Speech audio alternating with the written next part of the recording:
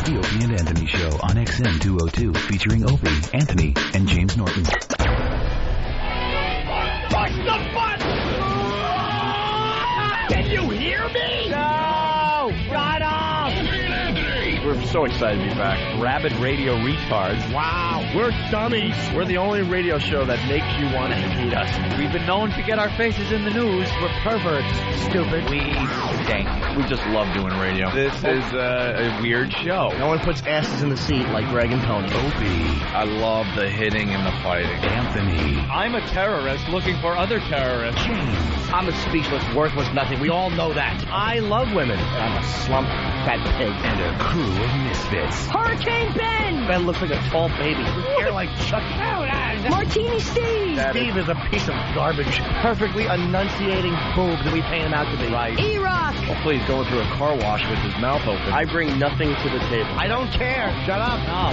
What's wrong, Aaron? My crotch is burning so bad. Sit down and put on your laughing hats. Just relax. Here comes the funny. Welcome to the Opie and Anthony. Shut up!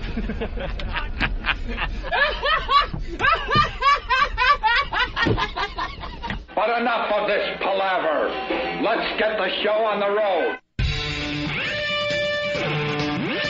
You like movies about gladiators? You ever seen a grown man naked?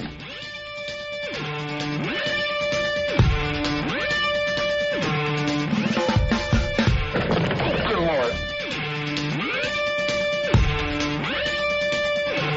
You ever hang around the gymnasium? You just mind your P's and Q's, Buster, and remember who you're dealing with. Call me sir, goddammit. A family member dies, and you insult me. What the hell is the matter with you anyway?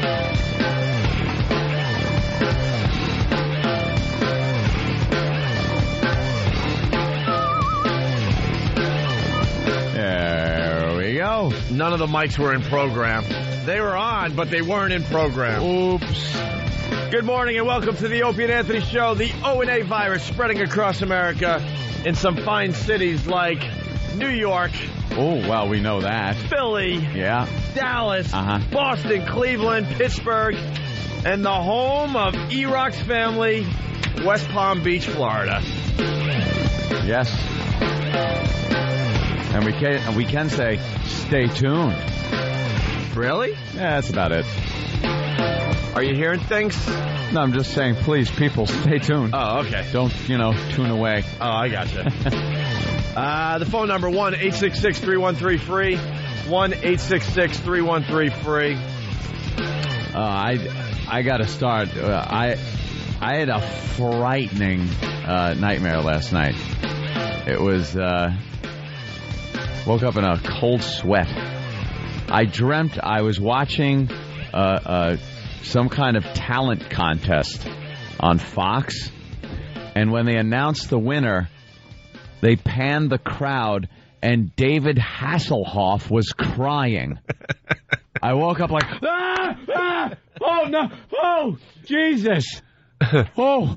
And then I realized that couldn't possibly be something that actually happened on the planet Earth. With his plastic surgery face, which made it very, very strange. Dude. Because there was not much real emotion on his face, but the tears were flowing. No one's commented on it. I haven't seen a clip about. If I was the news, that would be and your new American Idol is screw that. Just over and over play when they showed David Hasselhoff crying. By the way, I can't believe they gave the title to Chris Daughtry. That was really crazy how they had a twist in the whole thing. The whole twist, they just threw the other two out. That was amazing. They decided that the voting was messed up and they had to do the right thing. And just when they're going to announce the winner, they say Chris Daughtry and he walks out. Hey, that was amazing. Who saw that coming? I certainly didn't. When like a whole wrestling angle thing that happened there. Wow. Oh, Elliot hit him over the head with a chair. His manager threw sand in his eyes. It was great. Salt, whatever the hell that Jap used to do. So congratulations to Chris Daughtry. Well, did you see when they brought all the I guess top 10 or 12 or whatever the hell it's all apart, and the place like he got the biggest ovation out of everybody. Of course he did. That kind of showed you something right there. Well, the show's so stupid.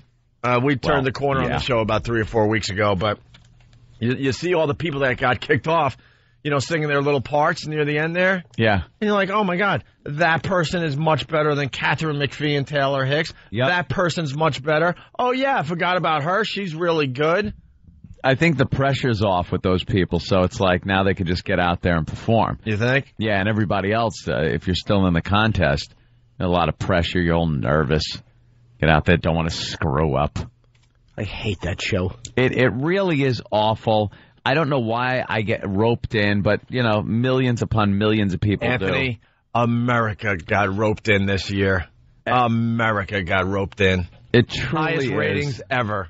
It truly is one of the reasons we are just despised around the world. That we sit because, the rest of the world pictures not us just all watching it, but the fact that we have televisions to watch it on. They probably picture sipping champagne as we're, or loading it into big ships and sending it places. Shipping champagne. What an ass I am. But, yeah, exactly. Oh, good Lord. Thanks.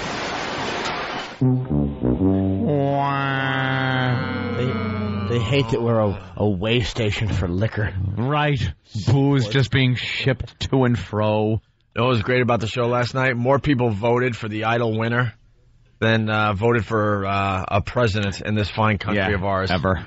That says a lot right there. Although it is a little bit of a skewed stat. I mean, if people could walk in and vote 800 times you know what? for the president. You got to look into the stats. You're 100% correct. Because Ryan was so proud to announce that they had like 64 million votes or something like that, 68 million, whatever the hell it was, and that it was more votes than any president has ever gotten in this country. But, people have I voted for Taylor 80,000 times. Yeah. How many people are actually voting? 7 Asian kids. Is that what it is? Yeah. 7 Asian kids on and the Anthony's singular sister. phone. And my sister, she had to vote for Ace like 250 times. Ugh. 250 times. She must have just been all immersed last night watching when Ace came out to sing with his Soulflies. Just throw them all away. Just now they can go away. Because they show some of the people in the crowd from previous American Idols, and they put their name on the bottom, and you go, who the hell is that? I have no idea who that is. There were some highlights. It was pretty much an hour and 56 minutes of drivel. Including schmaltz. Including Prince's performance. Prince showing that he's been sleeping in a hyperbolic chamber. No kidding, man. He looks exactly the same. Prince has not changed since we saw him on MTV singing Little Red Corvette. Exactly. Since those days. Not a bad Prince. You see his backup singers, though? Smoking. Yeah. Smoking hot. What song did he sing? That's just a new song. It's all new stuff. Like Chris Daughtry sang with Live. So Live comes out. Now, you would think it would be kind of cool if they did a song where Chris really sang something old that we all know from Live. But they agree to be on the show so they could promote something new. So it's something no one's familiar with.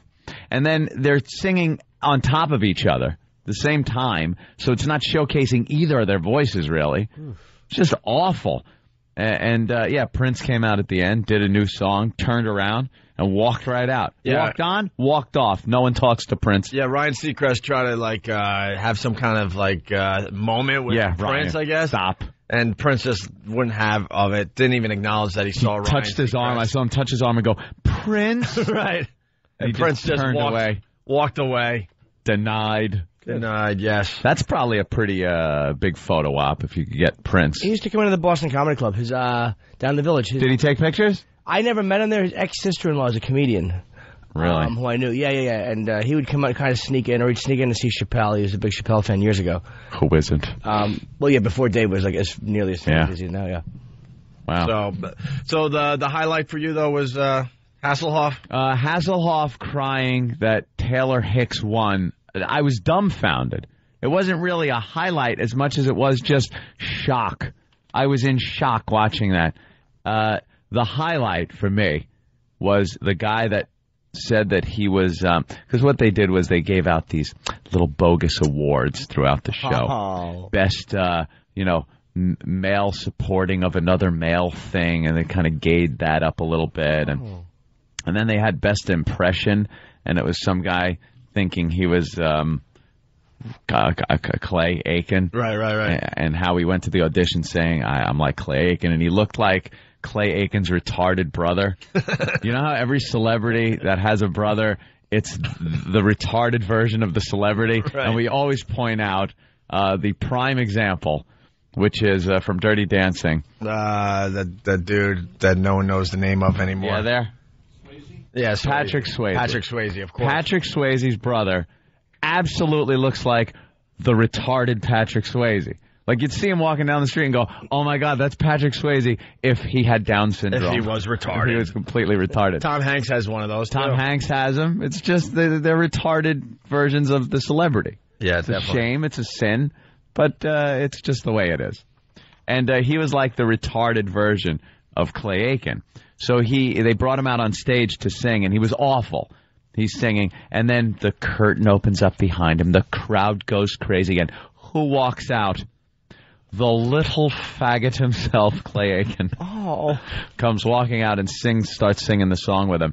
This little guy, we got the audio, by the way, was jumping up and down, just in a homosexually charged frenzy of love for Clay Aiken, that he could not even compose himself on television. Yeah. And he's trying to sing with Clay, and at that point, I think the game plan was you step back and watch Clay perform the song, but the stupid retard didn't realize it, and he's right next to Clay with the mic until someone had to usher him off stage a little bit and turn his mic off. Ew, did they? Yeah, Ryan Seacrest came out and kind of grabbed him by the arm and pulled him to sit in a stool like a good retard and watch the star.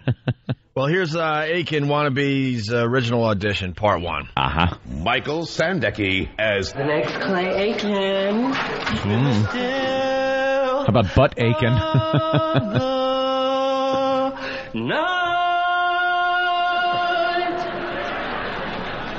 Well, let's just deal with the Clay Aiken thing, which is quite obvious who you've modelled yourself on. At least he could sing. I really can sing, it's just I'm nervous as hell and I gotta pee. You really have to go pee? Yeah, I'm going to set you a challenge. I have to go pee. Why don't you go go to the cloakroom, then come back.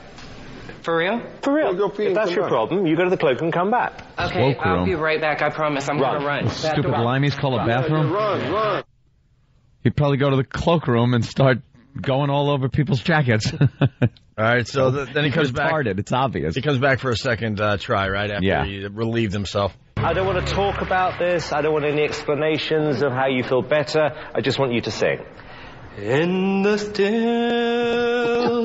of the night. Okay, it didn't work. Thank you very much. So that was his original auditions, obviously. Yeah, he's awful. Right, and then last night they brought him out to sing. Yeah. A Clay Aiken song because he loves Clay Aiken. Yeah. And then in the middle of it, Clay Aiken comes out. Oh, you can tell when the crowd just goes wild. Wait, don't tell me when he comes out. Let me all right. Congratulations. How you feeling? I'm feeling really good. I want to ask you a question. Would you sing for us here while we're live tonight? Would you do that for us? Look how Ryan's talking to him like a retard. Your game? Okay. He's game, and I'm getting out of the way. Go ahead. Michael Sandecki, ladies and gentlemen. Take it away. Clay just walked out. No. I can't lie no more. Doing an Elton song. Darkness. This guy's gayer than Elton.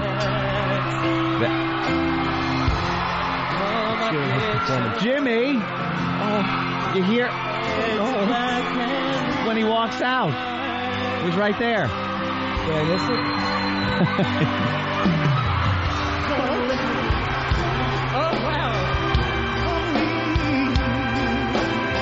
Although I search myself, there's always someone else. I just allow a fragment of your life to wander free. The real Clay Aiken isn't much better, by the way. No, he's awful. He looks good in the chat room, though. See, now he's singing all over him. And they got to kind of drag him off. Oh, that was awful. The old broads love Clay, by the way. Like when he plays out at Atlantic City, I guess, and those places, Vegas, he packs it with these old ladies. Yeah. That just love him. Certainly does pack it. He packs. Let's go to Dave in Connecticut. Dave. Hey, what's going on, guys? What's up?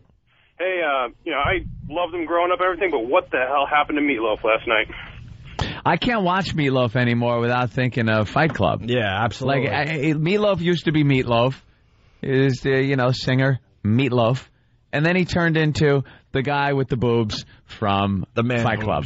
That's it. Now when I see him, that's all I think of. Guy from Fight Club with man boobs. Yeah. What was his name? Bob. Yeah, it was Bob in Fight Club, right? Bob Paulson. Yep. His name was Robert Paulson. His name was Robert Paulson. Meatloaf was never really been considered cool, was he? Meatloaf was considered cool. Meatloaf was rocking back for a in while. the late 70s. Meatloaf was actual. You listen to what was rock, considered rock, and listened to by Bob Seger. Like for me, it all begins and ends with him. You take the old records off the shelf. No, yeah. Yeah, listen by yourself. Sure do. Yeah. All right. All right. The douche highlight for me last night, by the way. Are we doing douche highlights? Well, yeah, you had the Hasselhoff. I had quite a few. There's two more douche highlights to get to. Right. Mine was Kevin Kovacs, whatever. Is it Kevin Kovacs? Do I even care? The little little kid from Long Island. Right. The little kid with the lisp. Who has a relatively good singing voice, but he has an awful lisp. And he can't say words with the S's. It's the S's that get screwed up. It's got the Cindy Brady syndrome, they call it. And for some reason, American Idol doesn't want to acknowledge that the kid can't sing S's. Yeah. So they give him a song to sing called "What's New, Pussycat." That's Tom Jones. Everyone loves the Tom Jones version. A Burt Bacharach song, right? Yeah, but Tom Jones sang it. Tom Jones made it famous. Maybe they did it on purpose. No, they're not that smart. They're not that smart, so they give him Pussycat. They give him this song to sing out of a medley of songs he could have sang. They could have picked one that didn't have an S word. As Kelly Pickler and the other girls were behind him, leaning on a piano with Kyle on her face, it was just I was stunned by the entire thing. I wanted to go to sleep because our bedtime is very early for this show. I could not pull myself away from that cluster F that was the show last night. Well, we had to watch it. Everyone's talking about it today. It's on the front page of every single paper in New York here. People are also pointing out retarded versions of their brother Frank Stallone. Right. That's a biggie. The Quaid brothers is a perfect example. That's a biggie. Apparently Bruce Willis has a retarded brother. Oh, really? Yeah. There should be a website. There should be. Celebrity Brothers. Retards? And the real thing. All right, here we go. Kevin Kovacs singing "What's New, Pussycat." Listen to this. What's new, pussycat? Whoa, whoa, whoa. What's new, pussycat? Whoa, whoa, whoa. It's new Sylvester Cat. Pussycat, pussycat, you're delicious, and if my wishes can all come true, I'll soon be kissing your sweet little pussycat lips. You know what this song's about, don't you? I love you, yes. Let's not kid around here. Yeah. Semantics. And your pussycat lips.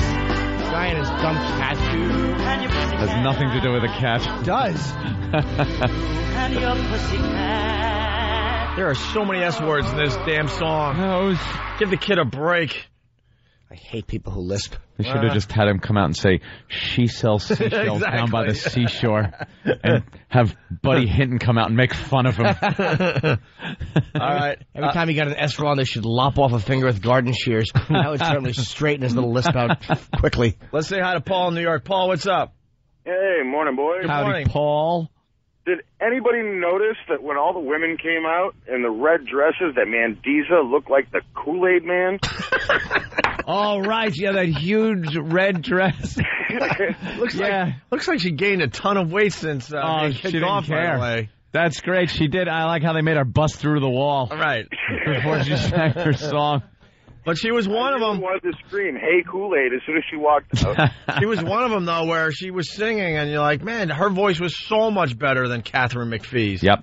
You forgot it because she's been off the show a while. Very good there, Paul. I just like Kathy Rafiki. She did a good version of Hound Dog. Let's say hi to John in Jersey. John, what's up? Hey, it was living proof that you can still look up Dionne Warwick's nose and see her brain. Yeah, Dionne Warwick has the hugest nostrils. Why do they drag her out? That poor old woman. Why? It was star-studded, Jimmy. She's awful. It was star-studded I'm last sure they night. put the word out to everybody, and a lot of people said no, they didn't want to be part of the American Idol thing, but Dionne Warwick has nothing else to do. She has an album and a tour coming out. So her and Burt Bacharach, I guess. Yep. So that's what the whole show was. The only people that agreed to do the show, these celebrities, were people that had things to plug. That's why Live was out there. Who knew Live had an album out until they said it last night? No one would have known. They have the opportunity to play in front of millions and millions of people like that. Of course, they're going to drag poor Dionne out there. She can't hit any notes anymore. Well, she's singing those. Remember? I wish we had an example of one of her songs, how she used to sing it. She used to actually stretch the notes out. She used to sound like a songbird. Ooh. Like a songbird. I say a little prayer for you. Yeah. Together forever. Da da da da da da da. And she'd like stretch the notes out. Now it's just like she sings as little of the note as possible to still keep it the song. Can you do your impression again, please? Which one? Dionne Warwick. All the hits that you seem to know and love by her. Yeah. Oh. Do another one. What's another song she does? I Have AIDS. I'm sure you know all of them. Do another one. All right. Ben's holding up one. Break, break, break, break, break, break, break, break, break, break. Ben with his stupid brakes on. Together forever. Faggots. Yeah. That's what friends are for. I'm talking old school. Well, we have a douche I'll never fall in love again. Oh, my God. Remember what it's all about. Yeah. You know why I know all these songs? Please tell me. God's honest truth. Please tell me. I would go places with my parents when I was a little kid, and it was always on the radio. Where a all bathhouse? These songs. Bastard. It's my parents. But they'd be in between the times they were yelling at each other, these songs were playing. I hear them and have horrific thoughts of parental arguments. By the way, Rob wants to make fun of you. Rob in Massachusetts listening on WBCN. What's up, Rob? What's up, you guys? Hey, Anthony, you're the smartest guy on radio, but I got to call you out on one. All right. You said Prince was in a hyperbolic chamber. What is that, a chamber filled with exaggerations? Very funny. All right. Thank you, Jimmy Cakes. Thank you. Hyperbaric chamber. That's a dope. I have no idea what those are. It's something Michael Jackson slaps himself in, and for him, it didn't work. Let's get to the next douche chill from American Idol last night before we take a break. Walk on by. Din, din, din, din, din. Walk on by. Din, din, din. That's another one of her songs. I challenge you to do that the next time you see a juicy hog. Well,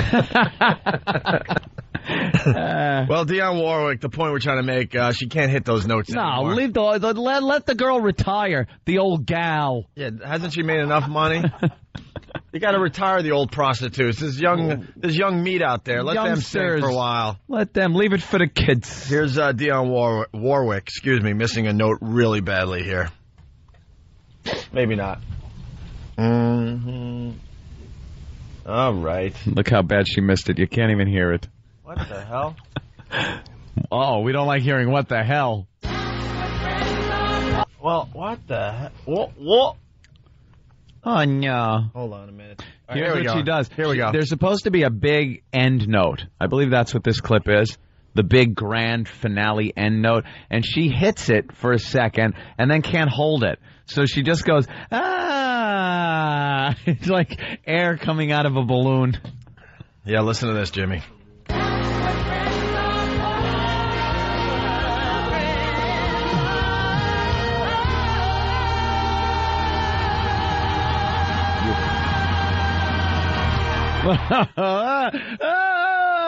Kind of hard to hear, but Dionne Warwick falling out of an airplane. That's what friends are, Geronimo. Hey, Ray is going to say something a lot of people are thinking today. Ray in New Mexico, go ahead. Hey, what's going on, ladies? What's up, Ray? Hey. Hey, Hey, man, I think Mavi, or however you say her name, that chick had any sex appeal, she could have got more votes. She's a really good-looking chick who could not dance and just there was nothing sexy about her, and she was really good-looking. Still pictures in Playboy. She'd be perfect for Playboy. She's got the face, the body for Playboy. Now she has a body because you lost a bunch of weight since this Idol started. Yeah.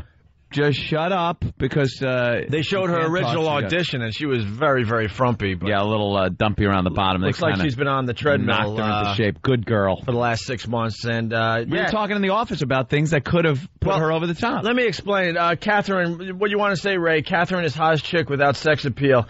This dumb broad could have won American Idol. All she had to do was do one simple move, and she would have won in a landslide vote.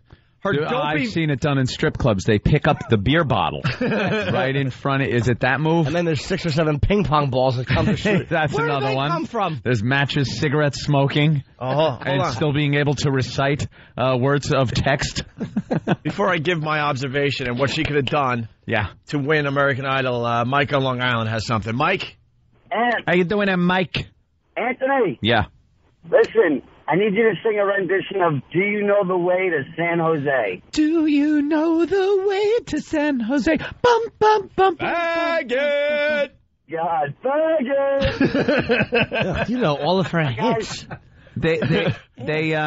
I'll save Anthony. He knows a little bit about everything. What can I tell you? And those, like, old songs like that, I remember being a kid in the old Rambler with Dad driving, Mom in the passenger seat.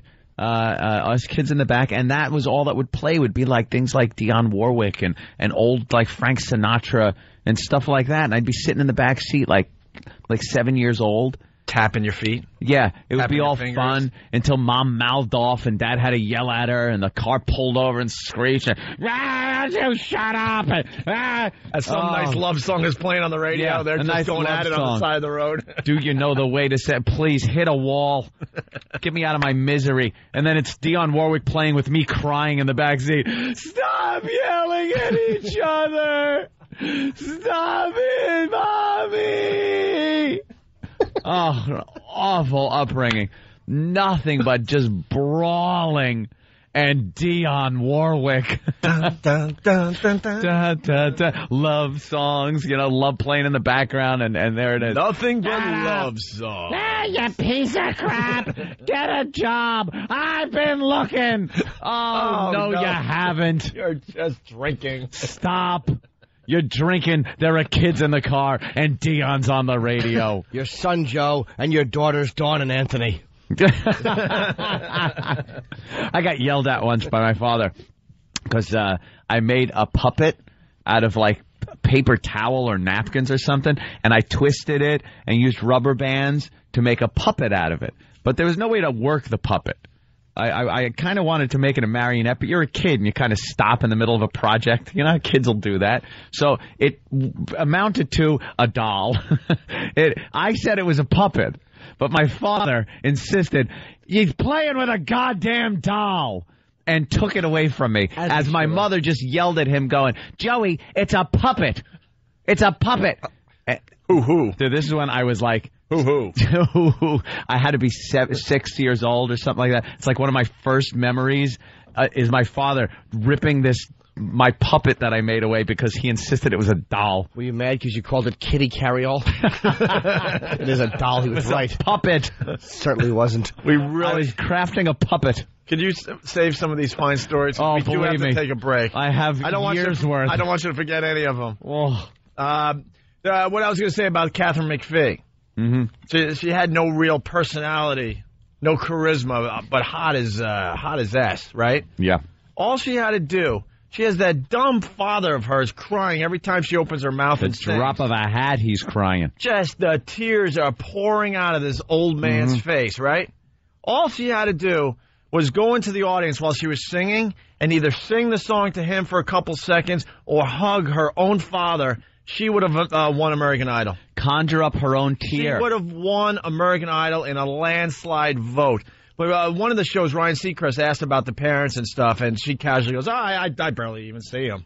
I'm my own lady. I barely see him. Yeah, barely see him. All casual. But if she it was all about her. But if she would have played into that daddy's little girl with daddy crying while she's singing. Daddy crying, if she would have conjured up a tear and went like, I love you, Daddy. At the end of it. Oh, America would have been wildly dialing for her. Oh, they'd be all reaching for their tissues. Be dialing people. They'd be reaching for those tissues. Do you think she looked like a spoiled brat? Like yeah. Daddy she looked like a girl that expected to win. And that's how she carried herself. And I think America didn't like that. Yeah. I couldn't care. America didn't mind it that much. They put her in second. She's hot. Stupid America. If she hugged Pops while he was crying or sang to him, would have done it. She would have won. Hands down. Perhaps there's a reason she doesn't that we don't know about. Perhaps years ago there was a whisper and a secret that was kept. Perhaps those tears are because after a certain age they don't keep it to themselves anymore. And then you see little girl and you remember, oh yeah, that was fantastic. Perhaps the only reminder she has is the feeling of sandpapery whisker stubbles and the smell of whiskey. Everyone else seems to like him. Why don't I want to hug him? I don't know. But I don't remember anything till I'm 12. Maybe because it's a school night, Daddy. I have to go to sleep. Maybe because he sang a special little song into her ear. I said her ear. Right, her ear. All right. Why don't we... The song was called This Is Good for Your Puppy. This is the puppy's medicine. Don't make me kill your puppy. Drink the puppy's medicine. We're really late. We go to break with the Idol winner announcement here. Here we go. Let me just tell you that the amount of votes last night was astounding. An incredible 63.4 million votes came in. That's more than any president in the history of our country has ever received. But who has won?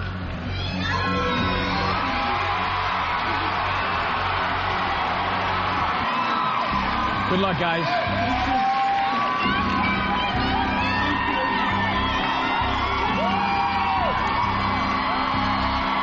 Here we go. The winner of American Idol Season 5 is...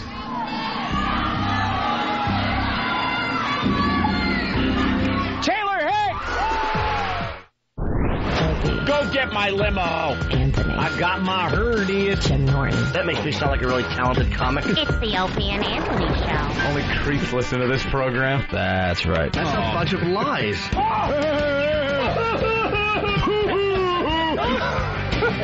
Sit down and put on your laughing hat. It's time for the Opie and Anthony Show. Hear what everybody else is talking about. O&A, uncut and live, continuing the show on XM Satellite Radio, starting at 9 a.m. Eastern. Visit xmradio.com to subscribe. Opie and Anthony, mornings. Jim Norton here from the Opie and Anthony Show. The Stress Dago Factory is kike sold out. This Mick weekend, faggots, Friday and Saturday, the Stress Factory is sold out. Fans will be lining up. But Sunday night, chinks, we added WAP, a show at 10:30 Dago PM. 732 Dykes, Faggot 545, Mick 4242. 732-545-4242. Come to the Late Show Sunday, gooks. Don't worry, be happy now.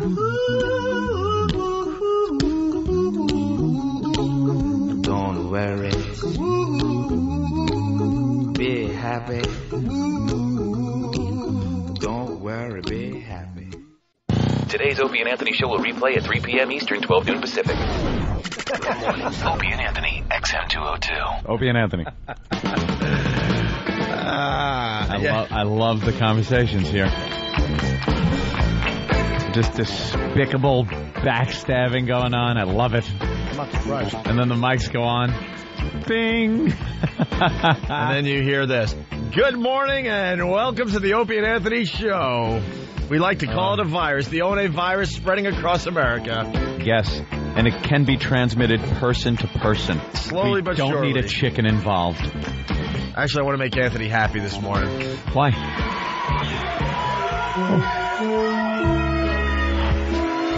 Well, yes. If you want, you can sing along, Anthony. I remember this. I'd be playing in the car. Why don't you get a job? I've been trying. It's not a... You try going out there, and I'm raising 3 children. For F's sake. That's where I learned my best dialogue. All my best cursey words came from mom and dad yelling at each other. Or it would be playing, this song, be playing on that big sarcophagus radio, TV, stereo system that was in every Guinea's living room. Big wooden carved thing. And this would be playing, and Mom would be cooking, and everything would be good. You'd smell like spaghetti sauce and meatballs in the background. We're playing, you know, as kids, and everything's happy. And Daddy would come home. Daddy! Yeah, how you doing? Oh, good. How are you? That day, I worked my ass off today. And say, okay, leave Dad alone. He's in a bad mood. And then you'd hear from the kitchen where the sauce is bubbling.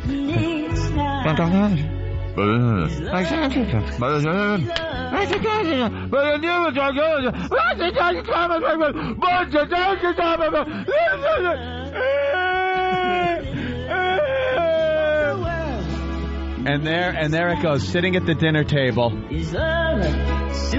Love, Sweet Love playing in the background, hearing just the clinking, the uncomfortable clinking of forks on plate. No conversation until Dad maybe got a look he didn't like. And then the plate of spaghetti and meatballs. I saw it.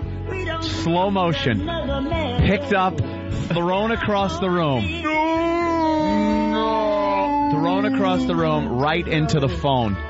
And he just, stormed out of the place. And Mom's sitting there twirling spaghetti on her fork, aggravated. I'm in tears crying as spaghetti slid slowly down the 70s floral print wall. And this song playing in the background. Everybody!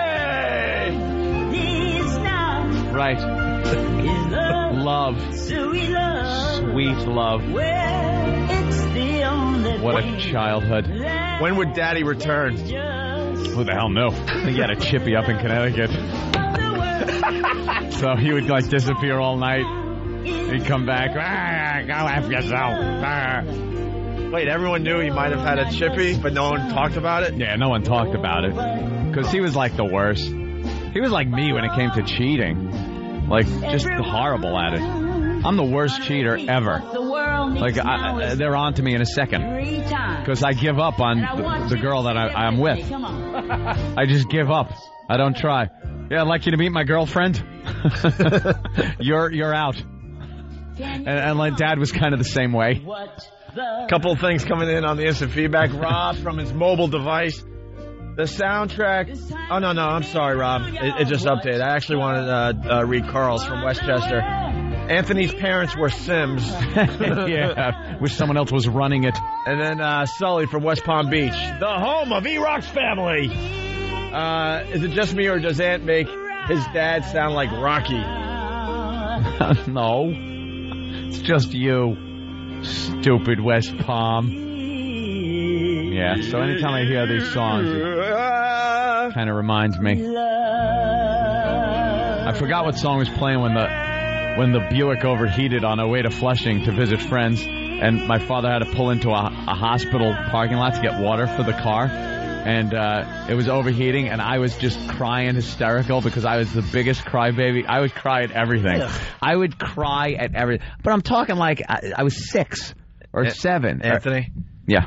I, too, was a crier growing up. I was a crybaby. I guess if there's any tough men out there that want to admit today they also were criers growing up, please call the program. Crybaby. I was a big crybaby. So, because the car is going, steam's pouring out of the front. I'm in the back. My father's just aggravated to be there. So he turns around and he's like, shut the F up. And my mother's like, Joey, he's just scared. Well, toughen up. Like, my father was convinced I would just be by like 15. Good. Yeah. But thank God, Yeah. Thank God I didn't have to disappoint him like that before he died. Thank God. But I was always crying. She's a big crybaby. My mother would leave us like in the car to run in, because back in the old days you could do that, go in to the grocery store or something. She'd leave me, my brother, and my sister in the car with the windows rolled down like we were dogs. But you did that.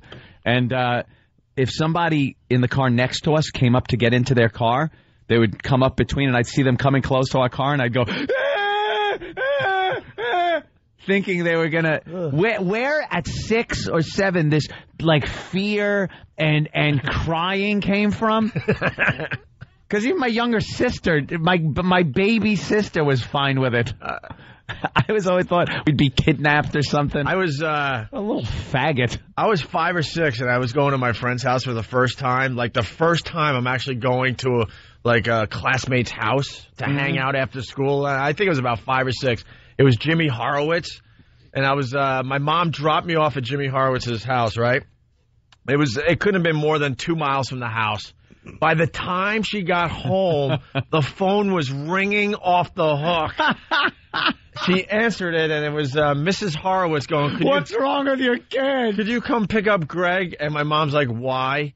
Because he's crying hysterically. And she's like, but I just dropped him off. I was too scared. Yeah. I was too scared to be left alone at Jimmy Horowitz's house, and Mom had to come pick me up.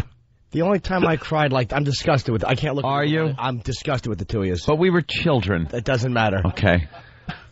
When I was a boy, about that age, yeah, my grandmother took me to Coney Island, and she took me on the Cyclone. Oh. And I was about 9 years old. 9? Crying. All right, 9, you're a baby. I was scared of the cyclone, and I cried the entire time and wailed. And there was a black father with his son in the front of us, trying to comfort me. Aw. Shush me up. That's nice. While I cried my little privileged white eyes out.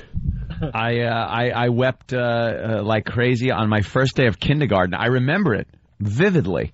The car pulled up. It was me and my mommy. She took me to kindergarten and walked me to the door. And the kindergarten teacher. Now, I'm thinking, they don't do this with everybody. So my mother probably planned, because she knew I was going to lose my mind.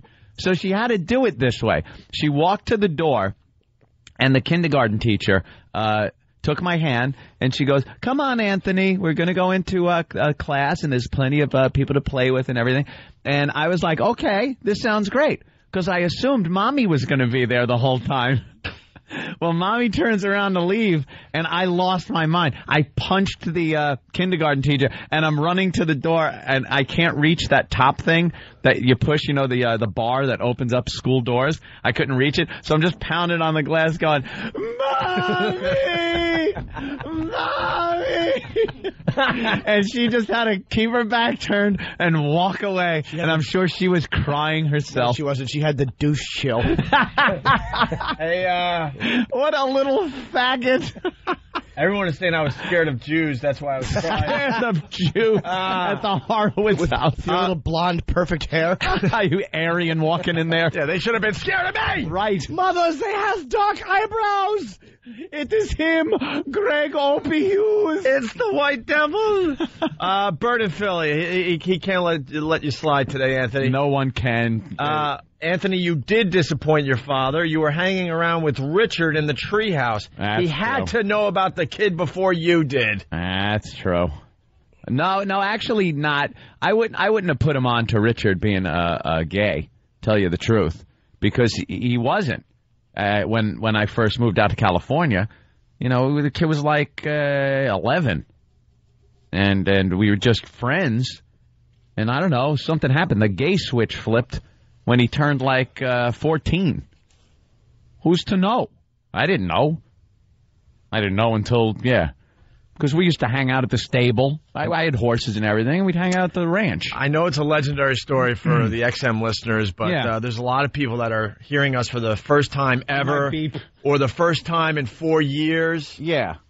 And you're going to have to use the fake beep, but you got to tell this story. It's worth telling again. Because, he's saying that my father should have been on to Richard. Anthony almost had his own Monster Rain moment. Well, I had a friend, Richard, out in California, and we used to do, we were like best friends. We used to go horseback riding and stuff because we both had horses, fishing. I remember waking up very early in San Juan Capistrano to ride our bikes to Dana Point with our fishing poles and go fishing and stuff and just doing things that kids did. Did you ever see someone's bike and go, what the hell is that on yours? And they said, oh, a seat.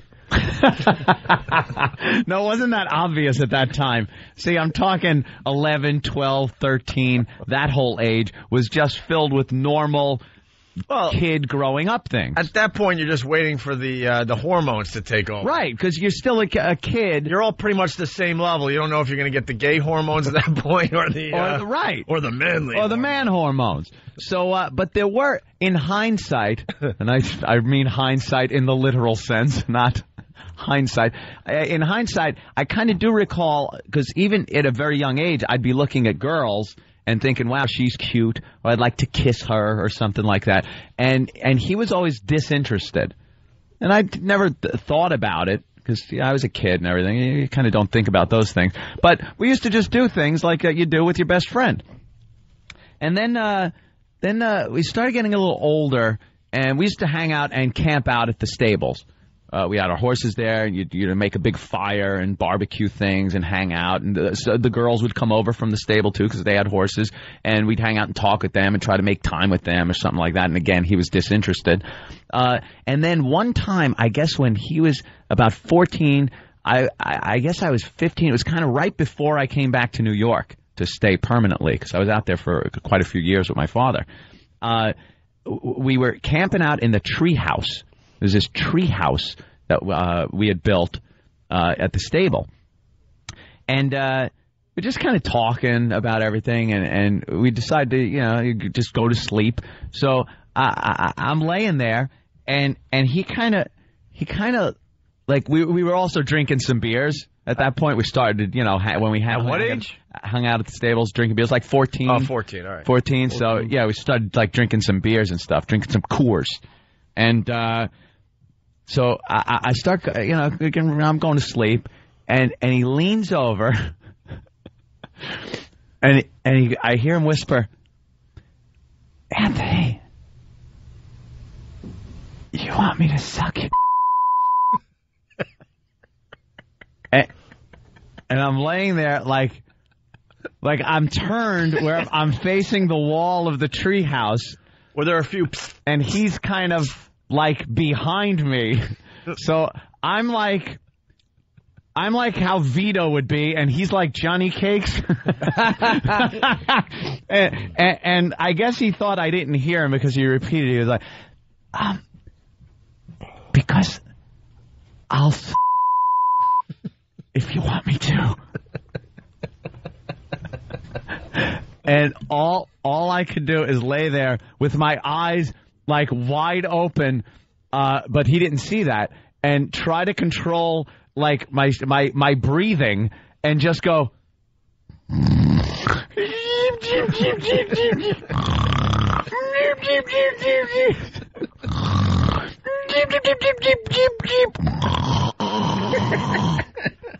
I faked sleep where there should have been a celebrity should have come out and given me an Oscar for best sleeping performance done by a man with a homosexual trying to...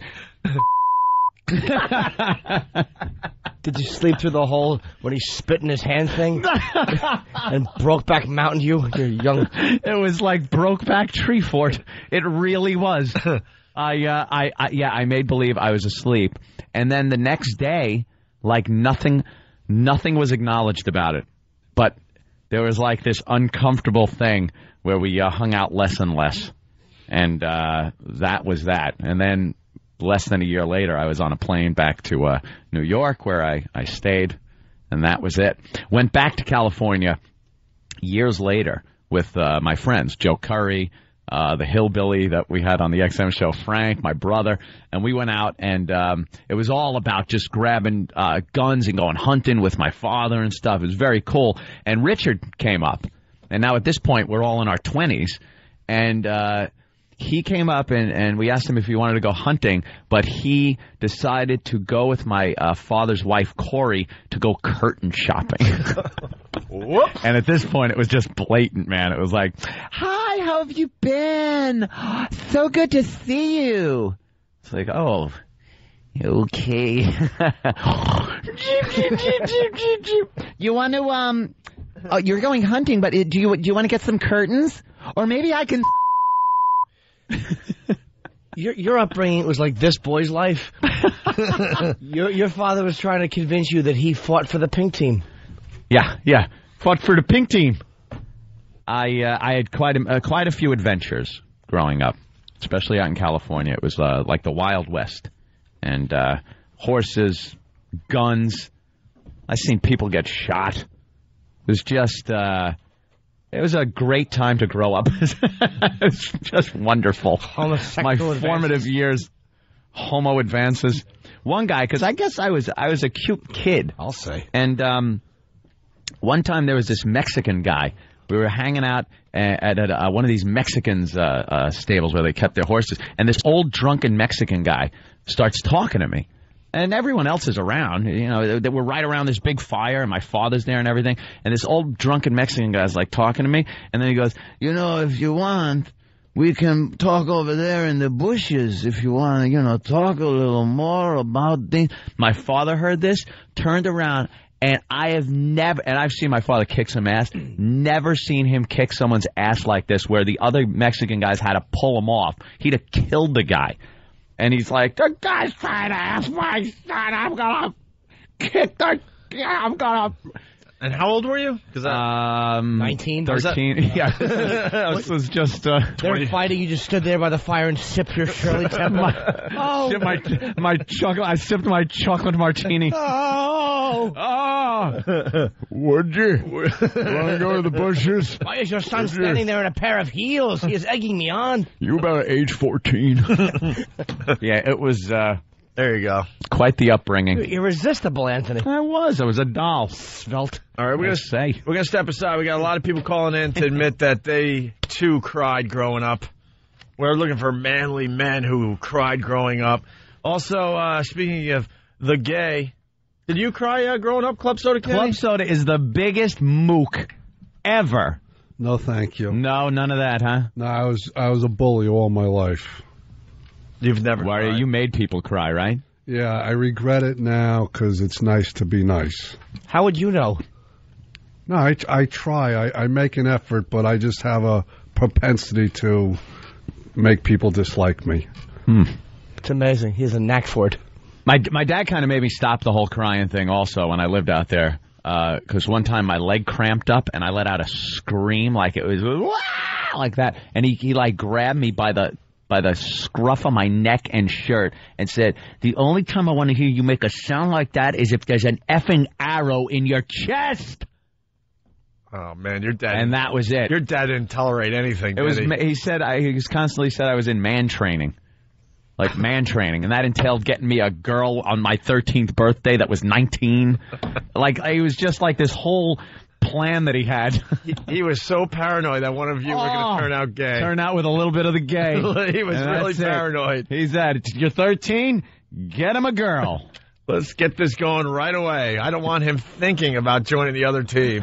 No crying when you're having sex. All right, we got to take a break. We're late. We're very, very late today. Yes. Speaking of the gay group sex party arrests in New Jersey. Big story today. McGreevy there? An update on Fat Nick confessing, or his confession tape. We got that today. We have newscaster improv that we were... What? We're taking a break? Tom Faison was panicking. Tom, we're doing great radio right now. We tried to take one earlier, but Ben wouldn't let us. Yeah, Ben said no. Tom's yelling, Tom, don't fire us. And remember we asked for improv? Yep. By local newscasters. We got our first batch of those today as well. This is the O&A virus spreading across America.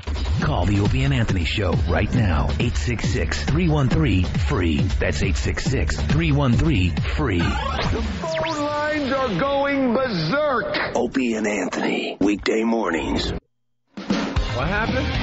Oh, apparently Jimmy's mic squeaked.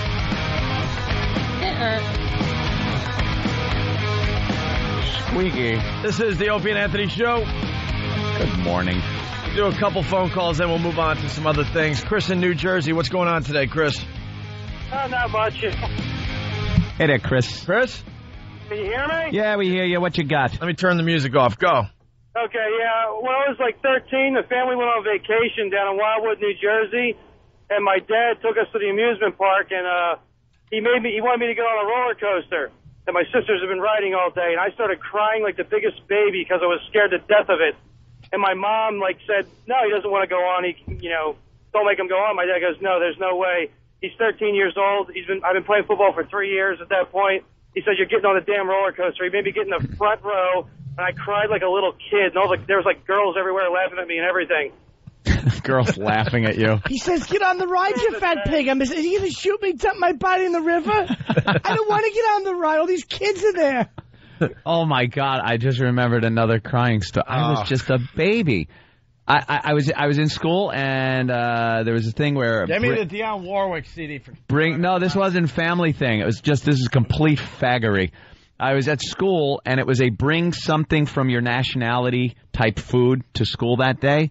So everybody would bring something from their nationality, and it was like a smorgasbord type atmosphere for a bunch of the kids. It's elementary school, I think first grade, something like that. And my mother was so rushed and could give a crap. She bought these things, these Italian, I don't even know what they were, kind of cakey, but they were rolled up into chocolate balls that were lumpy. And it looked like crap. And it was in a box, and I just kind of dumped it in a bowl and put it on the table. And no one took any because the word got out that it looked like crap. And I was so disappointed that nobody took it that I started crying in school. I'm sitting there in front of my bowl of Italian crap cookies, crying my eyes out. What a girl. Oh, such a fag. I was such a little girl. Just sitting there in front of your baked goods that nobody wanted. No one wanted. And I was crying because no one wanted them. When they said, what's wrong with you, did you just say nothing? My period's coming. I always get this way. I get emotional. Yuck. Let's go to Rick in North Carolina. Baby.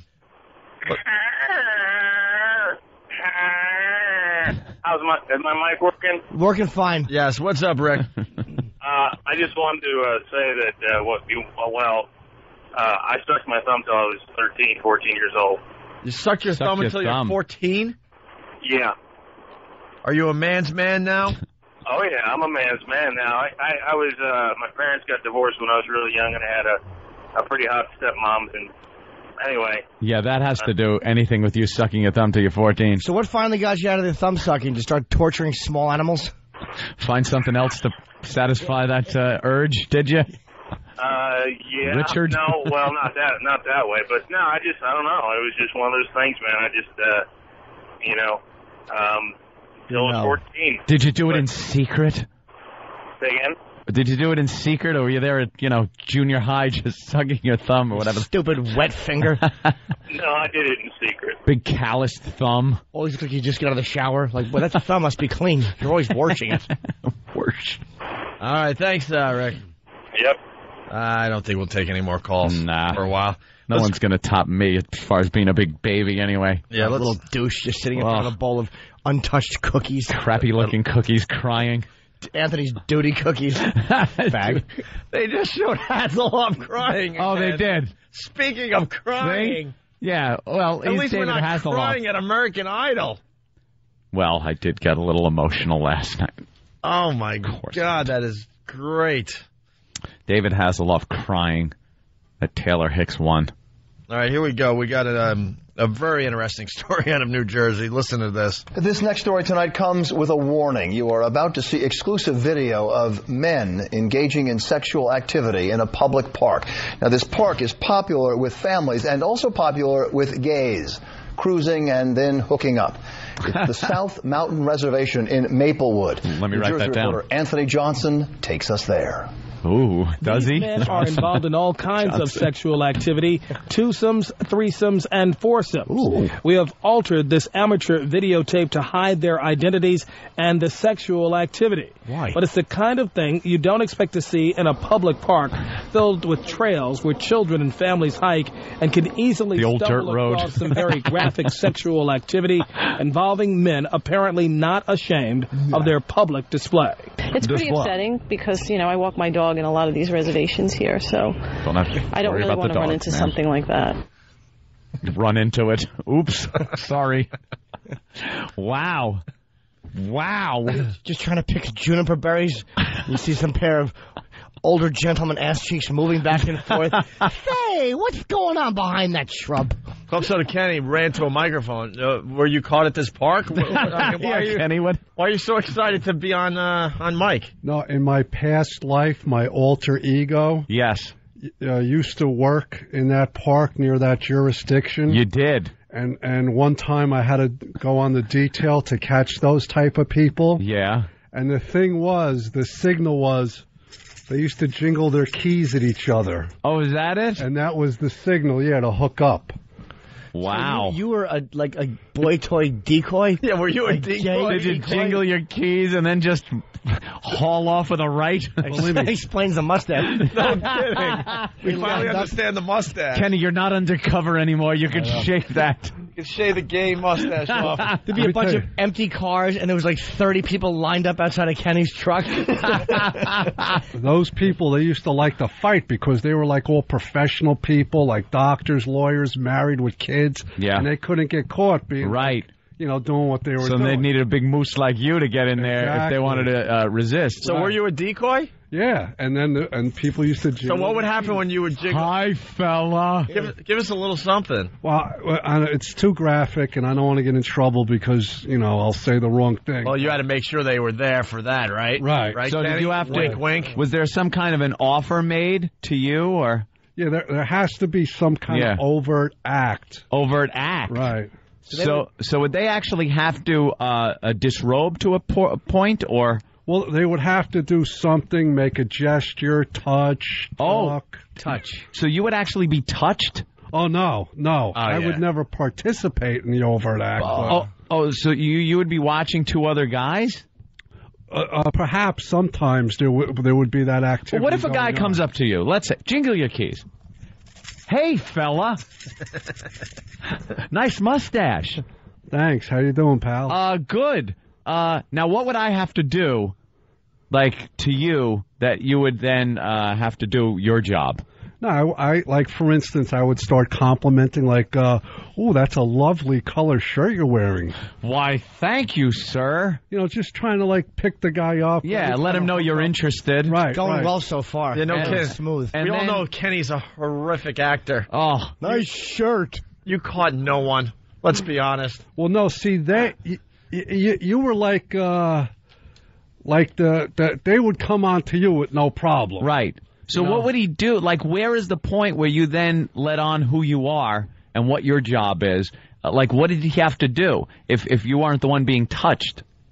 No, because they would he'd say, you want to take a walk, you want to go to the car, you want to listen, and that's enough? No. But then, once if they tried to put their arm around you. Oh, so you would be touched in certain ways sometimes. Oh, no, I wouldn't let nobody touch me. Then how would you? So you weren't arresting anyone? Oh, no. If they raised their arm to put it around me. Stop it. That was enough. That was enough for me. No, the guy went to pat you in the back and all of a sudden he's in cuffs. I don't believe it. I don't either. I think Ken would do the thing where they would go, "You're not a cop, are you?" And he would take it out, and he'd go, "No, I'm not at all." And they would make eye contact for a little while. Right. Ken would let it happen for a good 10, 12 minutes and then bust them. No, it was very easy because those people were very eager. Right. And more often than not, you would catch other people in the act. How many times did they reach into your truck and go, "My God, you're 6'5", and this is what you have"? I can't find it. No, I would tell them key is bigger. I'm 6'5", and everything's in proportion. Ooh. Oh, there you go. Fella. Really? No, smooth talk like that. Nice shirt. That's a good color for you. All right, well, it brings out your eyes. Let's play the next clip from this story. Arrows have been painted on trees showing these men where to go so they could meet.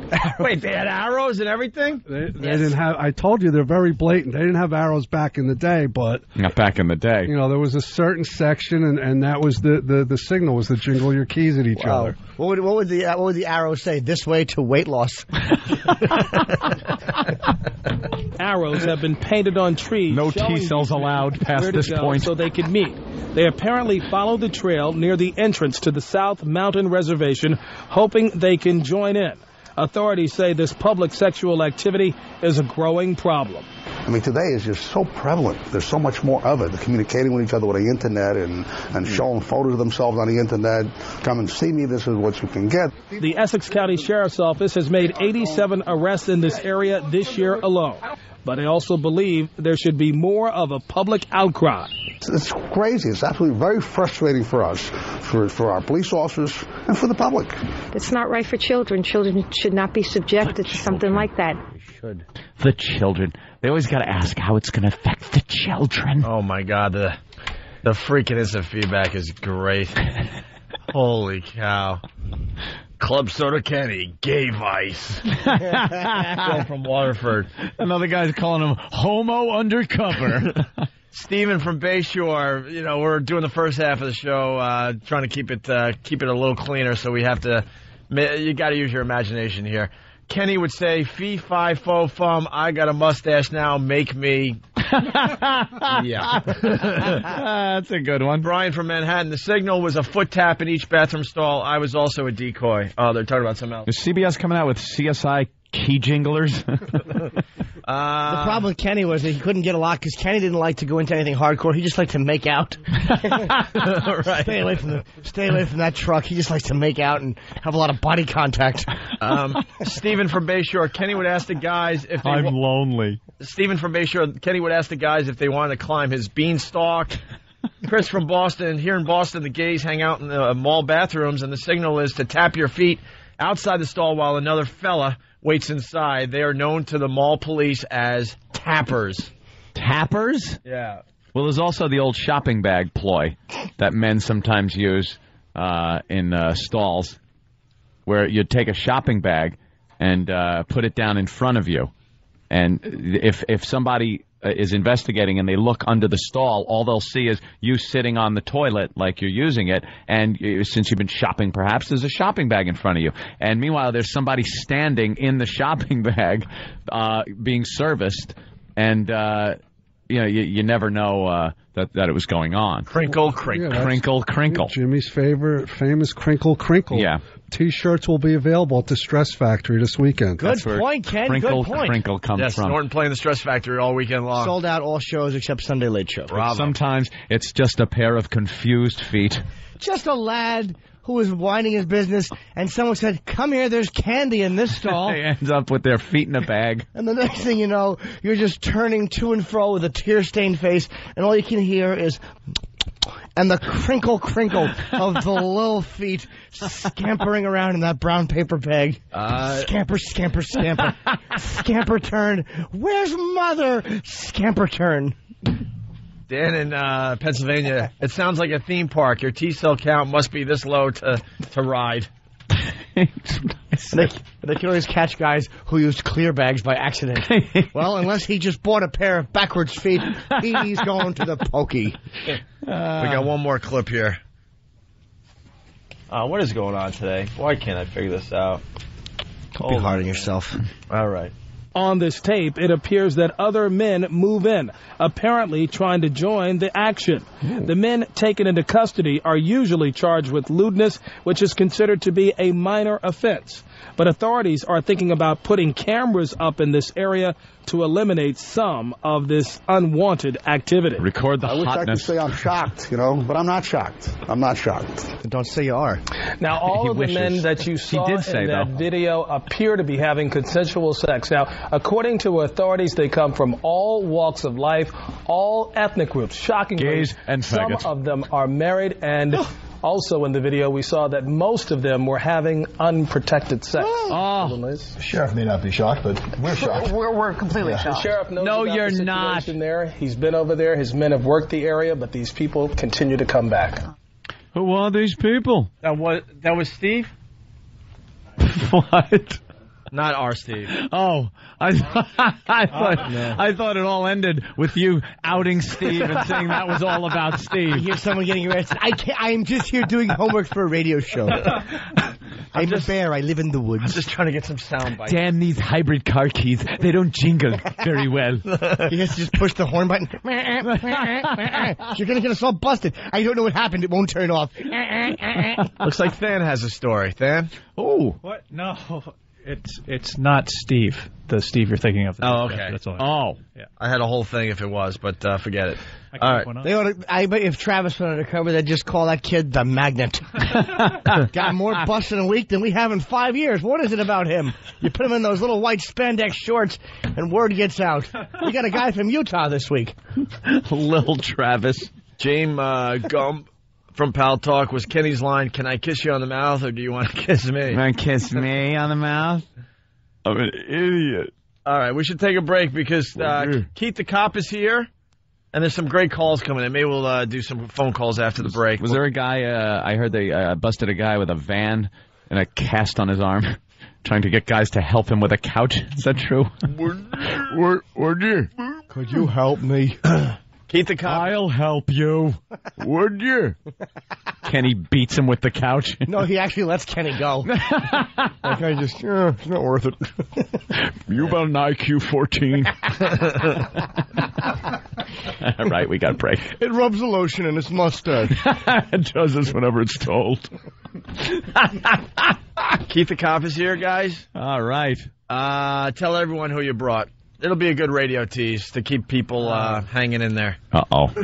What do you got? Jimmy, you look very disappointed. I guarantee I know. I know too. Who?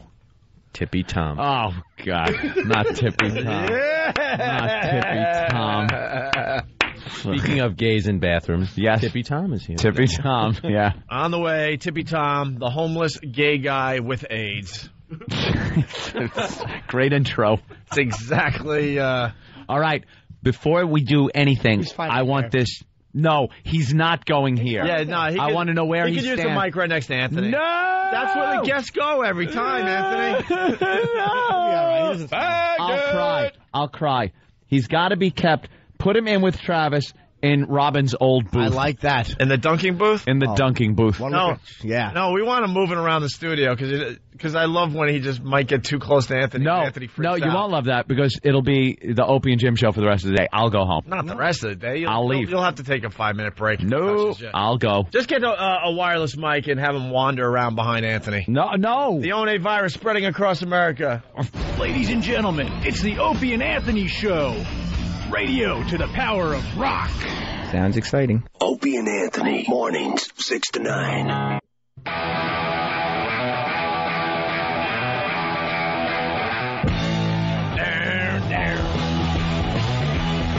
Go check it out, the Opie and Anthony Show.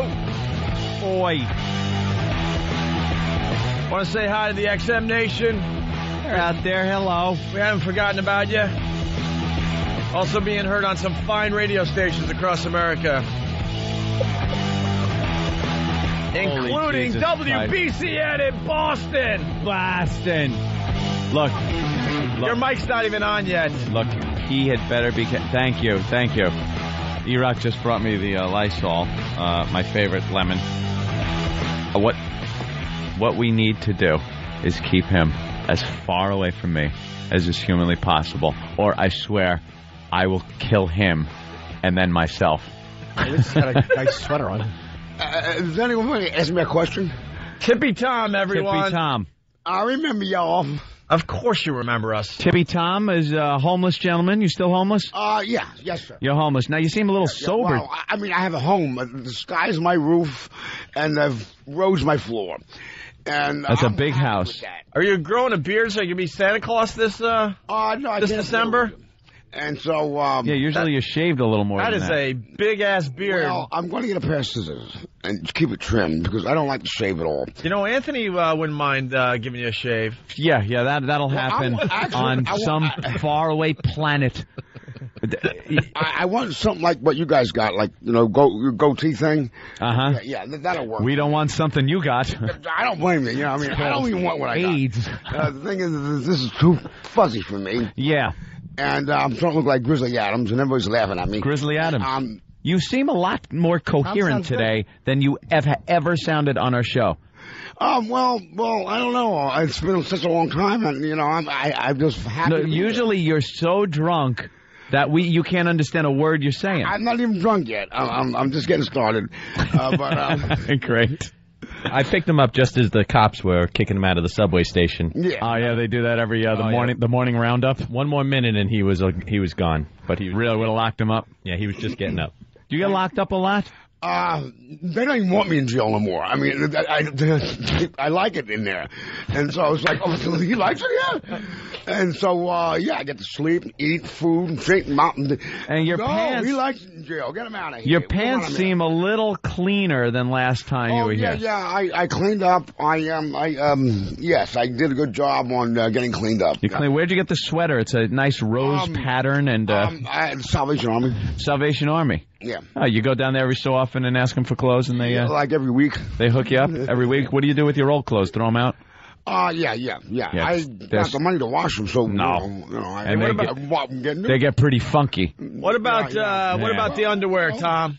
Yeah, what about the underwear? You what get about the underwear from Salvation Army? The underwear is because now, as we recall on the XM show one day, Tippy Tom was compelled to show us his underwear, and it was a color that could not even be described. It was something that just... I've only seen colors when I first saw the movie Fantasia. A Disney movie years ago. It was like a cross between fuchsia and... Okay, here's no. Yeah, stepping all over you. We might as well give him headphones so he can hear us. No. Why? He doesn't have lice anymore. It looks like his hair's nice and short. No, you got a few patches there that might be a little itchy. Is your head itchy, or you don't wear the cap anymore? No, other things are itchy, a little lower down. Oh, yeah. Hey, are you still a gay gentleman? Excuse me? Are you still a gay gentleman? Am I still a gay guy? Yeah. Well, I'm happy. Yeah. But it seems to me whatever comes across your transom there, guy, girl, whatever, you'll have sex with. I don't care what comes across my trail. If it's a raccoon or a skunk, don't matter. He just... if you come up and be friendly to me, I'll be friendly back. That's all that matters. Where do you get ass? Huh? Where do you get the most ass? I can't hear you. Where do you get the most ass? Where do I get the what tags? Yeah, that. Yeah. No. Where do you hook up? Where do you get the most action? Where do you find the most action? He knows. Yeah. Who's he pointing to? Keith the cop. Hey. Where do I stay at mostly? No, we're asking where you get the shelter. All right. No. I stay the subway? on 8th Avenue and 14th Street. Oh, the subway? Yeah. And now you can pick up guys down in the subway? You can pick up anything you want there. Really? You get guys, rats, women, you get, cockroaches. Yeah. It doesn't matter. It's all there. Yeah. What do you just jiggle your crabs and they come up? Oh, he's itching the back of his head. Oh, he is the itchiest guy. This guy, anytime he's on the show, I can't get home quickly enough to just dive into a shower. Come here, Tom. Look what's on the screen. Don't. No. There's a line that will not be crossed, Jimmy Norton. What? Yeah, Tippy Tom, there's something on the screen that Anthony... No, there isn't. Anthony's got in front of him right here. Look at my first line of defense. There's a stain on my hand? It's Sam. It's called AIDS. He looks like a time-of-life Civil War chess set piece with a disease. Rich Voss, ladies and gentlemen, with a great entrance. Rich Voss got bumped for Tippy Tom, by the way. Time-life chess piece with a disease. Hey, General Lee. So now, it's called the Tippy Tom virus. And yeah. I'd step over you to sleep with Lady Di. Everybody become a Tippy Tom. And then, and that's what happens to you. Yeah. Hey, Tippy, we don't have a... All of a sudden, your ears get real big. Yeah. We don't have a stage here yet. And if we did, I'd be working. Your butt gets really big, and then you become a Tippy Tom. I have the bit, dude. And Sam, you gotta know when to take the mic away from him. Yeah. Ben, somebody that... But don't let him chase it. Yeah, what were you saying, Jimmy? I have the bit. Lady Di needs money, he needs money. Yeah. I say we hooked him up. Hook up. And we have him give her AIDS. Okay. All right. How are you? At least you'll lose weight, slob. His sweater looks like my grandmother's pocketbook. And that's the worst sweater. It's horrible. Well, the Salvation Army is known for their fashion. Hi, sweetheart. Hi, sweetie. At least it keeps him warm, you know. Guess that's what's important. I just seen a bird fly out of his beard. Tippy Tom, we don't like a sober Tippy Tom. Yeah, you maybe need to go and sit back in the... What is it that you said? You know, I only got one ear. What happened to the other one? What happened to the other ear? The other one is still here. Yeah. But inside of it, it's not there. Why? It's getting eaten away? No. It's punctured eardrum, healed over with a scar, and I had it as a kid, so I can't hear at this one ear. I got you. Hear at this ear. I thought maybe someone tuned him up one day, That's why taking him in. Loud, because then you got to talk loud, and I got to read your lips most of the time because I am technically deaf. When did it all go downhill? When did this happen? What? Yeah, Tippy Tom, you better move closer to us so we can talk to you. Stop it. Yeah, move a little closer. All right, I'm leaving. I'm not even closer. We gotta hear our guest, Anthony. I'm not even fucking kidding you. We can't. All right, that's how serious I am. We can't. I'm cursing. We can't shout across the room to our guest. Yeah, he won't sit in your lap. Tom. Let me tell you something. How about one step closer? One step closer, Tom. Shut up! One step closer. One step closer. One step closer so we can hear Tippy Tom. Let me explain something to you from way far away. Let me explain something. I have nothing personally against you, Tom. I have nothing personally against you. But you could have bugs. I live in a palatial mansion. If bugs get in there, you know what it's going to cost for me to exterminate the place? You can understand. I don't need bugs. A palatial mansion? Well, he lives in a big Does that mean I can't bug you once in a while? No bugs. You might have mites, like in your head, and lice. Who knows what they are? Exactly. I don't want them. I don't want bugs. Hey, Tippy Tom, can you hear me? I'm going to let you in on a secret. What? I went to the hospital the other day. Uh-huh. And they poured a shampoo all over me called Quell. Quell, it's supposed to get rid of bugs. Killed everything. Almost killed me. Could you step back just a little further, sir? Tom, can you hear me? Tom? He's all right. There you go. Sit down on the couch. I never sit on. Good. It's Opie's couch. Sit on it. Don't sit on the couch! Take your pants off and sit I on am it nude. so happy. Yeah, Tom, feel free to take your pants off and sit on Opie's couch. Do not sit on the couch. These are pants from the hospital. Now you got to hold the mic These in are front of his shoes from the face. hospital. They're hospital pants. Socks from the hospital. Sweater. Hey, There's Tom, no bugs in these. Yeah, but Quell all isn't... the bugs are gone. Quell isn't going to... poison, and it kills everything. Yeah, for how long? No, he's okay. You slept in the subway last night. Now, until I catch them again. You But slept in the subway I just got last out night. 3 days ago. You could have bugs again. I can't catch bugs out of In these. 3 days, you could get bugs. Tom. Well, you can, but I don't. These are all new. All right, bugs. Tom. Hey, Tom. You're doing such a great job. I want to give you a couple bucks. No, Come over here and grab a couple bucks. Here you go. Come walking over here. Holy Jesus. Come over here. No, get away. No, you gotta reach over here. Why are you spraying Lysol everywhere, Anthony? Wait, go around the console $5, because Jimmy's Tom. got some money for you too. I got No, Jimmy doesn't. He's got Lysol. Here. Here, there's two for me. It's $5, Tom. No, you got to go around. Go around there. Yeah. Let me make sure. Go around there. There you go. I am way far away. Tippy Tom I walking invite around the E-Rock. room, getting dollars from the staff of the Opie and Anthony show. All right. There now you go. what is- Hey, Anthony, don't be so cheap. Give him a couple bucks. Tippy Tom. Don't Tippy Tom, I Anthony's give got a couple bucks for you over there. I give you money through my taxes. I give you money through my taxes. Over there. Which I pay through the nose. No, get. He's got $10. Oh. Where the money at? Get away from. Get away. No. I got It's a new You got a can of Lysol. It's a new game. If you can catch Anthony, he's I'll got get $20. He's got $20 for you. If hepatitis could walk, it's coming right past me. If it could walk. Oh, my God. Look, I got cleaned up just for this. Yeah, Tom is fine. Yeah, look, he looks clean. He looks fine. Relatively speaking. Okay, back to the couch. Hey, Tom, just sit on the couch. Don't sit on the couch! No! No! Throw the couch out. Throw the couch Oh, my out. God. Now he's thirsty. Get him a We drink. got more Lysol, aerosol, whatever. Hey, Tippy Tom. Fresh. You know I like only that.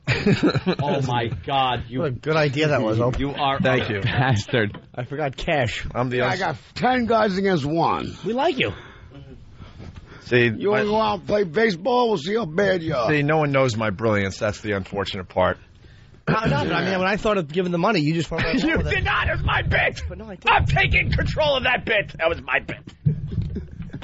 I was just amazed to see Opie take money out of his pocket. To see you freak out, no problem. I know. Wait Paid in full. Wait till the commercial break comes. What do you mean I gotta give it back?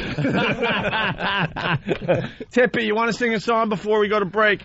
Yeah. What do you want to hear? Something You know like any Frank Dionne Sinatra? Warwick? Yeah, why don't you stand up? How about Tony Bennett? All right, Tony Bennett. Here, hey, You know, we see Tony Bennett every morning. He walks By the way, down the street. By the way, Tippy Tom making the walk with us today. Okay. Very good. Hey, you can go back there. The acoustics are better. The acoustic. Tom, back up. The acoustics are better back there. Keep going. Keep going. Do you know? All right, one. There you go. All right, here we go. Jesus. 3. I left my heart in New Jersey, high on a hill. It calls to me. I left my and I came to New York, and I saw Barry Manilow, who said, "Your name is Cola. You have a Shogun." Thank God. No, Tom, you gotta go back there. No, We can't hear you. Groove. He's creeping up on me. You messed up his groove. Go, Tom. Good. One more time. Tom, keep back there. You gotta stay back there. One more time. All right. Here we go. There you go. Let him be. I'm going to get really raw. Let him be. God. Okay, Here we you go. ready? Ready. Hey, if you want my body and you think I'm sexy, come on, baby, let me know. Whoa, whoa.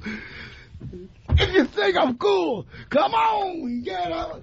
Oh, my God. If you think I'm really all that, come on, get some jack. If you want Penny my wants to punch body, him so badly. come on, I'm trying to say Hey, if you think you're taking my gig at Starbucks, you're out of your mind. Oh, yeah, Rich Voss is doing the Starbucks comedy tour today, too, on the walk. With Tippy Tom. With Tippy Tom. So today's a great day to watch us walk this walk is from gonna be here to XM. And real interesting. And we broadcast that live on XM Satellite Radio. Tippy Tom, why don't you slow it down before we go to break? Another slow song. Little slow one. Okay, something slow. Yeah. Little Sinatra. Something sexy. Tony Bennett. You know some Frank Sinatra? Little Frank. Little Frank. Let me see. By the way, softly. Yep. I will leave you softly, long before your arms can make me stay. My neck itches. For one more hour. He looks like Frank if you Or dug Frank one up. more day. After all the years, I can't bear the tears. So softly, as I leave you there. As I leave you there. Okay, that's it. No, that's not. Tom. Tom. Good job. Here, collect the money. There you go. No, get it. Back up. Don't throw it at him. I'm not throwing the money at Tippy Tom. I'm throwing it in front of Anthony. Envy Travis in the booth today. Get up. Anthony has left his post. Anthony has left his post. I am deserting my post at every turn. Here, let him go. Let him go. Yeah. Take a couple more. No.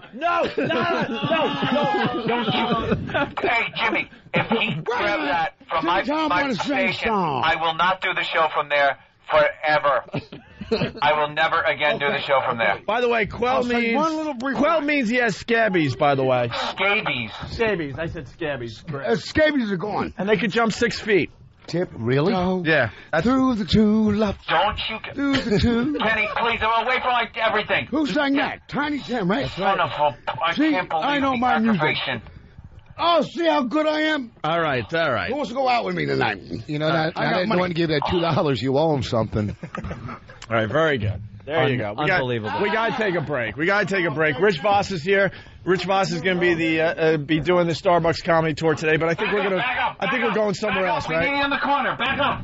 We're doing that outside the studio later on. Tippy Tom's going to do the walk with us. So, Yes, I smell. I smell the whole thing. I can't believe he throws the money on my console like he's going to touch it. I just wanted his hands to go by your mouth. No, nothing. No, it's pathetic. I had to borrow money from Jimmy to keep the bit going. Hope he pulls out 80 cents in change. Your CBS deal is working out well. I came up with a great bit, but I only had like $2. And I needed more, so I go, Jimmy, give me more money. All right. Oh, God, you guys are bastards. Oh, you know, when I saw him singing like that, I just thought of my career. And, you know, I'm done. All right. In honor of Tippy Tom, as we go to break, listen to this. Everyone has AIDS. AIDS, AIDS, AIDS. AIDS, AIDS, AIDS, AIDS, AIDS, AIDS. Everyone has AIDS. And so this is the end of our story. And everyone is dead from AIDS. It took from me my best friend, my only true pal, my only bright star. Well, I'm gonna march on Washington, lead the fight and charge the brigades. There's a hero inside of all of us. I'll make them see everyone has AIDS. My father, AIDS. My sister, AIDS. My uncle and my cousin and her best friend, AIDS. The gays and the straights and the whites and the spades. Everyone has AIDS. My grandma and my dog go blue. The Pope has got it and so do you. Come on everybody, we got quilting to do. We're gonna break down these barricades. Everyone has AIDS, AIDS, AIDS, AIDS, AIDS, AIDS, AIDS, AIDS, AIDS, AIDS, AIDS, AIDS, AIDS, AIDS. When you throw this effing show, there are 4 words that you must know. Learn to punch out. I'm punching out. I'm punching out. Punching out. Punching out. You're gonna be quick. You ever do that thing where you going on The Opie and Anthony Show. Hear what everybody else is talking about. O&A, uncut and live, continuing the show on XM Satellite Radio, starting at 9 a.m. Eastern. Visit xmradio.com to subscribe. Mornings with Opie and Anthony. Opie and Anthony. XM 202. In studio, Rich Voss and Dr. Ian Smith just walked in from Celebrity Fit Club. His book, The Fat Smash Diet, is setting the world on fire. Voss is going to help us out today. Once again, we're going to finish the first half of the Opie and Anthony show in about 45 minutes. Then we meet downstairs in the lobby. We do this every day, by the way. Every day. And then we take the walk to XM for the second half of the O&A program. And we broadcast that live exclusively on XM. And we've been having a lot of fun with Rich Voss doing the Starbucks comedy tour. We've hit all the Starbucks in the area because our mics don't go that far, unfortunately. So I think we're going to pick another establishment and have Rich Voss just burst in and start doing his act. But my heart goes with Starbucks. I mean, well, but I think this new place will be good. I think it's a good crowd. You think Starbucks is going to be mad and not book you anymore because you're doing another venue? Well, I don't know if they are. I know my agency doesn't. You know, somebody called my agency to book me at a theater, and my agency tried to sell somebody else that you don't want him. That's my agency. So why? They're selling you out. What agency with a lot of integrity, obviously, is this? APA. Some lady probably I never even met in California. The guy wanted me to do theaters in the Northwest. 500, 600 seaters will be no problem to sell. Are they Aryans? And she's going, you know, I'll go there with my yarmulke. And no, you want the Slackers tour, whoever that is. Slack. I did hear about that. I don't know who it is. I've heard of the Slackers tour. I wish I knew who it was. Ugh, scumbag agents. All right, listen. This is going nowhere, so why don't we get right into it? Did you stop smoking like you promised the last time you were on the show? That's not what we were going to do today, though. We about that. Yeah, we were going to talk about that. You did promise you were going to stop smoking. I did promise. Everyone's concerned. And then I said I was going to get hypnosis. My friend went to this hypnosis. All these people from his, he's in a play, downtown, Kevin Meaney, and he said it worked for everybody, so I'm making an appointment. A hypnotist. You said my friend went to this hypnosis. Yeah, he got hypnosis or hypnotist, whatever. Yeah, so I'm going to go. Did he? So that's what I'm going to have to do. But you said last time you were in here, which I believe was something like a Monday or something, you said that Wednesday, it was a matter of days, that you were going to quit. I went out and bought the patch, and like I'll wake up in the middle of the night to have a cigarette, right? So that day I was quitting, I woke up and I didn't have the cigarette. So I said, this looks good. And because you didn't smoke in the middle of the night. You didn't put the patch on. I didn't put the patch on. That's what you don't want to stop. Oh my God! I want to stop. You want to try to do your act with a piece of your jaw missing, which would be merciful for the audience because they wouldn't be able to understand. And hilarious for us. And at least they'll start laughing. The diction will be better. as you dribble soupily If into I a lose bag. half my jaw, I'll still have more jaw than you. Wow. Gerber comic. Shut up.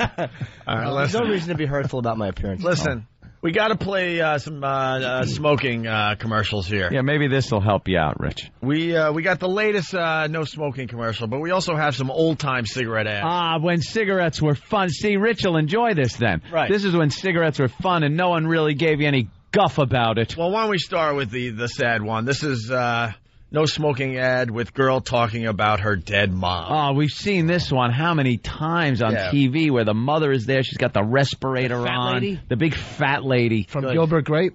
No. That's who she looks She like. just, she though. looks like her, though. Big fatso. She And just did she's got everything. like oxygen on, and then her young daughter is talking about, living without her mom, I guess. Yeah, this is what we get on TV nowadays, but we're going to go back in time and show you what it was all about. But first, this. All my friends say, oh, I want to be like my mom when I grow up. Fat? I can't say that. What, dead? Because if I said that, then they would think I mean I want to start smoking when I'm 10. If I was her, I'd think I would die because I tried not breathing for a while to see what my mom feels like, but I can't do it, No. and that makes me sad. Got to be strapped in a car seat. And there you go with the graphic, don't smoke. Yeah, and then they give the date that the woman died, because she did. Big fatso she was. That's terrific. That's terrific. All she did was cover the godhole, food, drink, cigarettes. Everything. How about 1 ounce of willpower, lady? She was able to put off smoking until she was 10. Exactly. What happened with those first 9 years? How many men were there? Come on. With the cigarettes and the eating. And then, that's what you get. It's supposed to, I guess that's aimed at parents. Oh, my God. Who cares? And some feedback coming in. Stephen from Bay Shore, this kid is on fire. Yeah. He's like the new star on Instant Feedback. I want to acknowledge that today. Who cares if Voss does a show with part of his jaw missing? He's been doing shows with most of his brain missing for years. That's right, stupid. We're all laughing at you. That's okay. He's never been in one of my shows. All right, so we got cigarette ads when it was fun. It was cool, man. It was cool. Who can forget things like, remember the little song about Benson and Hedges, I think, where they would sing about how it's just a silly millimeter longer? A silly millimeter longer.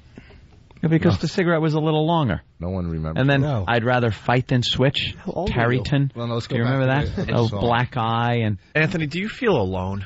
No, I know there are people that know exactly what I'm talking about. Lonely? I watched a lot of television at a very young age. Anthony, They're dying from old age. I wasn't buying cigarettes after these ads. I was a kid in front of a television. Anthony brings up these obscure references just hoping that just one person in the room would remember with him. And it never happens. Why did no one remembers the early 70s where there were still cigarette commercials on television? That commercial come on. Yeah, but we can't sing the jingles. Did that come on No. during Texaco Star Theater? Yes. Remember Doral? Taste me, taste me. Come on and taste me. Take a puff and let me do my stuff. Oh, my goodness. No? That was Doral with the interlock filter. No, that was Rich Treefort Richard singing that into your ear. Wow, Chris from Philly, I gotta read this. What a effing hypocrite, Jimmy. How about some willpower? You said that to Voss, right? Oh, yeah. And then his feedback continues. Oh, by the way, I need to get blanked on this afternoon and then head off to a Yankee Cranky shop tonight. Yeah. Addict. I'm not saying I don't have my silly little quirks. You know, when you point your finger, you're pointing 3 back at yourself. Remember Unless it's that? Unless it's you, when you point one finger, 3 knuckles point back at you. That's okay. If you have That's okay. Just deal with humor. Cover your pain with humor. That's what I do. All right. By the way, Or you cover yours with cigarettes and other gentlemen. well, we found some old cigarette ads and a bunch of dopes. I just had a point to count how many fingers actually point back at me. Exactly. What does the thumb do? I assumed Voss was wrong. You point a finger, 3 point back, and the thumb's going, hey, what do you want from me? Thumb doesn't know what to do. What about the thumb, Rich? Think that one over. Yeah, add that to your cute little thing. Way to feed around on a thought. Yeah, your cute little... Add that to your cute little Yeah. By the way, a bunch of dope saying, "Oh, way to do the cigarette bit again." We're not doing the cigarette bit again. We got brand new cigarette ads we found. Yeah, you dope. You dummies. Who's that? Ryan from Philly. Well, go. You know what? Ban this IP address. There you go. I just ban at will. All right, here we go. Old cigarette ads. Attaboy. Listen to this one. Experience is the best teacher. It happened shortly after the end of the war. 2 cigarettes glow in the dusk on the veranda of a country house as a man and woman are chatting. The woman remarks, Robert, you've changed your cigarette brand. This is a Camel. I can tell without even looking. Yes, I have changed my brand. You know how we smoked whatever cigarettes we could get during the war? Don't I? Yes, I must have tried all the brands during that shortage. That's when I found I liked Camels best. And weren't you right? Yes, experience is the best teacher. During the wartime shortage, people smoked whatever cigarettes they could get. It was this experience that taught millions the differences in cigarette quality. As smokers tried cigarette after cigarette on their T-zones, that's T for taste and T for throat, it was Camel's rich, full flavor and cool mildness that stood out from all the others. Right. The result? Today, more people smoke Camels than ever before. Experience is the best teacher. Try a Camel. You don't have a song to go with that one? That's nice. According... You know what I like? Illegal to have, like, a cigarette ad being played? Isn't that what that was? Do you know what I like about those ads? It's the believable acting. Yes. My God, why are we talking this way on a porch? Do you remember during the war we had to smoke anything while we bombed those Japs into submission? Yes, there was a shortage of cigarettes. A shortage?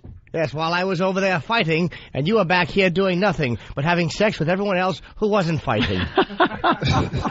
We all know what you were smoking, you dirty whore. I tried all those different butts out of the ashtray when I returned home. What brand is Pole? Who makes Pole? I didn't mind the Camels and the Tarrytons, but when I found a Barclay, I didn't even mind. However, the Newports have raised some concern with me. They all sound like John Lovitz. Vanilla Gorilla from the U.S. Have another piece of cake, Jimmy. Willpower. Yeah, I had one piece of cake. I don't wake up in the middle of the night and have cake. I don't wake up in the middle of the night and have cake and fall asleep with cake in my hand and then find it on the floor. His name was Cake? You've never caked your house down? Absolutely not. I don't run into the bathroom and eat cake. Yeah, Cake has never walked up to my car window and I paid it to get inside either. Oh. Hey, Bert from Philly. Voss doesn't even say humor right, and he's a comedian. He says humor. Ugh. A lot of people are pointing out that he can't say humor, right? Is that picky, though? Humor. Humor. Sense of humor. You actually pronounce this. You make a fuck. Jimmy said a bad word. Again, you stopped at C. I know. I actually stopped at the first line in the K. You actually make an H that's not supposed to be silent. Humor. You make, but you actually, here's how dumb you are. You pronounce silent letters and then make silent the ones that you should pronounce. Yeah, he's the one that said tortilla. Tortillas. Tortillas. And the way he said it was he pronounced both of them. Tortillas. There was actually a break between his L's. Tortillas. And yet, humor, which has a lovely bubbly H, you decide to discard. Humor. They're only words. I've said that before. They're only words. The point. Who needs them? You're an ope. Hey, Liddy Rules from WB, a website we can't pronounce, we can't talk about yet for some reason. Thank Hitler for introducing us to camels. Really? What does that mean? I don't know. I just thought I don't even know what he means. All right, here's a second cigarette ad from the old... I love these. According to a recent nationwide survey, more doctors smoke Camels than any other cigarette. Three leading in... Can you believe that they got away with this back then? More doctors smoke them.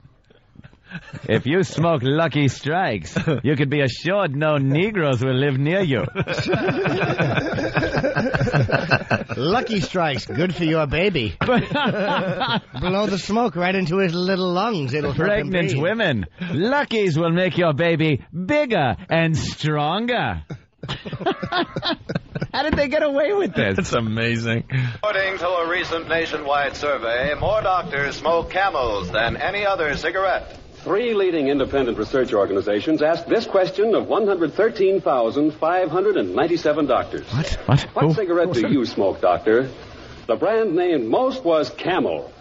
Now, you probably enjoy rich, full flavor and cool mildness in a cigarette just as much as doctors do.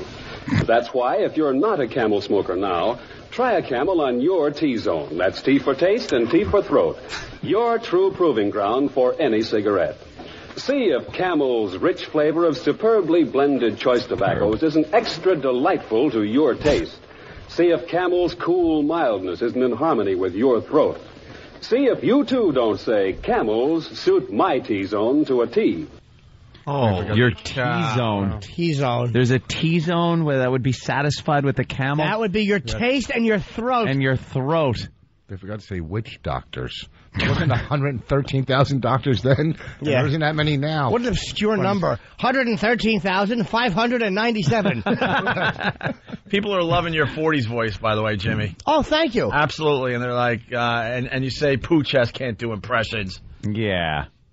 Well, perhaps this isn't the right moment to be serious, yet any moment is the right moment to suggest to you that you try Camels on your T-Zone. That's T for taste and T for throat. We get it. And T for tar, baby. Giving your throat proper care and attention, including the right choice of a cigarette. Try the kind, cool mildness of Camels on your throat. The smoke will chase the Jews away. And try Camel's rich, full, fresh flavor on your taste. See for yourself how that flavor holds up, pack after pack, no matter how many you smoke. Camels.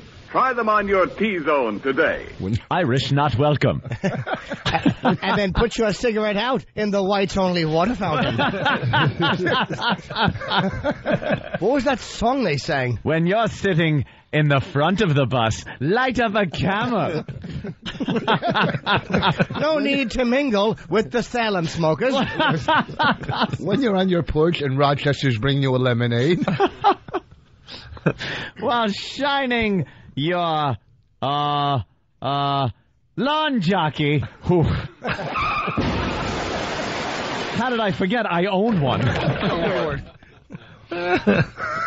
Reach for a Camel. One more. The makers of Camels are sending to our fighters overseas 400,000 Camel cigarettes. What, are we putting them out in Nazi eyes? And that's just for Rich Voss for the week. Smokey, you idiot. Can we send some bullets? Cigarettes, great. Maybe the war could have ended a little sooner if we weren't shipping cigarettes. We have to send him cigarettes. He owes his daughter $6 for Girl Scout cookies, and he's dodging her. He's dodging her. Want to buy a tank? Door? Imagine how pissed the Nazi U-boat commanders would be if they downed a ship full of cigarettes. These guys taking their lives in their hands. Fire! Trying to run up the hill, but they can't because they've been smoking too many free cigarettes. Hill. I don't know. I don't understand why I can't run. If there was any guts at a cigarette company, they would advertise that of the doctors they spoke to, they all recommended Marlboro, whatever their brand was. That is the way to go. Just be obnoxious about it. Just be obnoxious about it. We dare you to get cancer. Each of the 3 Camel radio shows honors a Yank of the Week by sending free 400,000 Yank of the Camel Week. cigarettes overseas. And once again, it's an Asian. More than 1 million Camels sent free each week. In this country, the Camel caravans traveling from camp to camp have thanked audiences of more than 4 million Yanks with free shows and free Camels. Yanks. The Yank of the Week. Jimmy pays for it after a nice deep tissue massage. Do you like a Yank and a Camel together? I don't understand. All right. Of course you don't. Of course you don't. Chester's liver from the feedback. Robert Reed is watching these commercials going, but I don't have a T-zone. T-zone? T for tracheotomy. Michael S. from Queens. Very good. All right. Man, all right. We everything back then with the doctors endorsing cigarettes. How do you not love the cool mildness? Mildness. Your T-Zone. The best is we got the Flintstones one. Yeah. We haven't played this in a Love while. that one. They sure work hard, don't they, Barney? Yeah? I hate to see them work so hard. Yeah, me too. Let's go around back where we can't see them. Gee, we ought to do something, Fred. Okay. How's about taking a nap? Hey, I got a better idea. Let's take a Winston break. That's it. Winston is the one filter cigarette that delivers flavor 20 times a pack. Winston's got that filter blend. Yeah, Fred. Crawl under Filter the blend porch. makes the big taste difference, and only Winston has it up front where it counts. Here, ahead of the pure white filter. Winston packs rich tobaccos specially selected and specially processed for good flavor in filter smoking. Yeah, Barney, Winston tastes good, like cigarette should. Hey, kids. The Flintstones has been brought to you by Winston, America's best-selling, best-tasting filter cigarette. Winston tastes good like a cigarette should.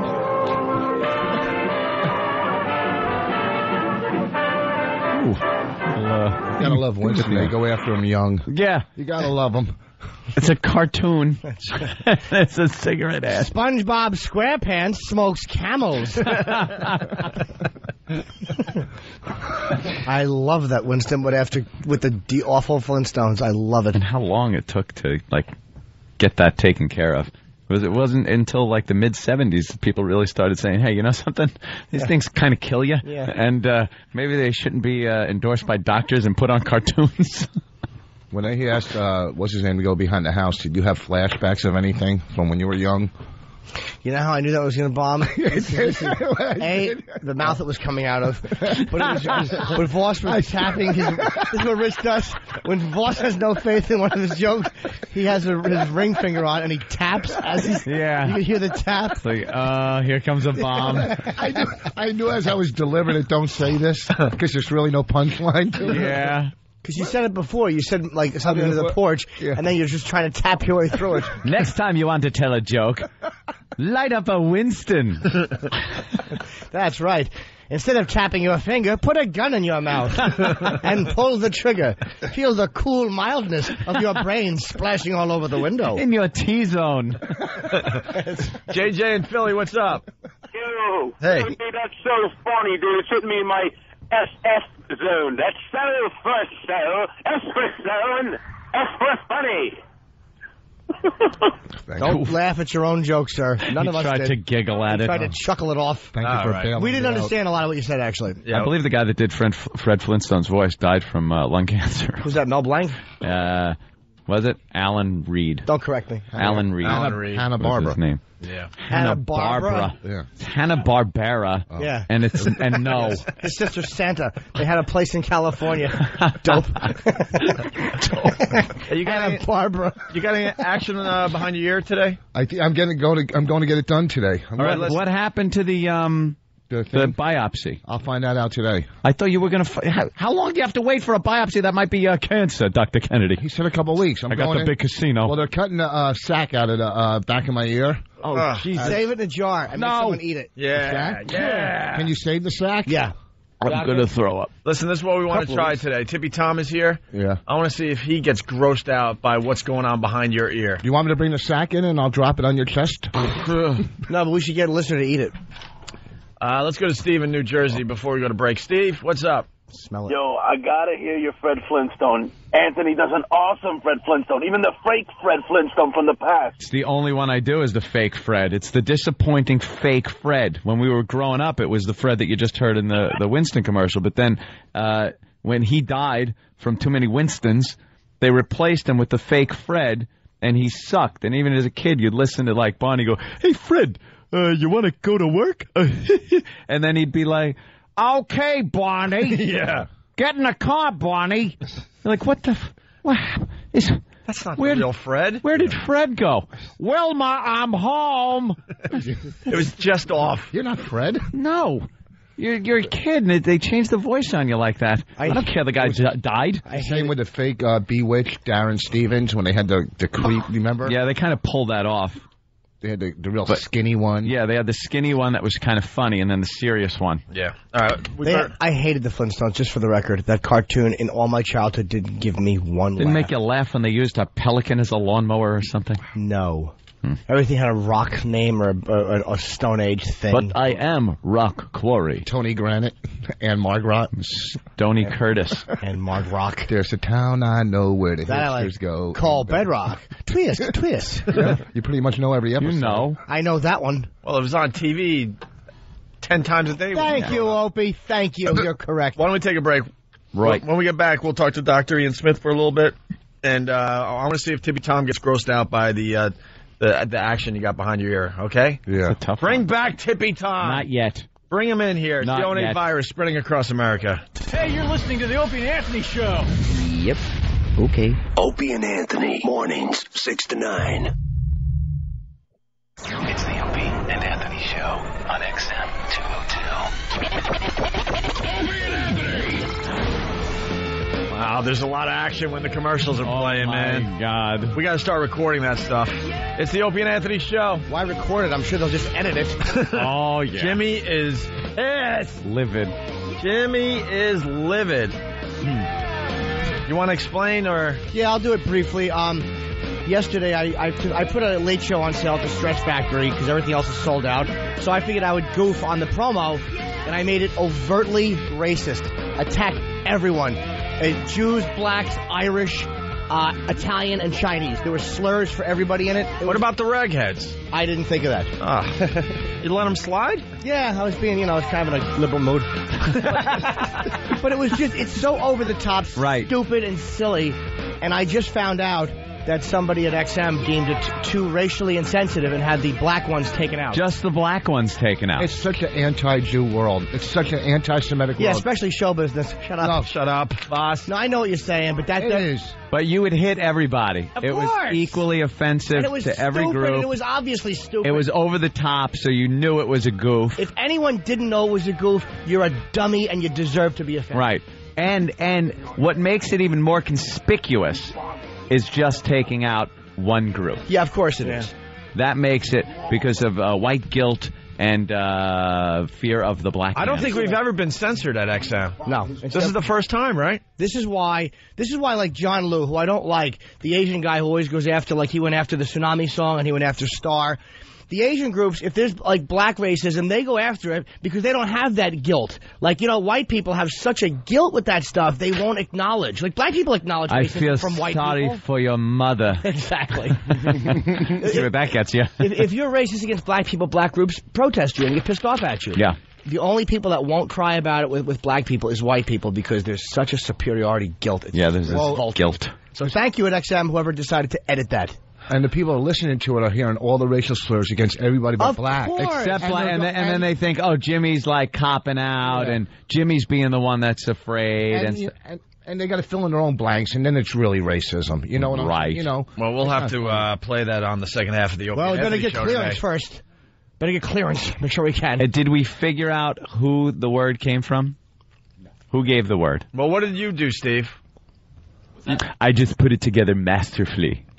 Hurry up, we're running out of show. The first half of the show's going to end soon. I recorded it, and I checked because that's what a responsible guy does, is I check to make sure that, certain words might not be acceptable. Why? or It's acceptable. uncensored. Because that's my job, Jim. I got to make sure when I'm, doing something that might be colossally offensive that I check. No, only slander. Like if I was I naming a understand person, that. I understand that. But you know what? There have been times in the past where I've made sweepers and they've been knocked down. So, I've had to just, it's a judgment call. So I call, and a few minutes later I got a call saying, take those words out.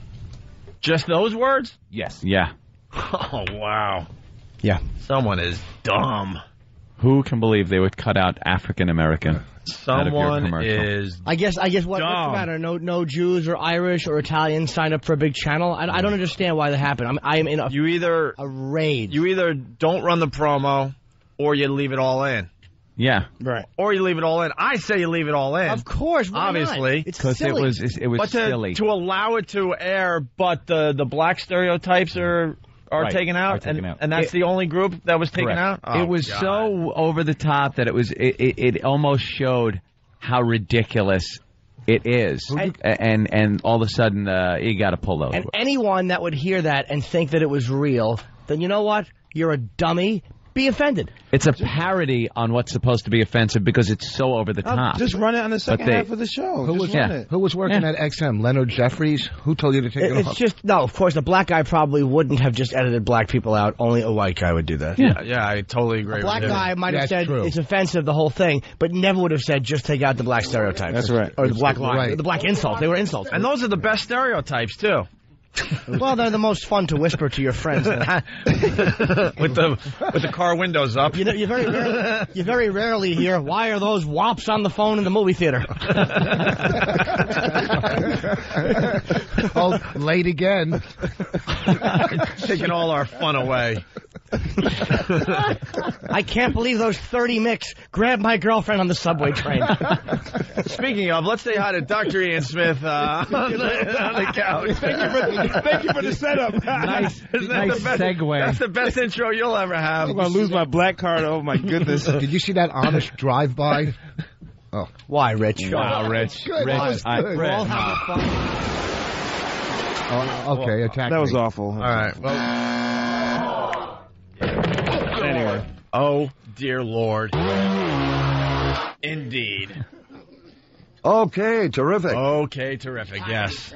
Dr. Ian Smith, the book is Fat Smash Diet. We're running out of time. We're going to have you back on this half of the show. So. You know what? Just tell people that we finally have the link up for you guys on the website. Can we Okay. say that? No. No, can I say that? We have your link. Do you have porn on your website? No. Then you're allowed to mention it. Oh, okay. That's the rule. We have Opie and Anthony. The Opie and Anthony Challenge is up on the website, so people can sign up for it now. We just put it up. FatSmashDiet.com. FatSmashDiet.com. Okay. Opie and Anthony Challenge. Dr. Ian Smith's going to do the walk with us and do a little radio over there at the other place. What else are we doing, Keith? We're running out of show here. Keith the Cop brought Tippy Tom in today. Thank God. Yeah, to be. Oh God. Oh wait, now he's had a few. I think. Yeah, he's had a few drinks. Now he's had a few. And he's not. We were amazed how radio friendly he was earlier, and now he's slipping out with the S-bombs and stuff. Tippy, you got to watch your language now. Here, you got to Okay, watch. I'm being good. Yeah, be I'm good. not saying no bad words. No bad more. words. No. You put soap in my mouth, and so everything's fine. You And curse so again, I we got a beat clean you. mouth. People were saying they thought David Lee Roth was back on the station the way Tippy Tom Heavenly sounds. Roth from the Rolling Stones. You know? David Lee Roth. Hey, do some Van Halen for us. I get dirty. I get confused. Van Halen. Van Halen, come on. Sing some Van Halen. Sing some Van Halen. Van Halen. Okay. Oh shit, man! I'm confused. No, don't curse though. No, don't curse. Just sing Jump. Okay. You know Jump? Quickly. Some Neil Young. How about some Barry Manilow? Yeah. No, I didn't say that. Wait. No, wait. His name was JoJo. He wore a cocoa. He had diamonds in his hair. He had ribbons in his hair. He was a Lola. And yes, he did. How do the police not just shoot these people? Like, why? How come the cops can't just shoot these people? At the Copa The streets should just be littered with dead homeless people. What? Yes? The cops can't shoot homeless people because they don't have wallets. Usually the cops shoot people reaching for their wallet. Reaching for their wallet. I thought he has. Okay. All right. He was reaching for a mite. Can't you say he was scratching? Yeah. So thank you. All right, dude. Damn, I was right behind Do you. a Frankie Sinatra on you. All right, do a little Frank Sinatra. Is that a code word for something? Is that like Barry Manilow. like a donkey punch? I'm going to do a Frankie Sinatra on you. A Frankie Sinatra. Let's go, Tippy. Next thing you know, there's a bag on your eyes. Hey. Softly. Yes. I will leave you softly. He plays the stage. Long No. before your You arms can make me wait. Stay there. For Return one to your more. position. I'm trying to sing a song, damn it. For one more day. Let's see how well he knows this. After all. Turn around and face the wall. All right. Hands in the air. Hands in the air. Wow, I'm he really, watching even TV now, drunk, he man. knows how to do that, huh? Now he's watching TV. Look. I bet he's been arrested. This guy's better looking than me. He's talking to the television. I don't like nobody better looking than me. It's a roach. I'm the best looking guy around here. He doesn't like anyone better looking. Y'all look ugly to me. He doesn't like Earth. Right. I'm good looking and make me sick. He's All right, losing listen. weight rapidly. All right, listen, Keith the Cop. Keith the Cop has a plug today. Every time I have a complex. All right, real quick. On June 21st, we're going to be doing the... Facelift. Hold on, Grizzly Aidsums. All right, on June 21st, we're going to be doing the annual WOW motorcycle run. We're going to be meeting downstairs 57th Street and 6th Avenue. We're going to be leaving here at 6:30, and this year, instead of going to Philly, we're going to bring it back up to Boston. We're going to ride up there, and we're going to have an after party at Bill's Bar. We're going to need some forms signed and everything, so if you plan on attending, email me at keith@foundrymusic. Oh, I'm not allowed to say that. Yeah, you can. So what's our email address? Keith@foundrymusic.com. Yeah. And you can check out all the show websites that has the promos and has all the information that you need on. And I hear the CBS stations are not supporting this run. We have to kind of like do it on our own. Yes. But it'll still be a huge success. The motorcycle run every year is a lot of fun. All right. Why don't we end with Rich Voss? Tippy, we want you to smell something. Oh, God. All right, you go over there. Smell something like you go over come there. over here, Tippy. No, come over here. No. Come over here. Stay back. Come over here. Over here. Over here. Rich Voss, go over there. Over here. We need a mic for Voss. Tippy stays right where he is. If you can, whoa. If you come over here. Yeah, come over here. Yeah, come on. He doesn't have to do with the show. No, Yeah, come over here. Over here. Stay there. If you can get to me, you get cold hard cash. Where? Tom, you stay there. You stay right Where's there. my bodyguard at? Don't. Bodyguard. He's looking at Keith the Cop. Bodyguard is your. It's your like a what I'm skunk. saying is, All right. you call me over here. My God. All right, listen, shut up. All right, here's the Tom, deal. you stay there. All right, listen, don't talk. I'll sit down right here. Don't No, talk. Take a seat. Don't Take a seat. God. Take a seat on Opie's little couch he likes to sit in. I like to have my morning coffee. Explain to him. Ever wonder why you're not invited to family reunions? Explain to him. Here, listen. Because they're all dead. All right, smell this. All right, Listen wait, to me. hold on. Let me set this up. Rich Voss has this thing that happens behind his ear. It's some kind of cyst, and it's juicy, and it just he scrapes a little, and then It's a little pussy. and he smells it.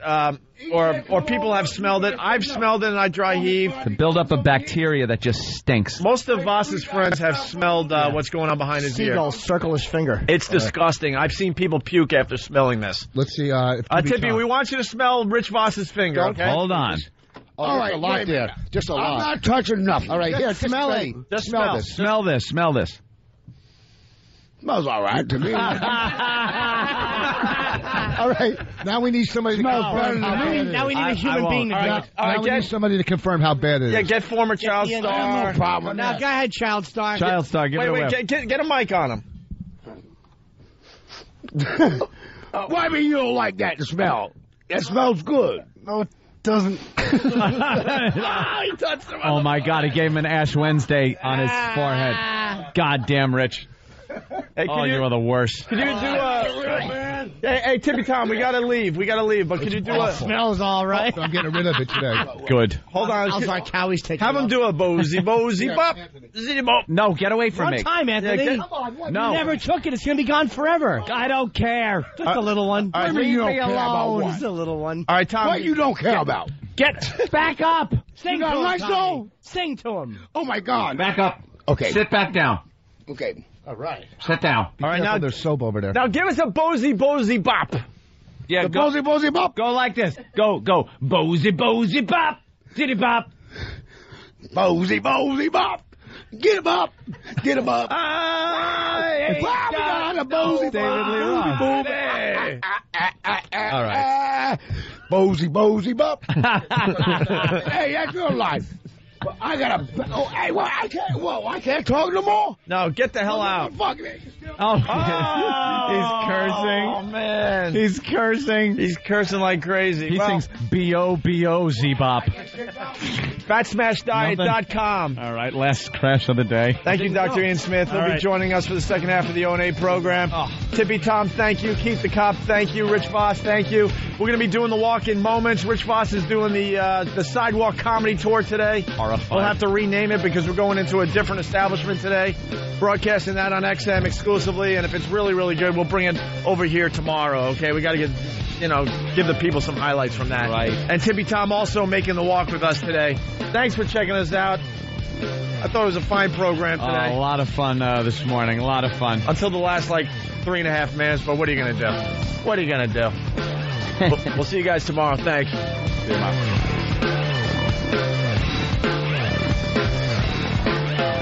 Opie and Anthony, XM 202. La-da-dee-dum. We get no music? There it is. There it is. Now we know. We get to start the walk. We have a nice crowd today. Everyone say hi. Say hi. Yeah. Very nice crowd. We got Rich Voss. We're going to go to an establishment and do the comedy thing. Tippy Tom is out here horrifying everyone, right, Ben? Yeah, they all wanted to see Tippy Tom. I'm sure that's why everybody showed up today. Where is he? I don't want any surprises. The man disgusts me. Dr. Ian Smith is making believe he doesn't even know us. Scared me, Jimmy. That's smart. He's got a career to protect. That guy is just atrocious. Oh, my God. And there. Hi, people eating. People dining. Patrice doesn't like this place. Hey. He's called it racist. Someone interview the tranny. Oh, wow. Oh, well, I guess we won't be talking to her. No. She the one you called a tranny? She just gave us a look of death. Did she hear it? Yes, I think she did. Good. Oh, what is this walking down the middle of the sidewalk? I don't know. Excuse me, androgynous New Yorker? Oh, it's a chick. Nice head. Jesus. Wow. That ponytail is stretched real tight. She should be pulling fucking Richard Dreyfuss onto a spaceship. Don't touch me! Oh, did he touch you? I was just making believe I'm cool with that when I'm on the radio. Ooh. Don't do it in real life. Okay, I won't touch. I'll just give you a hug. Oh, Give him a hug, Tom. He's got. Listen, if he even I comes got to near step me. out of character. This is Greg Hughes. Hey, what is going on here? This is I don't know. Putting some makeup on? Is Hello? she a new homeless woman? Hi. Oh, good. She's like paranoid schizophrenic. Let's have some fun. Give her some money. What's up? Yeah, get money is the universal. Give her some money. Give her $5. Hey, Tom, you know this lady? You know her? Tom, come over here. She's. Don't touch me, though. Okay, I'm not going to touch you no more. Do you know this woman? I'll touch you later when you're ready. Oh, you get a look. I don't know her Hey, very look at well, that, but I've seen her around. Oh, God. And I think everybody should give her a helping hand because she's a lovely person. She's always said hello to me because I pass by. And I'm a homeless man myself. But she still have enough courage, enough energy, enough... She's trying to wipe the bugs off her. What is she doing with the tweezers? There's bugs on your knee, ma'am. Right there. There's one right there. See? Yeah, right there. Oh, my God. Yeah, right there. Look. She knows it. See? God. No. What are you doing with the tweezer? No. She takes care of herself.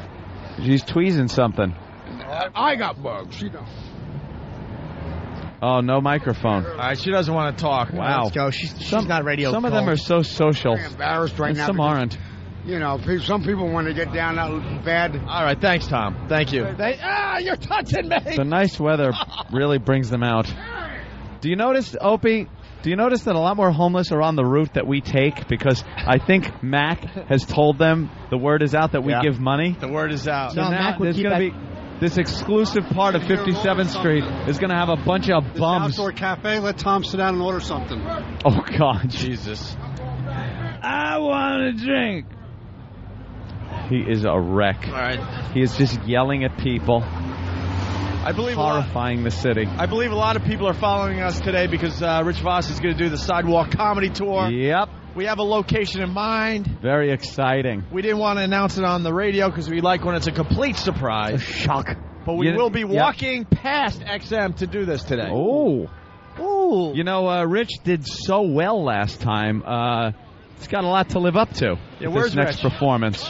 Where's Rich? All the local establishments want him now. Yeah, they all want him to come in. What's up? Rich, come over here. How untrue is that? What's going on?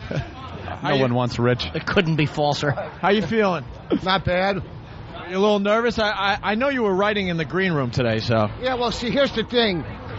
You got to do quick one-liners. You can't do bits and, long bits, because it's easy to get thrown out of these places. Shut up. So you want to try to get as much in as you can. Oh. By the way, Rich, how sad is it that we're going to be walking past Carnegie Hall so you could do your gig?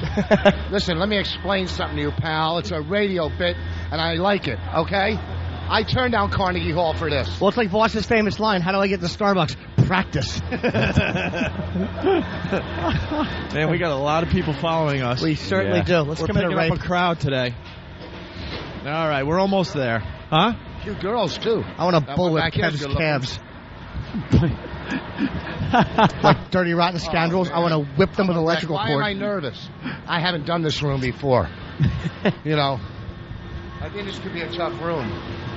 I don't know if it's set up the way I like it. It's a lot longer of a stroll. Yeah, I than like we usually it, though. take. It's good for us. We're officially at XM across the street, but we're... we got to pass it now. We're passing. So we got to go pretty far. Bunch of men getting their cocks and balls sweaty. Look how they have to hang stuff out the window just so we can communicate. Have you noticed that, Jimmy? Yeah, it's a good system, though. It's a great system. There's like some guy with a radar dish I heard out the window. The douchebags in our building were complaining. Ugh. Bunch of fuckheads. Everyone is just a griping, complaining mess. Yep. Including us. Everyone's just miserable. I can't wait to play the promo that they edited. Oh, boy, am I fucking hot under the collar. Oof. You are going to hear a rant when we get upstairs it's today. Just annoying. Sir. How are you, sir? Mind your business. Look at him. He had a look on his face like, wow, yeah, I never. He looked like a dollar bill. I'd like to hold him down by the neck and fuck his mouth. What do you think about them apples, mister? Oh. Under scaffolding? You're insane. You're like a crazy person. Yes, You're like a bunch of crazy people. Oh, this stuff comes down on people's heads all the time here in New York City. It's all teetering. I think tottering. Nah, tottering is faggoty. All right, almost. No, we're not almost there. No. We got another half a goddamn block to walk. This is a long block. Why don't we send... This is a long-ass block. Sorry. Oh, look at this mess. Jesus Christ, what, people. Have some fucking pride. Hey, Voss, you want to warm up at Starbucks, or... Can you say, I feel sorry for your mother? No? I love that line. Voss, you want Voss to warm up in Starbucks for his big gig? No, I don't. No? No. All right. No, one bombing a day is enough. You're going to do great, Rich. Oh, thank you for the motivation. Ladies and gentlemen, Rich Voss, everyone. Rich Voss. Rich Voss. Richard Voss. Richard Voss, everybody. Rich Voss. Rich Voss. You know him. You know him, and you love him. That's right. No, you don't. Not the reaction I was hoping you would get, Rich. But the one you deserve. I must say. Complete indifference. Yeah, there was nothing. Wait, old humble fingers. Rush and didn't recognize me, they would have stopped. Look at us. We're at Carnegie Hall. Coming up on Carnegie Hall. That's right. You know, take a look at it and keep walking. A couple of my friends worked here. Patrice did this place. Oh, yeah, he opened. Did he? Jeff Ross. He opened. I like 8-seat rooms. All right, we're coming to the gig. Rich Voss's Sidewalk Comedy Tour. Almost there. Get Club Soda Kenny to the front of this mob. What are we going to do? Everyone is going to walk in first? How do we do this again? Yeah, that's how we usually do it. The audience, Hope. The audience has to be there. We all walk in. Kenny goes in, does the intro. Rich does his act. All right. And then we flee. I do some of the old material. Not the do what you feel is right. You're doing Don't old work stuff. That stuff yeah. today. What's that? Yeah, the classic bits. The hackier, the better, I think. Yeah, hackier, the better, Rich. So you should be good. All right, we have eyed the establishment. It's looking good. Wait for the green light. And you sons of bitches in the road. You're the ones I want to hit with my car. Stay on the sidewalk. Wait, miss, get a live action shot. All right, here we go. We're crossing the street. All right. Wow. Start filing in. Audience, start filing in. All right. We're slowing down to get the audience in there. Pick a Bagel. Pick a Bagel is today's sidewalk comedy on the location. Corner of 57th and 7th. Go ahead, audience. All right, I'll hand over. Actually, I'll hand my mic to Club Soda Kenny. Yeah, Kenny does the. The listeners are filing in. The intro. Amongst the other Manhattanites that have no idea what's about to happen. Everyone in. Here, Kenny. Here's the mic for the intro. Go ahead, fill up the place. Listen, stop gawking at them and walk in to pick a bagel. Kenny knows how to get a job done. Later, go ahead. A question. We're on the air, one sir. One foot in front of the other. That's it. Here we go. My manager's walking in, and he's really going to try to get me booked here tonight. Ready? Yeah. Okay, here it is. Give him a mic. Here, stupid. Hit mine. Now I want to hear Club Soda Kenny's big intro. Good morning, ladies and gentlemen, and welcome to Pick a Bagel. Coming to the stage right now, your first comic. You're really going to love him. You've seen him on Last Comic Standing. Give a warm welcome to Mr. Rich Voss. Thank you, thank you. A big hand for Kenny, huh? Look, I'm working out some new stuff. I got a big audition today, so I need everybody's attention. Don't go anywhere, sir. I know you don't work. I'm a little depressed, folks. We just put my grandfather in a rest home. Well, not actually. We didn't have the money, so we drove down the turnpike and put him in a rest area. Thank you. Actually, he just passed away. He died of a heart attack. He would have made it, but he was dyslexic, and he dialed 119. 119. Oh, come on. These are good. Hey, Mom, turn your head, Mom. Look at these hotties right here. I got some stool softeners in my car. I love a lady in a walker. She's already bent over. Anyhow, do the teeth come out? What's your name? Holy shit. Fred? Are you married? What was Lincoln like as a president? She's cute. Look at this guy. He's doing a threesome with these two. Oh, my God. His hair's white. Anyhow, I just got back into town. I landed yesterday. I'm at the airport. I hear over the loudspeaker, if you see anything suspicious or unusual, contact the authorities. And right then I saw a black guy leaving a tip. Loosen up. Loosen up, folks. This is all I got. You having a good time? Usually you're hiding behind a tree. Anyhow, she's a little Asian girl. Look at her. Hey, how you doing? Look at this. Smell his finger for gunpowder. Well, we don't know. We know you. You probably tunneled here. Anyhow, he's working the crowd. Is this a good set? Folks, bagels on me. You guys are a good crowd. That's not a bad set. Very good. Boom. Good night. I'm going back to Starbucks. This place sucks. Close the show, Kenny. Thank you, ladies and gentlemen. Let's give him a hand. Rich Voss, people. Give him a hand. All right. Wow. That was some good crowd work there. That was some real good crowd work. Yeah, I think you had him with a few of your jokes. The improv on the Arab guy behind the counter saying smell his fingers for gunpowder was very funny. And the old people, that wasn't bad. Very good with the old people. The stool softener joke and the Walker bit, I think, was very funny. How does a Jew bomb in a bagel place? Look at this. Oh, my God. Holy mackerel. Look at those village feeders. And my God. Look at those high ladies. Did you see the show? What country are you from? Sweden. You know a guy named Frank? Wait. I love Sweden. Whenever I played Risk, that was the first country I take. How old are you? 18. 2 years too old. Anyhow. Oh, Rich. Look at them. They're from Sweden. There's a good Swedish restaurant you might want to go to on 168th in Amsterdam. It's called Run Cracker Run. Are you the leader? Have you ever touched a crisp $20 bill?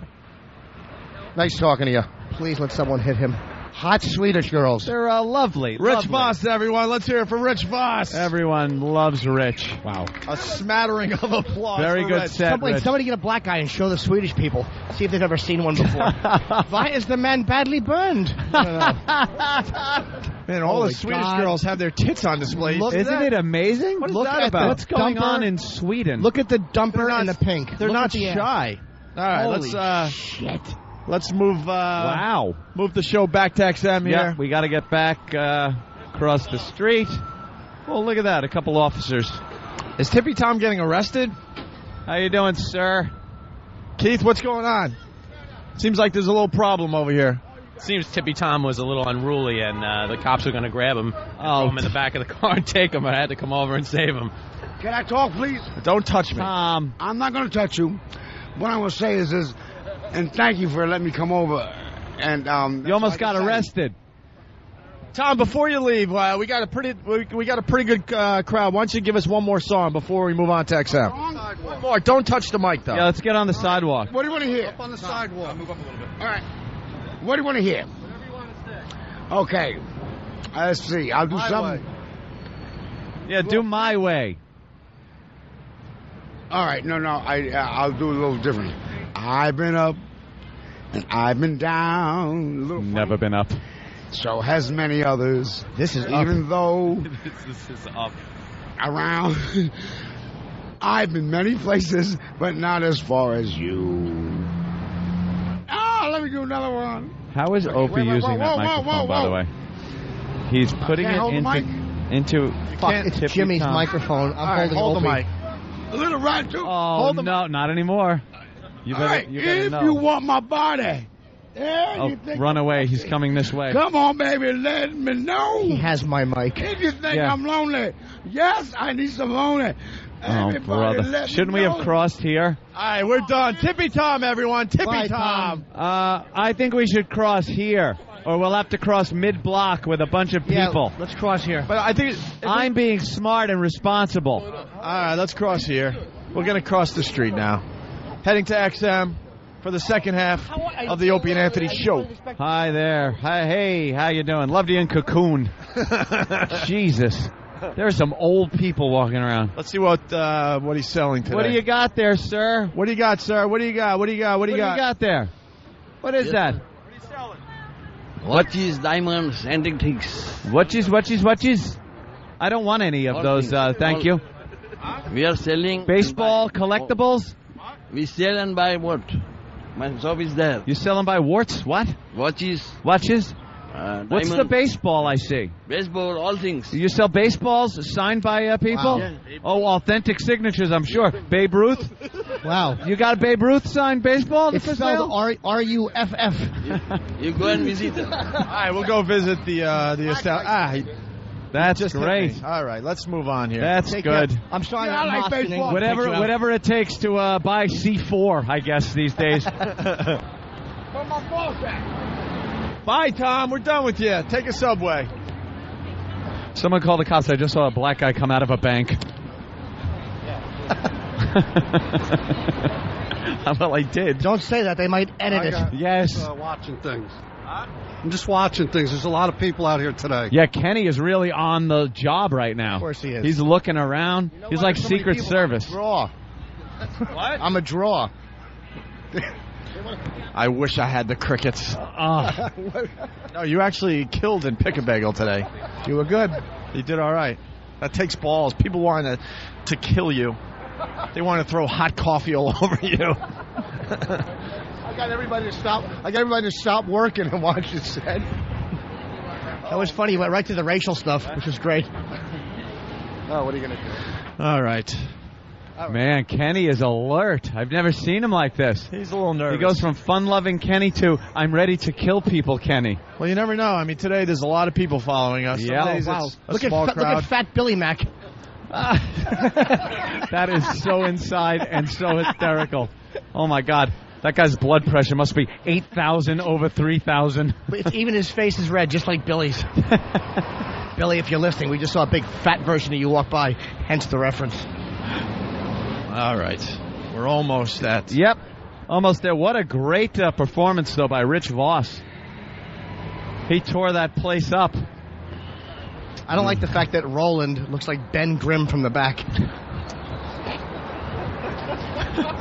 Our booker is a physical disaster.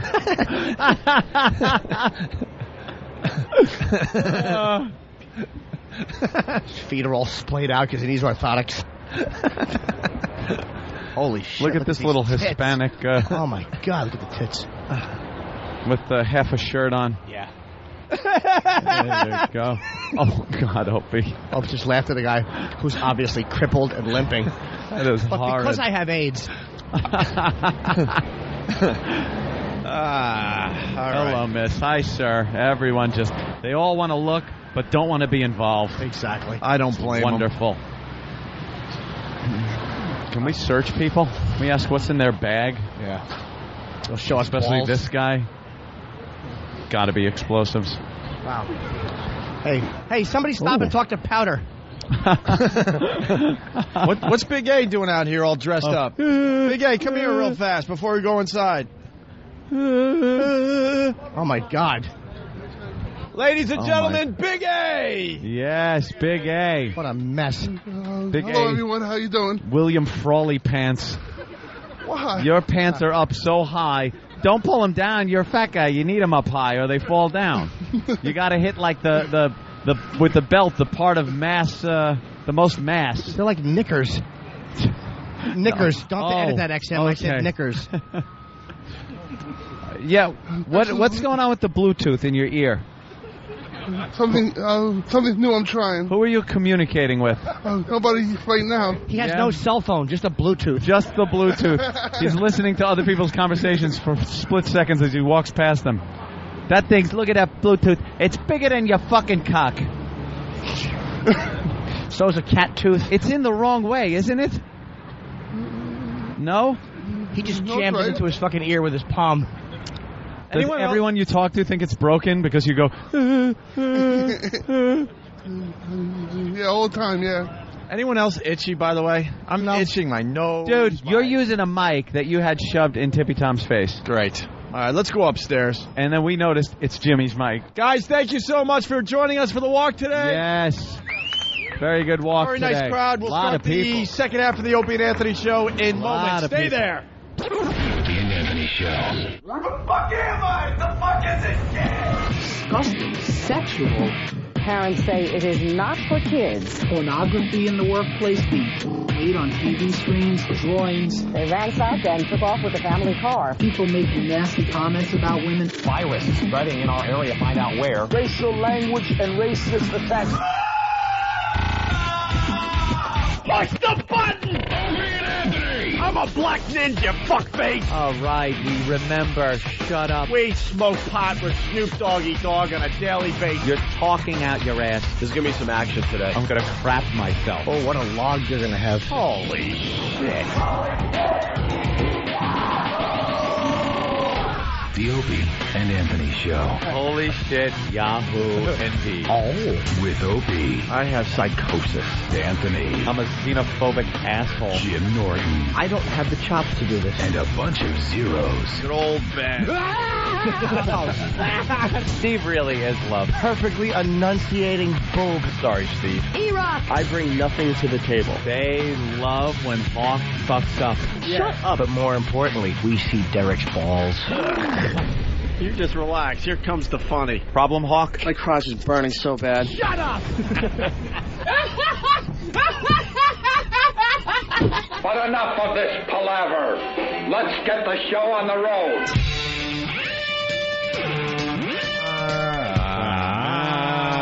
There you go. I never realized we do that twice a day. What? That intro? 3 times now. Jesus. Because we end the first half of the show with the Rage Against the Machine. We do stink. All right. That was a nice crowd today. Wow, a lot of people. Biggest crowd yet. I think so, yeah. Rich very proud about that. He thinks it's because of him. Well, I'm a draw at some of these places. Yeah, well, pick a bagel now. You did very well over there. Well, you know, I got their attention. Everybody stopped working. Certainly did. You know, and I mean, a lot of the racial stuff is really visual. You got to see who you're attacking. Well, yeah. Not really. Let me go to Mark in Philly. Mark, what's going on? Oh, hey, what's up, boys? Hey, Mark. Hey, Rich. I got to admit, I'm not the biggest Rich Voss fan, but that line you had about the Asian hiding behind the tree had me pissing myself. Thank you. Have you ever seen me live? I have, actually, a long time ago. How long ago? Well, it was when you were using the dodging joke, so I guess it can range from 1996 till now. No, it was a while ago. You come and see me next time I'm in your area. If you don't like the show, I'll give you a free DVD. You got it. You got it. Of a show he doesn't like. Brilliant. Thank you, though. All right, let's say hi to Kevin the trucker. Kevin, what's up? Hey, man, I just wanted to fucking flat out say, you know what, I'm pissed off. They're going to sit there, they're going to play Patrice's promo, and they're going to sit there and censor fucking Jimmy. And Patrice sits there and says fucking nigger in his intro, and they're going to censor Jimmy. That's fucking bullshit. I believe you said it with an A. I just walked back in and heard the last part of what you said. That is exactly the example I was going to use. What's the example now? The fact is that, like, Patrice will say, get both oh, promos. nigga, please, and he'll say all that, and they shouldn't edit it. That's just the way he speaks, and that's fine. They shouldn't edit that. Or how about some of the sound clips we use? None of those are ever edited, so why, in the same spirit of being obnoxious or silly, would they edit something? That is what annoys me. And I don't know why Steve would even call that in. That bothers me that he would even call that. Unless it was slander or unless it was some vicious tirade. Let's hear the edited version. Can we hear the edited version, please? So wait, to set this up, this is a promo for what? I don't even know. I'm doing the Stress Factory this weekend. Oh, okay, that's right. All shows are sold out, so we added a Sunday late show. And, ooh, blackberries. We added the Sunday late show, so I cut a very stupid silly promo for it that was so obviously over the top. All right, so then you did this, and then Steve took it upon himself to be responsible. Smoothie! Okay. Yeah, but another time we had a racial thing that Steve was a little worried about, too. He gets weird with the racial stuff. It's like, I don't know why, man. Well, where's that coming from? I don't know. And when they listen to it, it's not like they can see the swastika tattoo on your arm, you know what I mean? No, not at all. All right. Thank you. I read Jimmy's mind. Oh, thank you. I read Jimmy's mind. Your argument's better without Rich. So anyway, you did this promo. Yeah. Steve decided to check on it, and someone, was it Don that got back to him and said I don't know why Steve's getting the version, I guess. Who got back to Steve? Don. With Damn that. I'm itching and sneezing. The hell did I catch Where's the out edited there? version of this? Because I don't think I'm willing to fully blame Steve here. I think because like a good soldier, Steve went up to check it out, but the person he checked with should have said, no, of course not. Then why wouldn't Steve ask me? Why wouldn't Steve say that to me like I had to check this first? Why would he record it like everything was fine and then check it? Instead of letting me know he was going to check it. He was there when I taped it. It wasn't like I mailed it in. Maybe it was an afterthought to check it? No, because there was something else that he was worried about with the racial stuff, too. Oh, really? Yeah. All right, so what are we going to do here? Play the edited version? Where is it? All right, here it is. Here it is. Jim Norton here from the Opie and Anthony Show. The Stress Dago Factory is kike sold out. This Mick weekend, faggots, Friday and Saturday, the Stress Factory is sold out. Fans will be lining up. But Sunday night, chinks, we added WAP, a show at 10:30 Dago PM. 732 Dykes, Faggot 545, Mick 4242. 732-545-4242. Come to the Late Show Sunday, gooks. It's stupid. It's glaringly apparent that you're leaving something out. And listen to the music playing. It's Don't Worry, Be Happy, which I told him to play behind it. It's so stupid. It's so over the top. Wait, they didn't even bleep it. They just took it out like it didn't even exist. Oh, God. Who is the dummy in Washington that thinks that's acceptable? Why can't we just... I fucking hate corporate America. Why can't people just speak honestly and say, I had this done and this is why? Where's Steve? He's getting the original. Okay. He's getting the original. But I'm pissed that he... I really want to know how this came about. And why would that bother him on the sense that, like, all the barbaric song parodies we get that we play... Yeah. All the racial, which we should play. Of course. Again, the only asterisk I'll put, and to me, even freedom of speech may cover it, but they shouldn't allow it, is if it's a truly vicious, mean-spirited rant, and your intent is to be hurtful. Like if you're on an anti-black or an anti-Chinese rant about these fucking people, and you mean it, and it's an anger-based thing. Exactly. I can see a company not wanting to associate that, but they're not editing the fucking the songs. They're not editing the channels, the XL channels. They're not editing the comedians, and they shouldn't. So why would they edit this? Of all the decisions they can make, they edit this one thing. And it wasn't that funny of a promo. It was just stupid. We were punch drunk, tired in the fucking thing. So what? Yeah. We're only going to play for a couple days. Where's Steve? Steve is hiding. Where's Steve? It's coming. He just actually changed the whole thing. I have to rebuild it. But not like Steve. But the question is, why did Steve even check? Like, what? I don't understand why you're calling it. I don't either. Like, yeah, he shouldn't have checked. That started everything. You know, if you check with guys, never check with management. No, never. Once you check, you're. But there was another thing with the racial thing with the Atlanta promo. We made our careers by not checking with management. You know, everybody attacks the right, but it's the left when it comes to this. Shut up! It's the right. You think it's the right? Or it is. The left is more irritating. Trust me, the left is irritating. Right. They're irritating. Left. Right. Irritating. No, when it comes to racial, it's more liberal. When it comes to scared of black people, it's more liberal. Understandable, but when it comes to really restricting you and getting the FCC to crack down, it's conservative. Believe me, I hate to defend the conservatives are people's barbaric personal.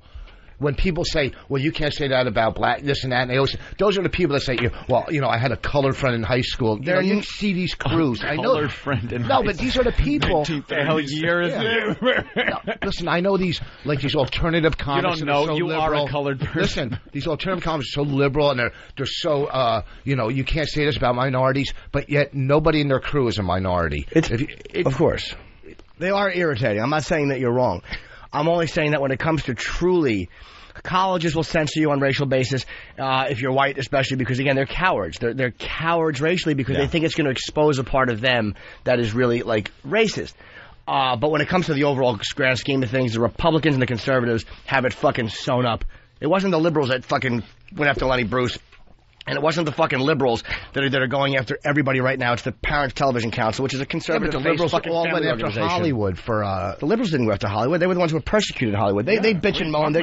They're irritating. The liberals are irritating. They're fucking like, and they'll win these little battles. But overall, as far as like people shutting you down and really cracking down in the country, it's the conservatives. That's definitely the right. 100%. But people that are using things that are deemed racially insensitive are usually shut down by the left. Absolutely. Yes, they are. They really are. But I'm talking about the overall picture. That the racial stuff. All right, let's say hi to Rich in Pennsylvania. Rich. Hello? Hey, Rich. Yeah, I heard the promo yesterday. Yeah. And am I in the air? Yes, you are. Yes. God. Sorry. I heard it yesterday and immediately noticed what was missing. Now, I'm wondering, it almost makes it more apparent and more like glaring, where you're like, why didn't Jimmy address black people in that? I need a name. Who's the dummy down in Washington? You either play it how it was or you don't play it at all. And I'm wondering, are all those other slurs appropriate? This one's good. This one's fine. Yeah. All right. I'm punching out. Yeah, it doesn't make any sense. No. You're basically saying it's okay to make fun of everybody except black. I'm offended at Dago. I think there's some Asians out there that would argue. You said Dago, and I'm offended. It's amazing how, with racial humor, I'm stunned that even here we are this fucking frightened of racial humor. So, Steve, even though it's not a great promo, it's not a particularly funny promo, but the intent was humor. Everybody knows it was. Why? After I heard it, I'm going to the second show. Steve. Yeah. So what happened?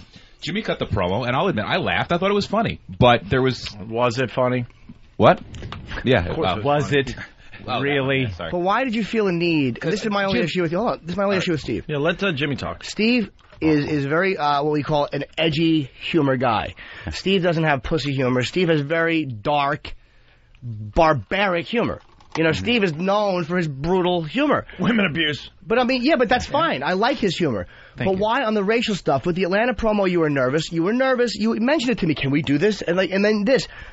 Why would you be nervous with that? It's not just the racist stuff. You just happen to witness me calling in a racist one. I call in a lot of promos, but some of the ones that will never be heard on this channel I've had to call in, and they just get shot down. But for certain reasons. Let me ask you a question. So you called in this promo. Right. They told you that we're going to take the blacks out.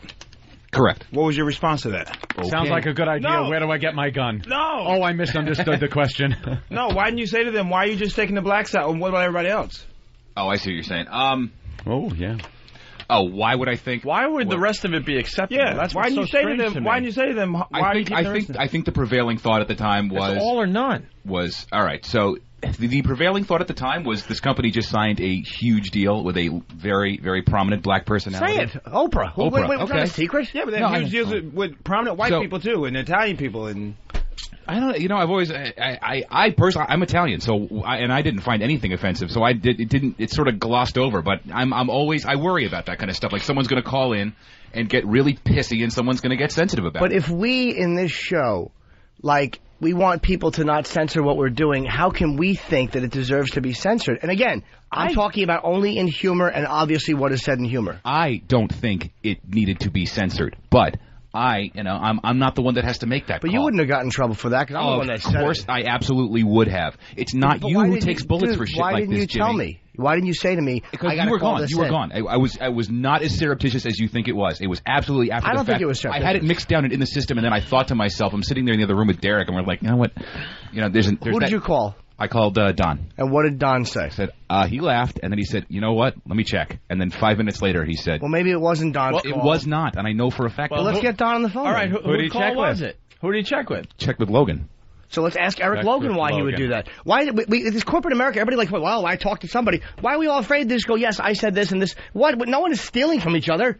Yeah. No one's trying to fuck each other over. Nobody wants to say names, and it's like, what's the problem? Well, It was being honest. Let's suffice to say it was looked into. If Logan said that, I mean, Logan has been a tremendous supporter of this show, and he's certainly not for stifling anybody. I would like to ask him why. You know what? I would be surprised that Eric Logan would say, you know, take out all the black references and then run the promo as is. He would either say, don't run it, or run it as is. And that's my point, Steve. He would never say take that out and run it that way. Right. I just know him too well. Where's the something doesn't make sense here still. So it's That's what I'm saying. It's not bad that you you got nervous, you made a call. Fine. You don't want to get in trouble. Okay, fine. But when you got the answer back, my problem with you is when you got the answer back, why didn't you say, but this doesn't make sense. You're taking out all the black jokes, but no one else. That your follow up was my problem. What words did Don use? Seriously, what he said? I said Jimmy's got a promo in it. He mentions jigaboo, niggers, spooks. I said, did you say chinks and did you say wops? Yeah, did you I say said no. He heard it. Dykes and faggots. He heard the whole thing. He heard the whole thing. Okay, and Jews. Okay. All right, and I said, "What do we think about this? All the words like jigaboo and." So you asked specifically about the black ones. Absolutely. Okay, so you kind of threw them that and said, no. But listen, I'm breaking it down. This is true. You lobbed that up there and went, look, this is offensive. You didn't say what about the racial stuff. You said, what about the black stuff? You asked specifically about that. Yeah. Okay. You got me. I mean, I asked why are we afraid of that? The promo is really, and I don't want to make it deep. It's a stupid Jimmy promo dumb. that I love. It's not to bring awareness. But no, it's not. But you could look at it like a commentary on racially insensitive language, and since it covers the gamut of everything, it makes it painless. It's so out there and so inclusive that it's like, look how ridiculous these words are when they're thrown completely out of context into this. I'm aware of that. Okay, and I think it's funny, and there's plenty of production pieces that Jimmy mentioned before that I've made that are barbaric and brutal and horrible, and I've had to stop I've had to stop and send those down and say, is this okay? Because my barometer's all off. I'm laughing my ass off, but somebody might not think this is that funny. That happens every day, by the way. Yeah. Well, okay. we say stuff people think funny. Some people want to kill us. But I actually wrote down a bunch of ethnic slurs for every group. They had 3 for black people, 2 for... Which ones came out easiest, Jim? Well, Jews was first. I don't know if I said kike. I think I was mad that I missed one. Which one did you have to cut down the list on? I repeated Mick and faggot, which I didn't want to repeat anybody again when you're doing that. I was just reading the paper, trying to hit a bunch of it. Yeah. And to be honest, there was no statement intended. It was just to be stupid and over the top. I wasn't trying to make any point about social issues. I was just being a dick. But there was no ill intent behind it. And if anyone that listens to this show knows the way our humor is... I laugh at when you say Friday, Saturday, and New Jersey. I was going to say, where does jigaboo come from? I'm a black guy. I didn't know what jigaboo was. My house. The word's origin was 1843. I don't know where that comes from. If you went to a young black guy today and said, you jigaboo, he'd be like, what's wrong with that purpose and what is that? No, I think he's had a clothing line. Right. I think he'd know what it is and hit you really hard. I'm not willing to take that chance. Yeah, let's give it a try. Maybe if he was a year old, he would know, but I think he would know that word. Hey, let's say hi to Dave the black guy. He says it in his phone call here. From Virginia. Hi, What's Dave. up, Dave? Hey, thanks for letting the black man get on the air, family. Anyway, I agree with Jimmy. That's what I kind of felt offended because blacks were left out of that promotion, you know. Because I was almost expecting to hear it. Jigaboo, nigga, spick, the whole Yes, deal, something. Oh, spick, I forgot. I completely forgot could you forget that Dude, one? I apologize to my Spanish You're not a friends. good I racist. forgot spick. You steak. And that's one of the problems I have with the Democrat party. It's almost, blacks are, the blacks in the party should know their place, but yet still Bush promoting. Write this Hurry down. up, your calling cards were running out. Hold on, write this down. A black guy that doesn't like the Democratic Party. This could be a first. Hold on a minute. No, it's not a first. There are plenty of Uncle Toms out there. That's what they call them. Anytime you see one black guy at a Republican convention, they're all looking like, oh, gee, look at this step and fetch it. Or Clarence And one more Thomas. thing, Anthony. No. I want to hear more Dr. Smith. We have Dr. Smith I am on the Dr. show Smith. today. I'm here right now. Dr. Ian Smith.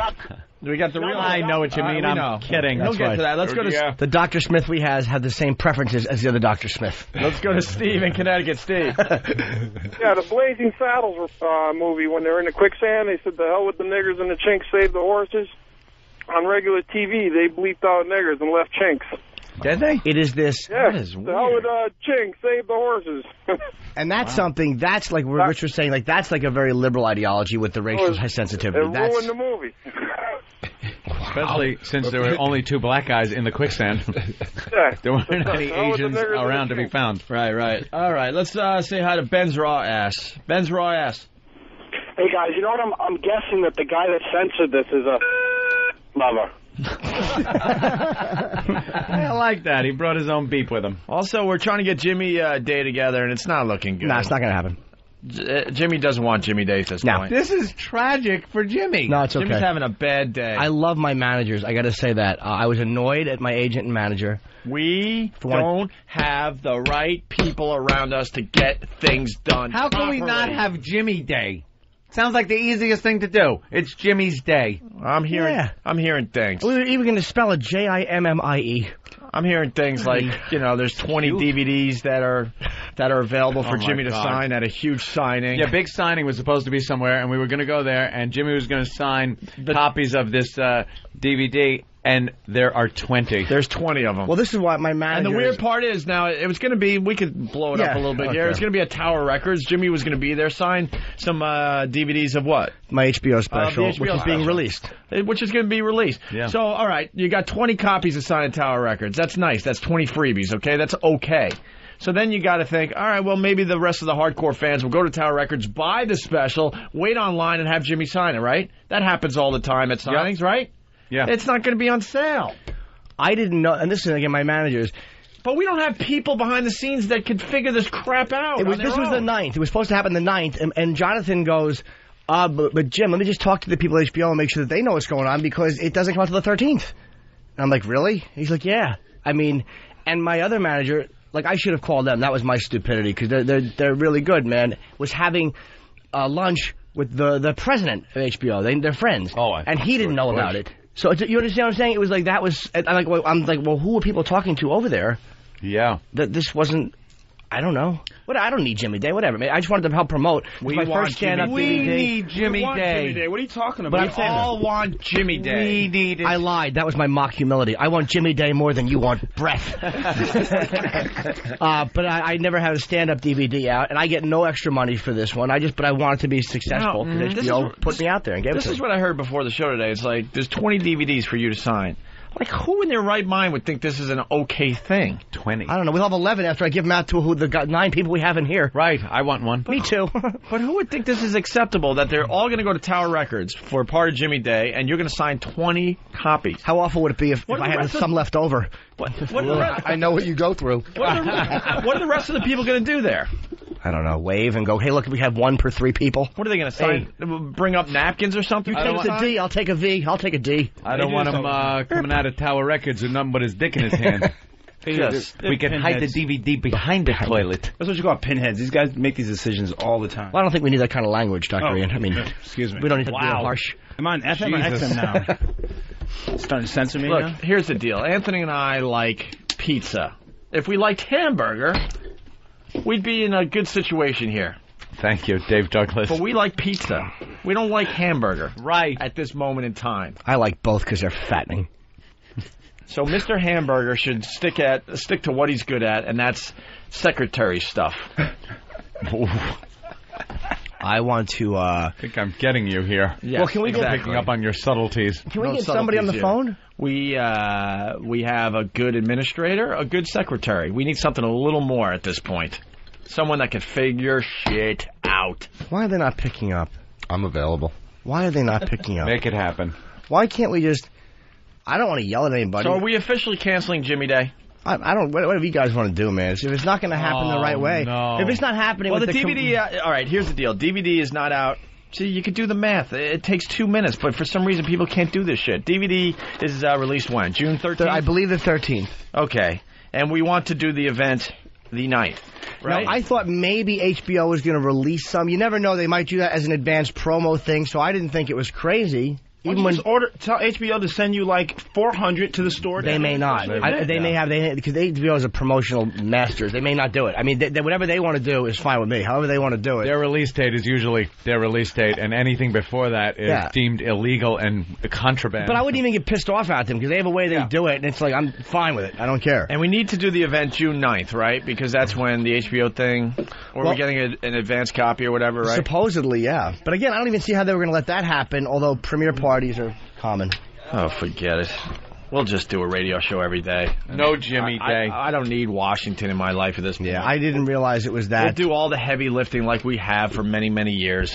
Fucking Pete and Jonathan smelled it out immediately. These guys are fucking much smarter than I am. What were they saying? Immediately they were like, and I was pissed off because they both called me together and they go, "We heard about this. Why are we not involved with it?" Why would they be? And I'm involved? like, well, the radio show is doing something nice for me, so I didn't want to. And they're like, dude, we don't want to interfere with it. We just want to know what's going on and make sure that the right people are being spoken to over at HBO and that all the right connections have been made because they know everybody. That is why I love agents. Because they but mine is good, though. come in and say things like that. It's like, we just want to know what's going on here. Make sure your best interest is being looked I got after. defensive. I'm like, I don't want anything extra asked for. And they're like, dude, we're not. We just want to make sure that that everything is okay and we can make as much out of it. Like, what they wanted was what they should have wanted. And, I should have called them immediately. I just didn't think of it.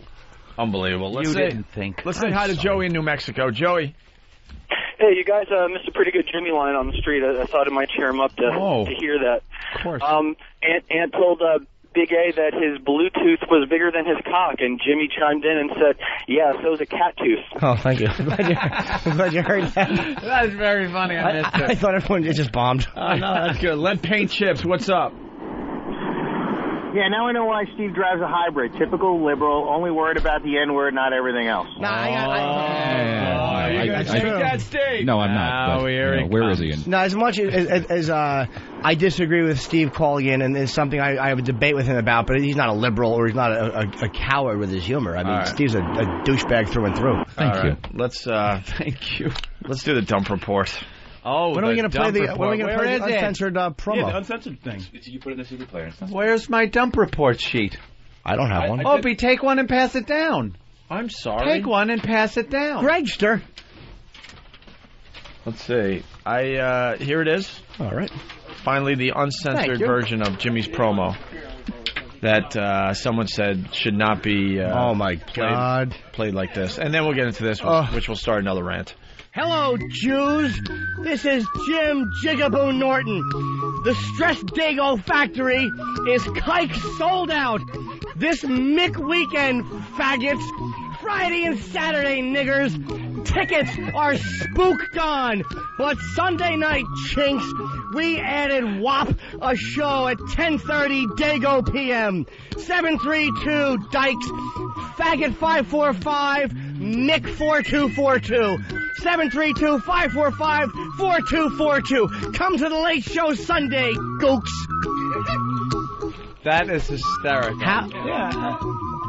So how is that any more anti-black, how is that? And I only counted a couple of black references. No, only two, because his middle name is Jigaboo. Yes, it is. He said Jimmy Jigaboo Norton, and I happen to know that his middle name is indeed Jigaboo. Well, at least at family functions it is. Yeah.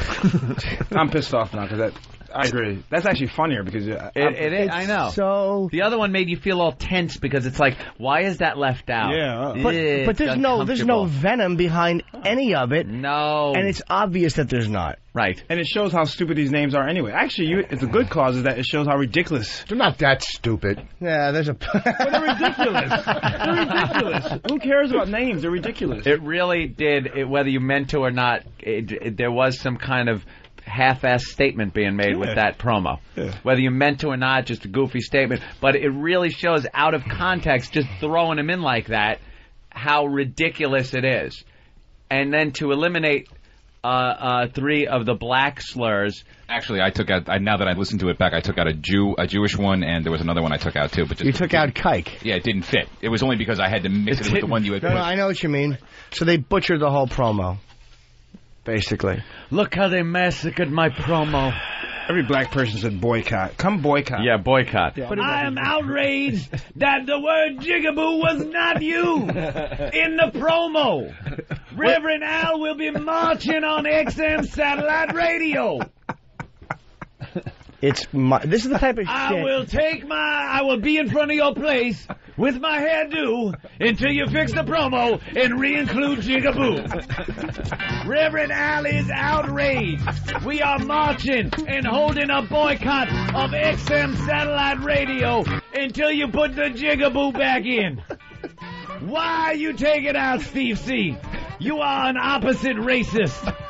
I'm sorry, Reverend Al. Drive a hybrid car, do you? I do. Let me tell you about how our people had to turn into hybrid people. Part plantation owner, part Negro. We are angry, and you made us angry about taking out jigaboo. We need a rhyme. We need a rhyme. Yeah, you need a rhyme. I already rhymed with jigaboo. You want me to say, took it out? That kind of figure. No, you know what? Okay, I could continue or not. That was good. Well, okay. The Jew shit was funny, though. Of course it was, Reverend Al. Why didn't you use Jaime? I wish I would have thought of that. You can recut it. Recut it, Dagmar. Recut it. I may have to. Why is Elton John starting to look like Corky from Life Goes On? Life Goes On. What is going on? He's on TV right now on MSNBC. Good for him. He's saying fucking photographers should be shot. Yeah, Good for Elton John. No, he doesn't look quite Good right. for him. He's shrinking. I love him and his Eric Logan face hair. He looks like ELO. He definitely has a Down syndrome hairdo. I hear he's gay. What? I hear he's gay. Elton John is too. No. Eric Logan, we all know about. He traipses around. But I love the fact that Elton John is these scumbags. I love the fact that he just can't take them anymore. Oh, he's bashing the paparazzi. Good and the for him. reporters, yeah. All right, why don't we do the dump report, then we can take a little break here. Dump report. Of course we couldn't get Did one we on the do phone. the song or no? Oh, the song, the intro thing? Live from the Opie and Anthony Show studios, the Daily Dump Report. Here it is, your daily dump report for Thursday, the 25th of whatever it is. May. I get March and May mixed up, you know. Tell you a story about that someday. At 7:16, grown man ass cheeks moving back and forth. Norton talking about gay men having sex. When you said it, I laughed my ass off, but knew it was gone. Oh, did you know that was gone? Yeah. It was a little too for them. Wait, that was the one you were mad at? Annoyed, yeah. No, there's no way. I knew, and I was annoyed Not in the new because I climate. knew it was gone. Yeah. Grown man ass cheeks moving back and forth during the discussion about gay sex. It's over. It's over, Johnny. You can talk about, if you talk about a wedding, let's say, and your old uncle or grandfather's up on the dance floor and say, you know, to watch him dancing, see a grown man ass cheeks moving back and forth on the, that's fun. But in the context of, hot of the sex, it's over, Johnny. 7:45. My dump. I'm not even fucking kidding you. It's just a joking. That was the first obvious one. Anthony talking about Opie putting Tippy Tom near him. I was not joking at all. And that's how serious I was. I think that was Mr. Perfect's first dump. Yes, it was. I think it was. I think that was Tippy Mr. Tom. I Bet 1,000's first dump. Mr. I get around to all the rules because I'm smart. I think that was his first dump. The best was Swing and a miss. The best was Jimmy and I looking at each other trying to figure out how we could get Tippy Tom as close to you as possible. Oh, yeah, and then we came up with the old money game. You handing him the money was bad enough. And then when Jimmy pulled it out, I knew he'd have to go right, like brush me to get to it. But the fucking fact that Ope has $2.20 in his pocket, 2 singles, 2 nickels, and a dime. I had $2.65. Oh my God! Why is Tom taking his shirt off? My goodness, he's changing into a corpse. I hope. All right. 8:16. Basic fuck from Norton. Oh, that was when you said FUC and then a piece of the K, and then he realized. 8:44. Oh shit! From a guest. That would be Tippy Tom. That's Tippy Tom. He's no guest. And then I like this. 8:45. Oh shit! I'm confused. Again, a guest. that at 8:50 also said, fuck, guest. 2, 3, 4, 5, 6 dumps today. Beautiful. Not bad. Oh, he's got an Opie and Anthony T-shirt on. Oh, great. That's a boy. That's how we want to be represented. Look at that. And there's his ass. Oh, God damn it. Oh, he pulled his pants down. Bare ass. Those golden buns are nice. His ball bag almost hit the floor. His yam bag is like Turkish taffy on an August afternoon. It is just like hanging down about 1.5 feet from his groin. You know what it looks like? A blackjack that cops carry? That fucking piece of leather? An old sap. Ball bearings in a sock. Looks like he should hit Viking with that in Bad Boys. Very nice. I knew Kev and Ant would get that. Very good. All right. What do we got? Navy? Seaman. Get me some. Them. Fleet Week. How you doing, gentlemen? Fleet Week is in town. That's right. Hide your women. Guys, hide your women. Don't let them leave the house for the rest of the week. Hide your women. There's 6,000 guys in uniform walking around, and they've been at sea. They're looking to fuck. That's pretty much it. Hide your women. And the women find these guys attractive. They got to update the uniform though. The Navy. What's that, Navy? Navy's very like there. Look, I know these guys and everything. I could see these guys could kick ass, but do they look like they could kick ass? They're in their Let's whites. Be honest. They're in their whites. They wear. You know when they look like they can kick ass when they're in a Trident sub in their little white uniforms, pushing a button that fucking just removes you from the planet. Now that's kicking ass. Yeah, I don't care if they're wearing skirts. They could very Any well be. organization that has the fucking Trident sub can wear a cock ring on their head, and they're still masculine. Good point, Jimmy. Good point. What's a Trident sub? Oh, it's a sub that you chew and it prevents cavities. You fucking idiot. Exactly. What is it like? It's like a Dentine sub but smaller. We'll explain as we go to break. Yeah, right. it replaced the Hubba Bubba ship. Boss, you just always kill the momentum. You notice that? I just asked what the Trident. Dr. Ian Smith is killing you today. That's right. Let him, He said you're a momentum killer. Look at Jigaboo's getting some good laughs. Who cares? But all I did was ask what the Trident sub was. He's trying to jump on Jimmy's. Personally, let's go back to the Sandlot. Let's go to the Sandlot. Jimmy's, Rich. Please. I ruined it. Go ahead. Such a funny joke. Say it, now. Just say it. Rich has a book out. It's the Laugh Smash Diet.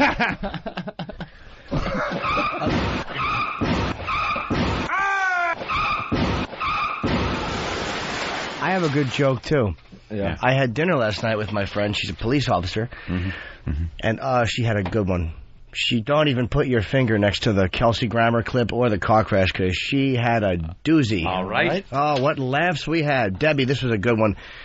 We're talking, and she's crazy. And I'm talking about her going on house calls and, like, domestic violence calls. And I'm like, do you ever see, like, roaches? And she goes, roaches, mices, rats, and those are just the people.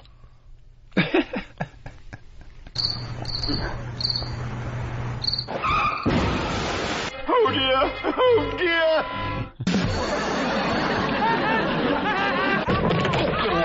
Okay, terrific. The people, folks! It's arguably the worst joke I've ever heard a two-legged creature tell.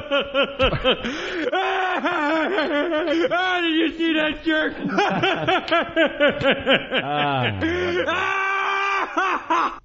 Hey, this is Frank Vincent. Hi, everybody. This is Travis Tritt. Hey, folks. My name is Henry Rollins. Hey, what up, y'all? This is Tracy Morgan. Hey, this is Tommy Chong, and you're listening to Pot Talk. Hey, this is Richard Dreyfuss, and you're listening to Opie and Anthony. I love this. Please refrain from the word cunt.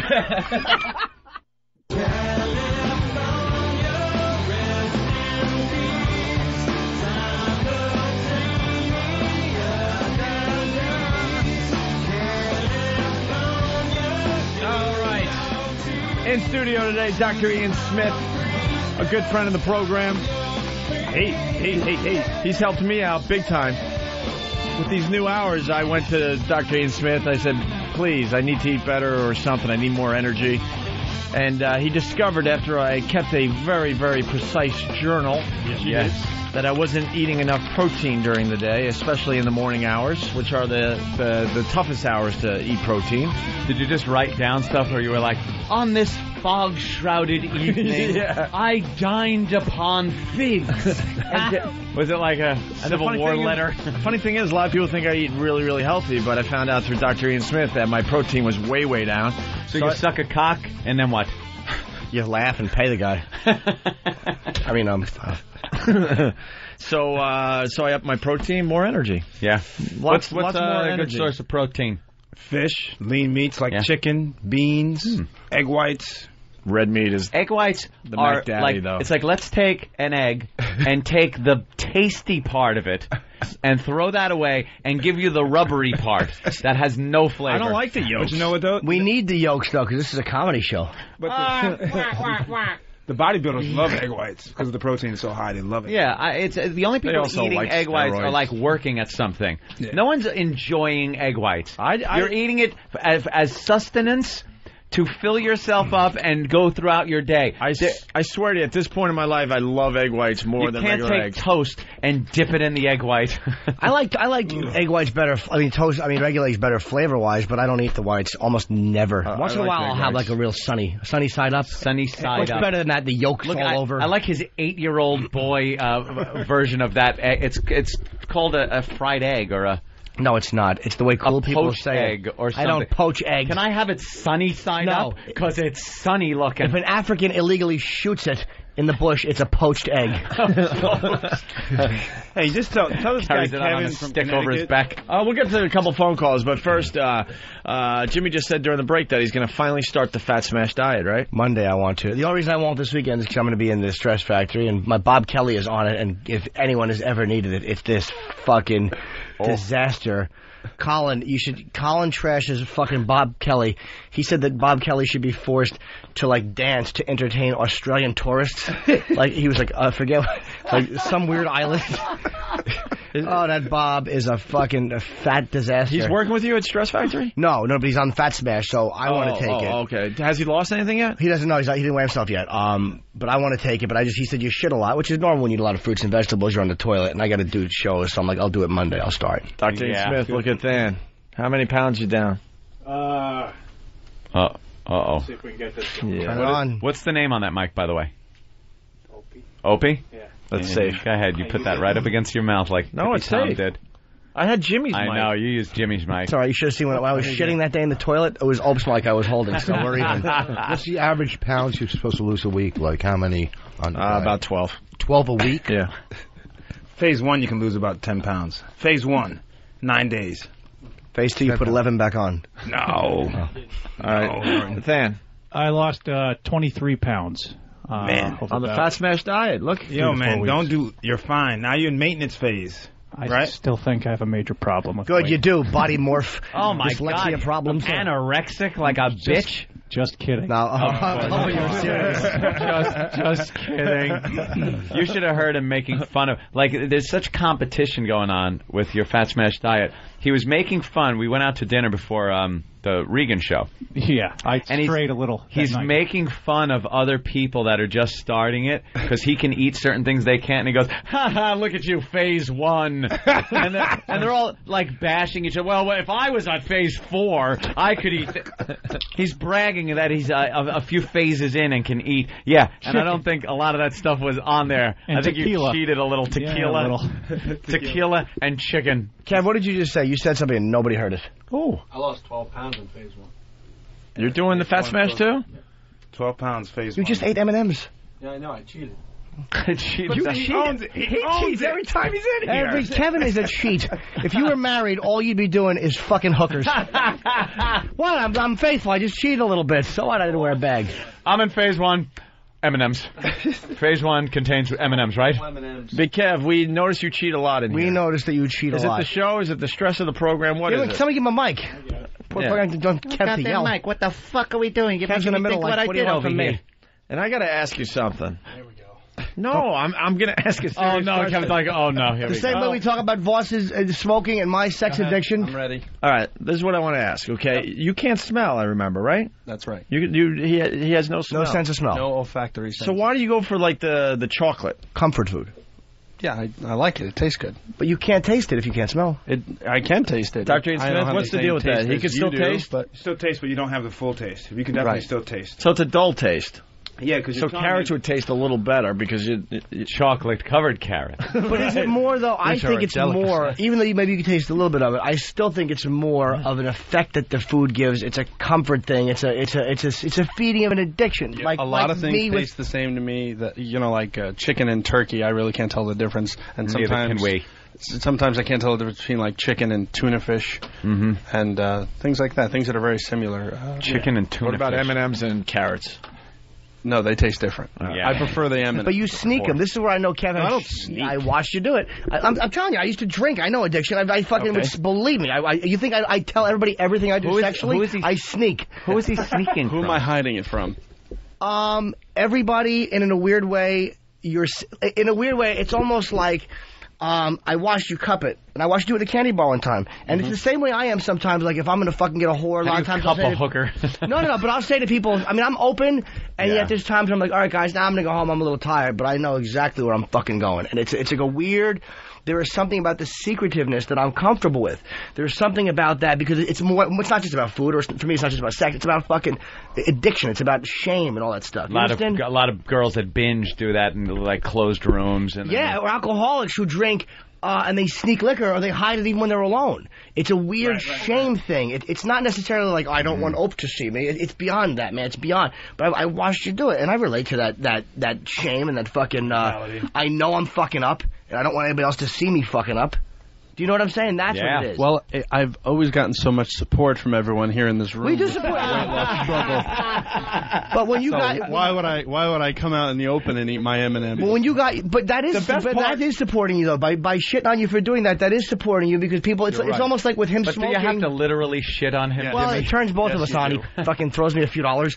But I remember me and you were in your car. We had a great talk when I come back from Philly about how he was going to get the stomach stapling, and he did get it, and he got a lot of the extra skin cut off. We did support Kev through that. We were very happy for Kev that, and when you came in, we all said how great you look. We were very happy for you. The best support Big Kev ever got was when he called Anthony from his deathbed, and Anthony came in and was so pissed that he got a call from Kev because he could have slept an extra 15 minutes. No, that was a text message. A text. But it woke you up. It woke me up. He comes in all pissed off, like, I'm tired. I'm like, why? Look. I got a text message from Big Kev at, 5 a.m., and I could have slept till 5:15. And we found out later that day that he was pretty much, like, texting Anthony just in case he didn't make it through his surgery. I Your mom's understand now in hindsight. That someone knew he was alive for a minute there. Hindsight. That was you make Goebbels look like Mother Teresa. It's hard for me to cup my selfishness. Like, Jimmy, I'm addicted to me. Yeah, but you don't have to I'm have your selfish. selfishness on a trampoline on either side of you yelling, hello, hello, hello. You could try to hide it. But we pointed out to Anthony, like, he's going in for a surgery that, like, 50% of the people don't make it through. You know, Hold on. Uh-oh. I want to hear that ring. Is it a good ring, Dr. Ian Smith? It's over. It's Oh, it was not good. My first ring violation. No, I don't mind that. It just wasn't masculine. It was like a really weird song. I thought I wanted to really address I that. am much too selfish and self-centered. I went through a lot of my life as a giving, caring person. Now I could give a flying fuck about anyone but me and mine. Have you ever been to, I don't want to say the name, have you ever been to a 12-step meeting? I have not. You might want to try that, man. It's because it's about, I mean, again, the same as for me, and I know for Richard. All right, this is getting a little weird. No, but I mean, Kevin's Preacher Jim. No, those who don't understand. I'm just saying that it's about so much more than just not eating. It's so much more than that, man. It's like, that's the type of stuff we do when we're So not. the 12 M&M. Like I do on Celebrity Fit Club. Congratulations, nonetheless. You Thank lost you. 12 pounds. That's in 9 amazing. days But he of lost a lot fat more than loss. that. He got the, Yeah. I mean, a lot But more. even still, he's doing it. Oh, he looks great. We see old pictures of Kev. I can't believe it's the I same forgot he person. was that big. And he still could move. He could still run. That's 600 pounds. What was it? Oh, that softball game. Just about 600. Just about 600, and he's ran still, and still slid running head out first ground into balls. first. Right. Still But- running them out. When you see your friend doing something, and Kev is my friend, that stuff can come back. It's like now you're fucking on the other side. You've passed through it, and it's like don't keep tiptoeing back to it because it's fucking stronger, man. I can never beat that shit by myself. Alcohol, never. I can never start sipping it. I'm finished. Bob All right, Kelly. Give it a try. Okay. Hey, Bob. How are you, buddy? Robert. What's up, guys? How you doing? Hey, right off the bat, let me tell you what I got in front of me. Dane Cook's Tourgasm. Oh, boy, your cell phone my stinks. God. He's so hungry. All right, you go with it, boss. you go. No, go ahead. No, that's all right. You'll make it funnier. No, he yawned and sucked the phone. HBO sent you Tourgasm? Yeah, I got all 9 episodes. You have the 9. I haven't even seen it yet. HBO sent us an advanced copy of Dane Cook's Tourgasm. Well, I would like to know why we don't have an advanced copy of Lucky Louie. And it debuts June 11th exclusively on HBO, and we got all 9 episodes in front of us. I can't wait to go home and watch this. Of course, I'm hearing that Bob Kelly is a huge star in this. Yeah, Bob is going to be great. Broke my knee, man. All that included. So what's up, Bob? What's up, guys? Hey. I'm calling to say I've been on the Fast Schmag diet, whatever the fuck it's called. Fat Smash, grown man. Fat Smash diet for the first 9 days today. Then I've lost 10 pounds. Yo, Did you lose 10 pounds? Good, man. Hey, Bobby. 10 pounds. Bobby, you still quit smoking? Yeah, 6 months it's been. Well, in November I quit smoking. I respect that. This is a real guy who wants to change his life versus Voss is freaking every day. I get emails from people saying, by the way, Voss is smoking again, like I'm his freaking caretaker. Oh, they send us pictures of him at clubs with cigarettes in his hand. One guy, with Photoshop, magnified it and then put it on front of it so you could definitely see the cigarette. Hey, it's like a crime photo. And don't forget hookers. I haven't gone to a hooker in. Yeah, you did a whole set. Bob is cleaned up. It makes me sick to my stomach. What does he do for? What do you do for fun? Certainly not right material. I have lovely sex with my girlfriend. She's hot too, man. My fiance. Makes me throw up in my mouth. Bob got engaged. Bob got engaged. And she said yes. Bob, when are you getting married? Why is that the fucking... I thought everything would end for a little while. No, once you get engaged, everyone asks, when are you getting married? We're happy for you, too. I'm not, by the way. Good time to do it, too, right before you start making the real cash. You know, that's a good time to join in together. Yeah, that happens. That works. Get married, broke, and then make a lot of money, and then get divorced. Yeah, works wonders. Watch how well it works for Chris Daughtry. Your marriage stories, your divorce stories scare the shit out of me. And they should. Hey, Bobby, did you know who sent us the copy of Tourgasm? Who's that from? I don't know. Ben gave it to me. Well, ask because we're doing live reads for Tourgasm on the first half of the O&A show. Have you seen the poster for Tourgasm? No, I have not. Well, wait till you see that. I have fourth billing. It doesn't matter. You look fine in it, dude. Did you get your whole body in the whole poster? No, they wouldn't. They had to cover my body and then actually use paint, airbrush my face for the fatness. But now that I've done the fat smash, that won't happen. There you go, Bob. Now, you'll be funny on this, Bob. You'll stand out, man. Bob's such a just a miserable jizzbag. He'll really be funny on this. Yeah, I hope it's good. And it's on after, what's that other, your show, right, Jeff? Lucky Louie. We didn't get any promotional stuff on that, How cool is that? It's going to be Entourage, Lucky Louie, Tourgasm, right? Yeah. All on the same night on HBO. Yeah. You're on Lucky I've Louie? actually seen a bunch of posters of Lucky Louie around. Yeah, I started seeing them, too. Right now. You didn't see any of the Lucky Louie promos? Wait, Bob. I didn't see the promo. Yes, sir. Before The Sopranos. Come in and see us soon, huh? Yeah, I'd love to come in, guys. I miss you guys. Where are you? I'm at my house right now in my underwear. Can I ask the doctor something? He's Sure. a doctor, right? I'm here, man. Hey, what's up, dude? What's up, baby? Now, you don't say, what's up, dude, to a doctor. It's Dr. Ian Smith from Celebrity Fit Club. You say, hello, Hey, what's doctor. up, Ian? How you doing, man? Your diet is fucking great. But I have a question. I got a colonic the other day. Wait, he's making a face like he just chewed on a lemon or something. That's right. You're not a big fan of that, Dr. Ian? It's just not natural. Like, you don't stick stuff up the other way. That's why the detox phase does that, right, Jim? I didn't do it, but it does. Bobby said it does. He said he shit a lot. Yeah, it'll do it for you. But go ahead. Sorry, go ahead, man. Well, it's actually, I mean, I was going like 3 or 4 times a day on your diet, like just crazy, bowel movements. But I went to this to figure I'd clean out the stuff that was stuck up there. I mean, it kind of did work because at one point the machine shook and she went, wow.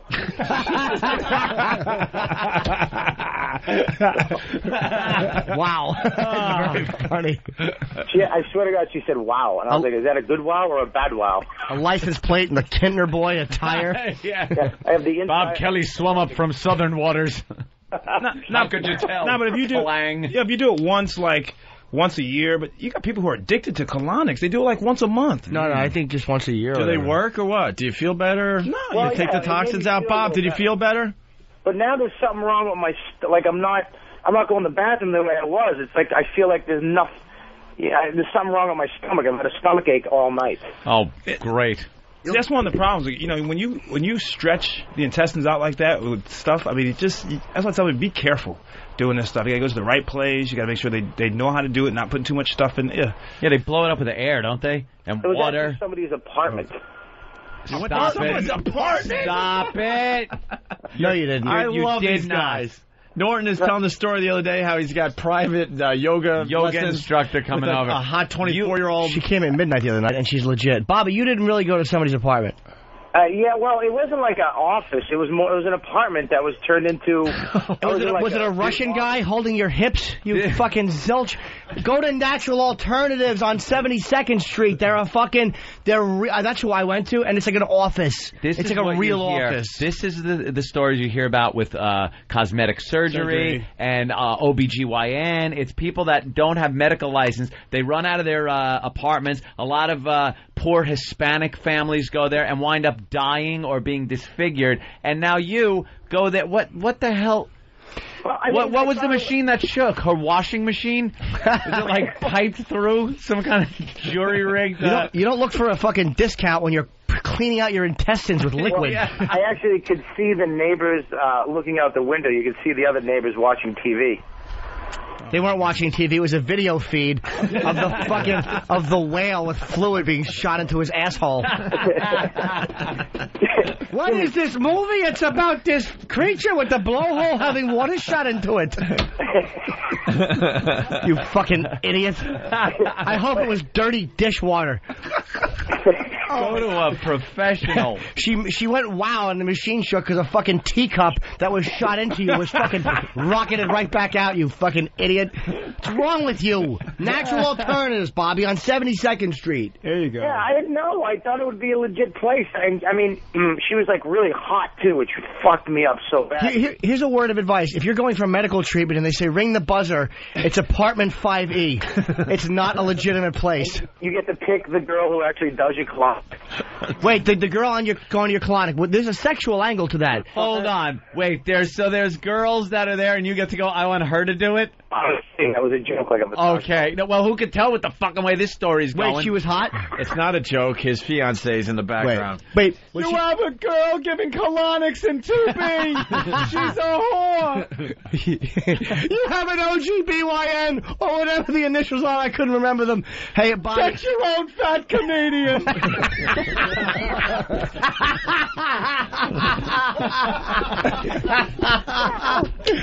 Karen, those intestines were all I had. And I was giving him a colonic, and something shot out and shook the machine. And then he shit all over the place. You shoot dirty dishwater into his asshole again and you're dead. I said, what? Right here you're getting a colonic? Just once. I wish I wasn't fat. Bing, pow.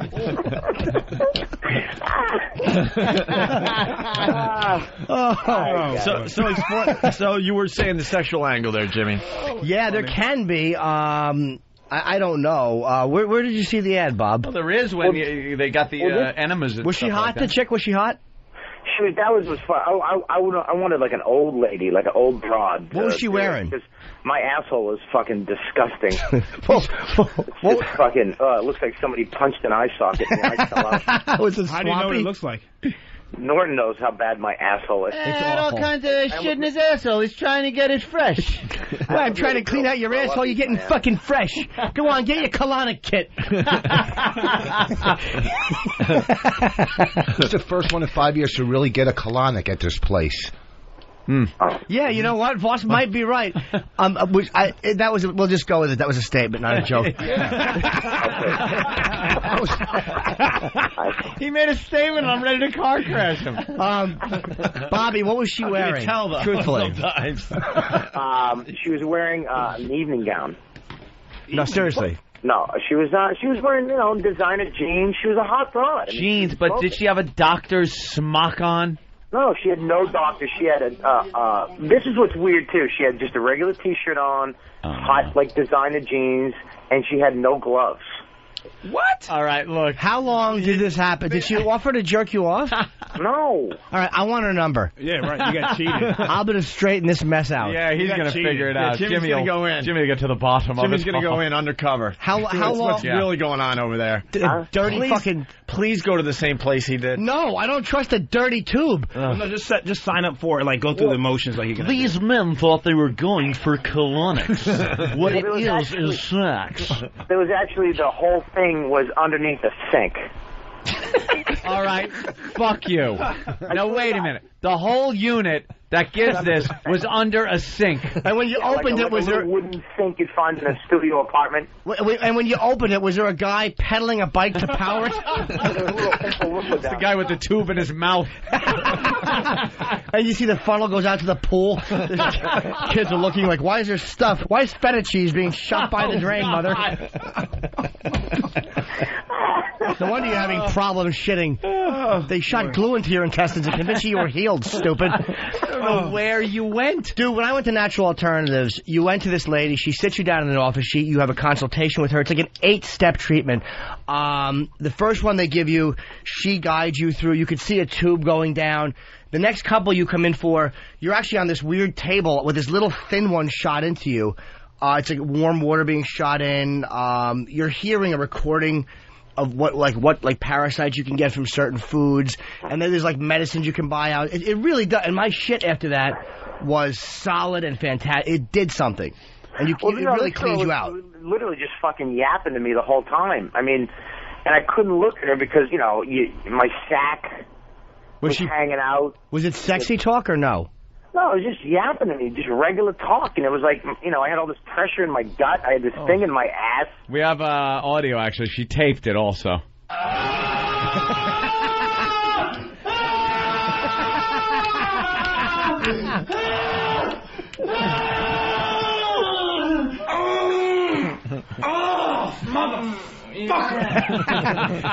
Hey, Bob, weren't you suspicious when she said we have to travel, and you pulled up, and in the little area you were, she put the tube in your asshole, and the guy on the left and the right were using the same tube to clean their cars? Yeah, who told you about this place? She took Bob to an outdoor car wash. Good question. Yeah, a bubble brush. Who told you about this place, Bob? One of my girls, she's an esthetician. She works in all salons all over the city. So this other broad told her about this place. But I want the number. I'll get the number. I'll get it from my chick. But it was kind of. I thought it was a little weird because it was very nonchalant. I thought it'd be more doctor-esque, like a little more cleaner. It was more like a massage place. Did she offer to... Yeah. No, duh. No shit. Duh. No, plenty of shit. All right. Here's what it sounded like when the tube got pulled out. Cazzo di Malanga. I didn't know you spoke Italian. That's the one thing. I think she was a little shocked how easy the tubes went in. Yeah. We never... Was she Russian? Well, she was taking her time. It's like, No. Old school humor, guys. Come on. Yeah. That was good. Vaudeville. She probably said, I never actually had to take somebody's table, the tube went in so far, and push it right up to the edge of the sink. Bob's fucking, he's got one foot in the drying dishes, the other in the fork drawer. His asshole's pressed up against the sink. Naked with his socks on. You are a disaster. Oh, boy. you really are. All right. Holy shit. Okay.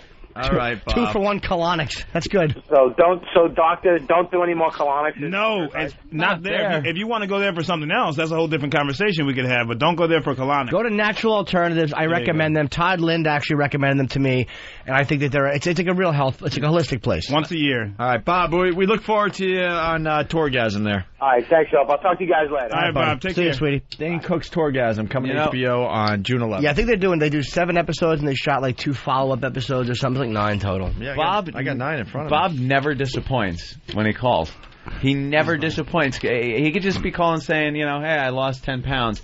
Let me tell you about this colonic. Like, he's got stories that is so fucked up. Here's the beauty of Bob. He's a disaster.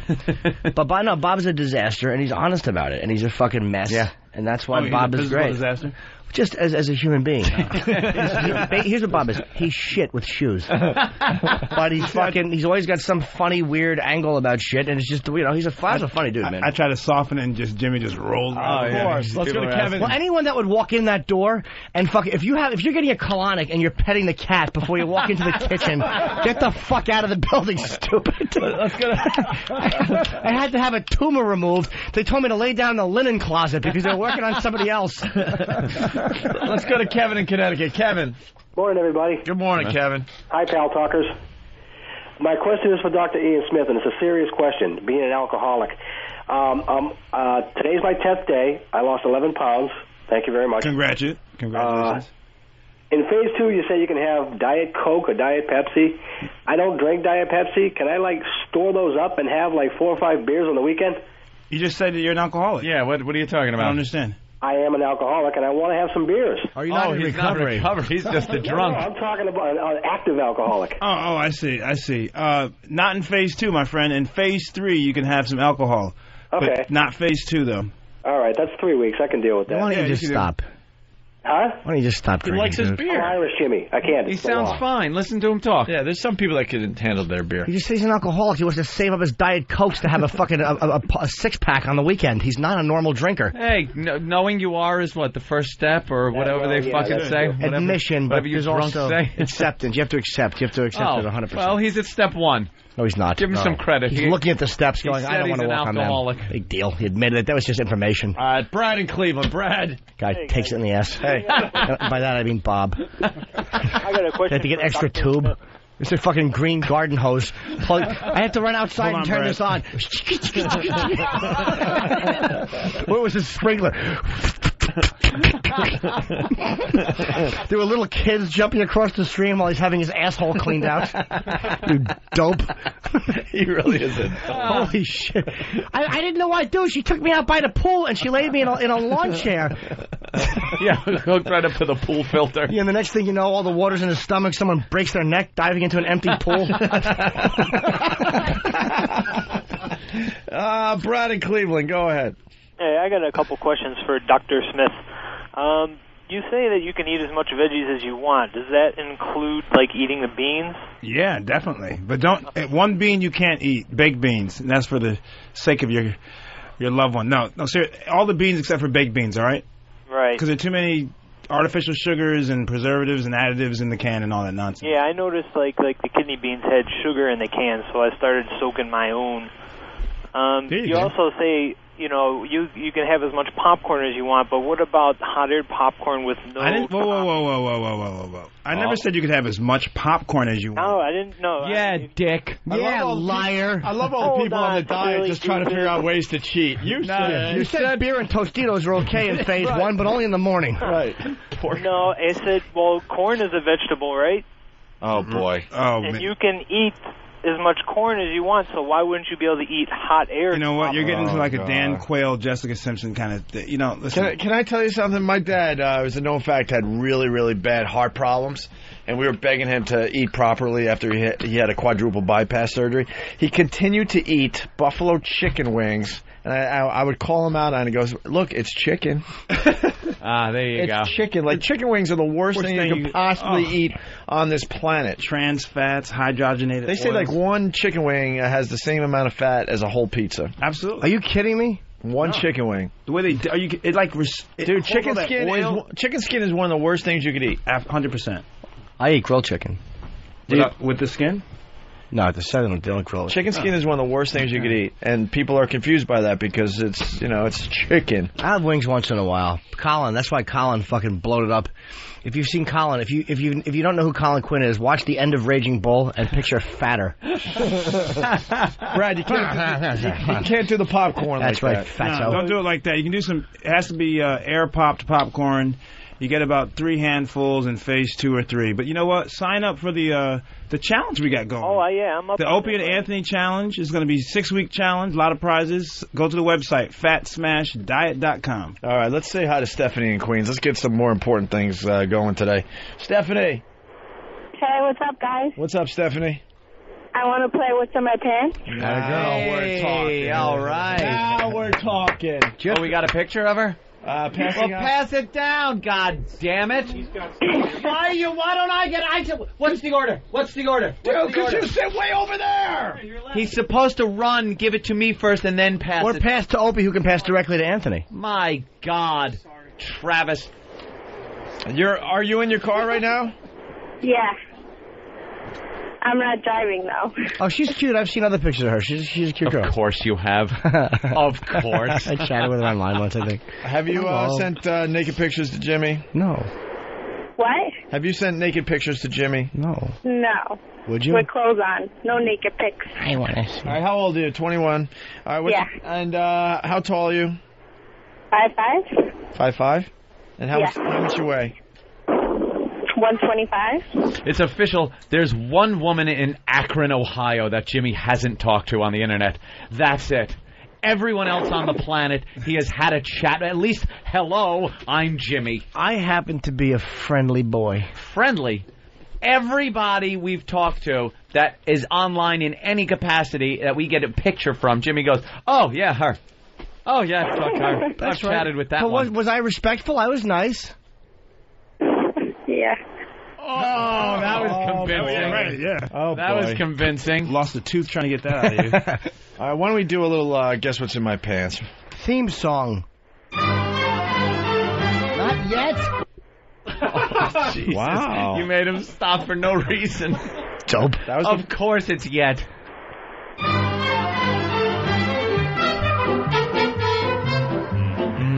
It's time to play. It's time to play. It's time to play. Hey, guess what's in my pants? Place the receiver upon your beaver. It's time to play. Hey, guess what's in my pants? It's time to guess what's in my pants. My pants.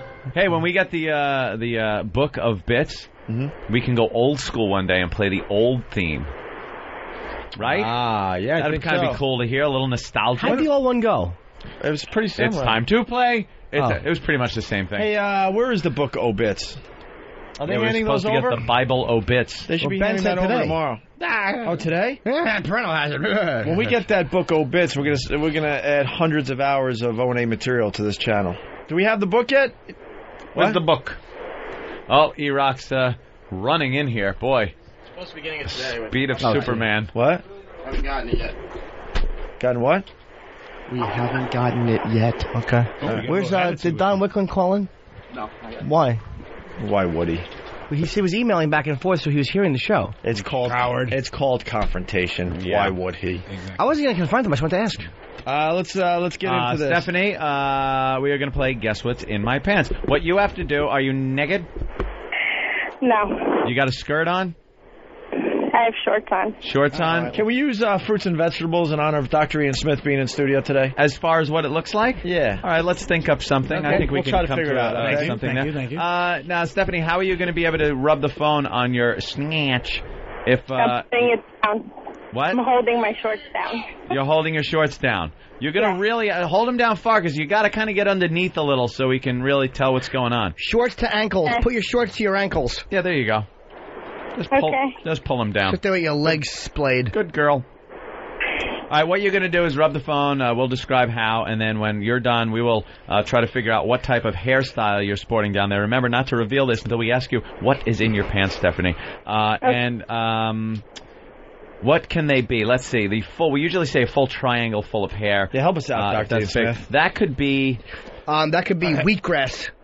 Wheatgrass. A big thatch of wheatgrass. Very good, very good. Then we usually go with the mohawk, which is a just banana. the thin banana, like a banana. line. Thin line. Yeah. Celery. I think Kev is right. A Celery. little thinner. The celery. Celery. Would be that. Okay. Then there's the Hitler mustache, which could be a lima bean. Yes. Because sometimes it's just like a little I don't like thing the of celery. hair. No? What do you like? Why? I don't know. French fry? Nah, that's not bad. What? Vegetable. But... Because I said it. Oh, Kev, I have no problem with you. Why don't you like Kev, Opie? Holy shit. Now go home and get your fucking shine box. Kev, why don't you like Kev? Can we like Kev? Kidding. I have no problem with Big Kev. I'm breaking your balls and you're right away you're getting fucking fish. No, it's just, I think we can do better, that's all. You just get a little fucking manners. Celery's very beans. long. The bean sprout. beans. Huh? The bean sprout. Oh, a string bean. String bean. All right, string bean does work. You got to admit. Big stalk celery look pretty stupid. I was thinking of What were you thinking? That's it. Okay. All right. We got a lot of bean thing here, though, You can then. do fruits, too, right? Yeah, we can't have two bean. Lima bean for the Hitler mustache. All right, then come up with something else. Because I think string bean is perfect for the runway. The landing Bless strip. you, sweetie. Thank you. I caught something from Tippy Tom, I'm telling you right now. Of course you did. Oh, God. How about a carrot? How about carrots? That's never good. Actually, I now like celery. No. No. No. Boy, the listeners even stink at this. Vegetables, indeed.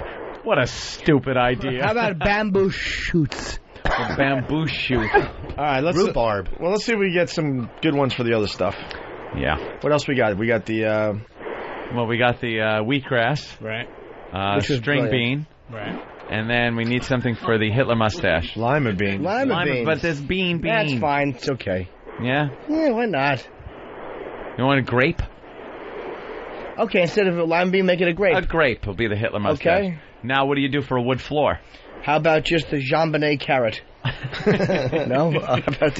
How about the pumpkin? Because that's what it looks like when the pumpkin grooves. Just two big, smooth orange Something pussy lips. smooth like that, like a pumpkin. How about a peach? Oh, yeah, I like that. A peach, though, has fuzz on it. How about Not when you wash it. how about rotted melon? How about rotted honeydew melon? A gourd.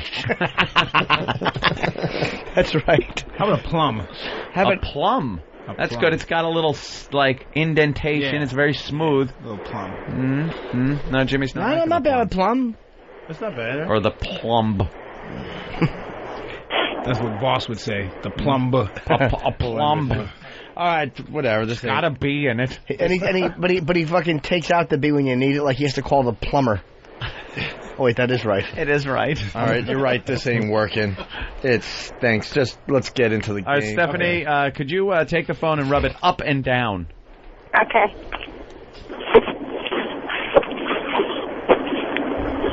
Jesus. Interesting. Wood shavings? Interesting. All right, Stephanie? Yeah. Side to side, please.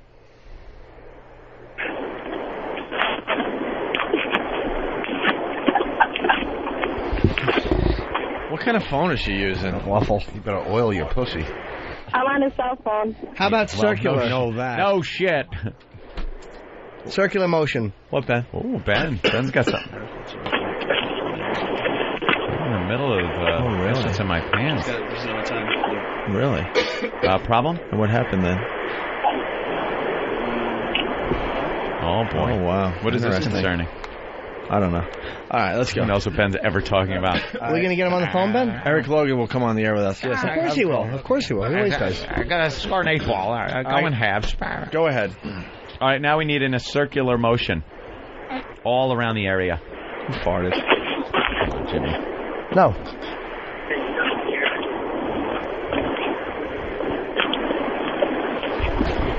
Not around the whole car, just around your pussy. She's changing a tire. Yeah. Could you do that? Could you do that again? And stop making crop circles, just around the genitals. All right. I don't know. This is tough. It's in a it is car tough. and all that. I already know it, but you guys guess. I'm guessing. I heard something in First Instinct landing strip. I'm going to go with that. Opie. I think she's crazy. I think she's gonna do the old triangle. Yeah. I say it's the I think time. she went old school. Time to make the donuts guy mustache. Little Hitler type guy to make. I think hardwood floor. Wood floor. I'm triangle. Triangle. What do you got, Toots? What, Stephanie? If you could tell us now, what is in your pants? Shaved. Totally shaved wood floor. Boss got it. Boss got it. Only because he wants to fucking find it in the garbage and refinish it. All right, Stephanie, thanks for playing. Guess what's in my pants? We got to cut you short because we got the big boss on the line. That's right.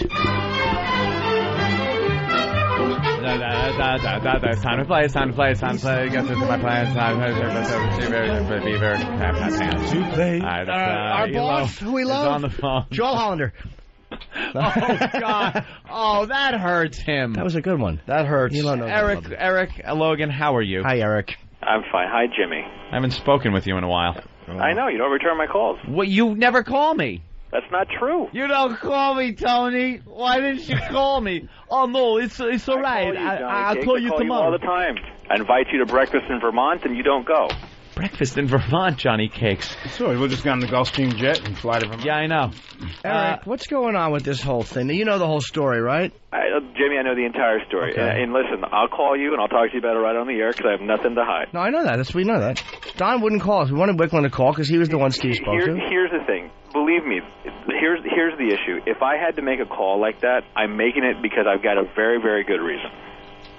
And just like I've defended a lot of things that we've done at the show, there's times when you have to make a decision that is like, okay, there's one thing that when something's done in context of the show and delivered by a variety of people around a subject. Another thing when you have a pre-recorded spot that runs multiple times across the channel like that. Why Patrice's wasn't questioned, and and they said that they played that and it was okayed.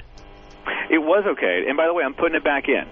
But what I'm saying to you is that in the future, what I will do is I will personally call you and tell you the situation around it. This thing's running for a couple of days. I do not know how long it's running. I didn't want it to run at a certain time over things that we have because I've got a lot of deals that are happening in the background that I just got to be sensitive to. So anyways, it's going to go back in. And it'll be on the air till it comes up. And in the future, when I pull it, because, look, I may decide to do that, and that's my prerogative to do. But I understand your point. I'm putting it back in. But my issue is that there are a lot of other things that go on in the background that you're not aware of, and that Opie's not aware of, and that Anthony's not aware of, and I certainly don't. I'm not aware of anything. That's because you don't return my call. But and I like it that way. I know you don't. So it's going back in, but there's reasons why I did do it. We think we know which the reason is. I mean, we think we know why. But what about, this is Dr. Ian here, by the way, so what about the other ones? How come you didn't take the other ones out? Other ones what? Because my issue is a particular situation, and my issue is that I don't want to neuter Jimmy Norton. So I'm putting it back in. I got you. Okay, all right. I mean, because the issue is if that's the case, I'll just yank the entire thing. Let's say we had a big Irish talk show host signing on. Bill O'Reilly. But Jimmy, it's back in, and I'm working on a couple other things for you as well. But well, the one thing we know we probably can't do because they only had 20 cent. 20 cent. Yeah. The DVDs, Elo.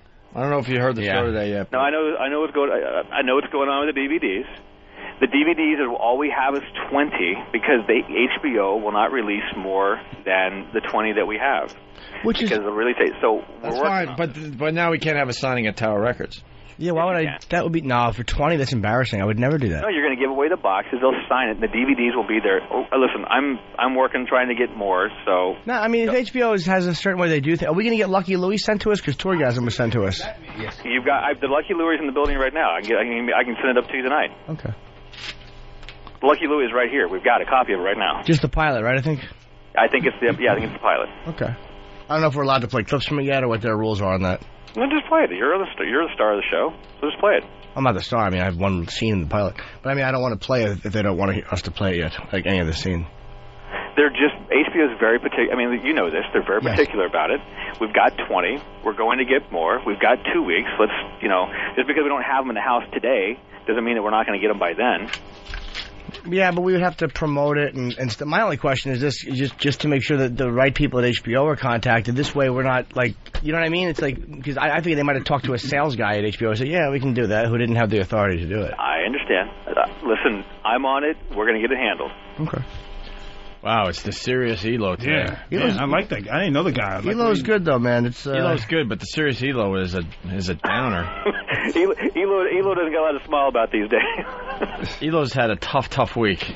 It's been a fun time. It's a hootenanny. No, but seriously, Jimmy, listen to me.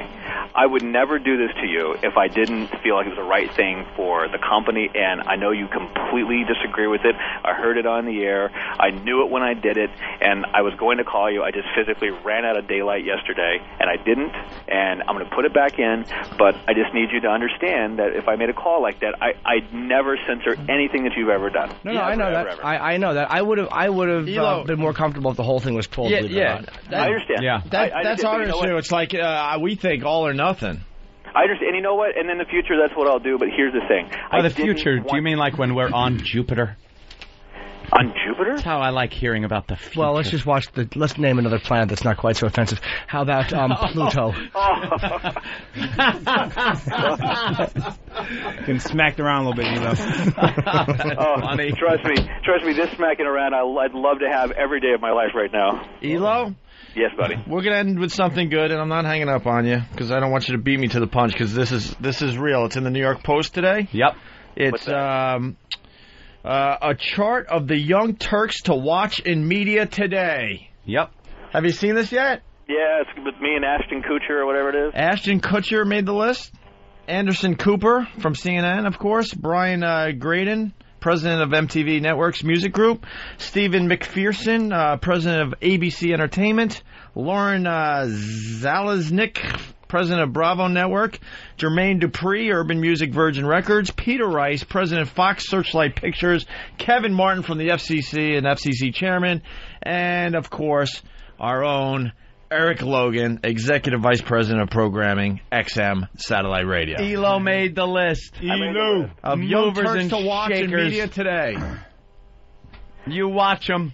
That's why he did it. Because he knew he was going to get the list. I was feeling 20 foot tall and bulletproof when the list came out. I just want everyone to know that Elo is a racist. Oh, my God.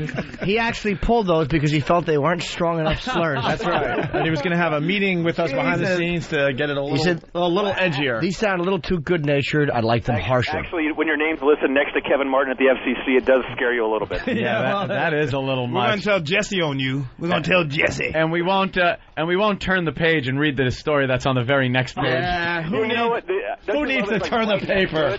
Like right next to it, turn the page. Yeah, right next to it, whammo right up the ass. No By the way, I just got to tell you, and not that you care, but the line of the day yesterday that I loved. Mine, please, mine. Whose is it? Who gets praise? Mine. It was yours, Opie. Oh. It was in the Brian Herta interview, where it actually may have been you, Anthony. I can't remember. I was laughing. It's like if you see Elo in the pits only asking to take 2 tires, it's because. Yes, I was the one that did come up with that joke about how we have taken so long to get our offices and stuff. Mine was funnier. I said it would be the only Indy car without any advertising. That was after I brought up the fact that I brought up the whole joke. They would forget to actually pay for the gas. It's funnier that he pulled into the pits and there's a guy with 2 tires. No, but then I said there's no coons. Oh, God damn it.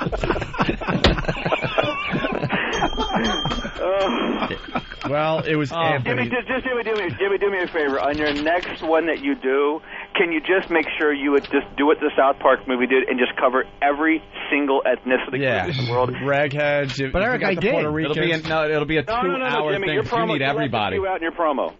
Eskimos, things like that. You got the Puerto Ricans. Yeah, I left a couple out, but I mean, I did hit. I hit the gay community with male and female. I hit blacks, hit Irish, hit Jews, hit the Asians. The big five. And the Italians. The big five. I think you got to go, but Jimmy, you really got to go deeper. That was the issue. Well, thanks for paying attention. And how's morale up there, down there in Washington? Well, the way I look at it this way is that down here in the arts and crafts department, we're having a great time. Arts and crafts, I love it. Upstairs is a different story, huh? That's why we moved the entire organization to the first floor. It is a beautiful time. How's the move to Jonestown coming? There's a good side to this whole thing, though. You'll probably either pull out your hair or it'll fall out So we won't be able to make fun of your haircut anymore. Is it Well, true my hair's turning gray. Is it true you're installing those giant air mattresses around the building down there? Just in case. You're watching executives jump? Either that or trampolines. Is it true you're... That's why they moved me to the first floor. Yeah. Are we in trouble, Elo, or are things going to be all right? Things are going to be just fine. Everything's fine. A lot of people are saying everything, including satellite, is oversold. They've there's a lot of- oversold it in the market. Look, there's a lot of noise that's out there, and we should talk about it at length. But if you guys want, there's just a lot of noise that's going on around XM, and a lot of noise that's going on satellite radio. It's an enormous business, and I'll save you the Wall Street pitch. But everything is going to be absolutely fine. Yeah. All right. Don't worry about it. Don't worry about it. Brian Hurd is going to have a sponsor for the rest of the year, so it's fine. That's all we care about. I know that's what you're really concerned with. Elo, do we have permission to go home today at 11?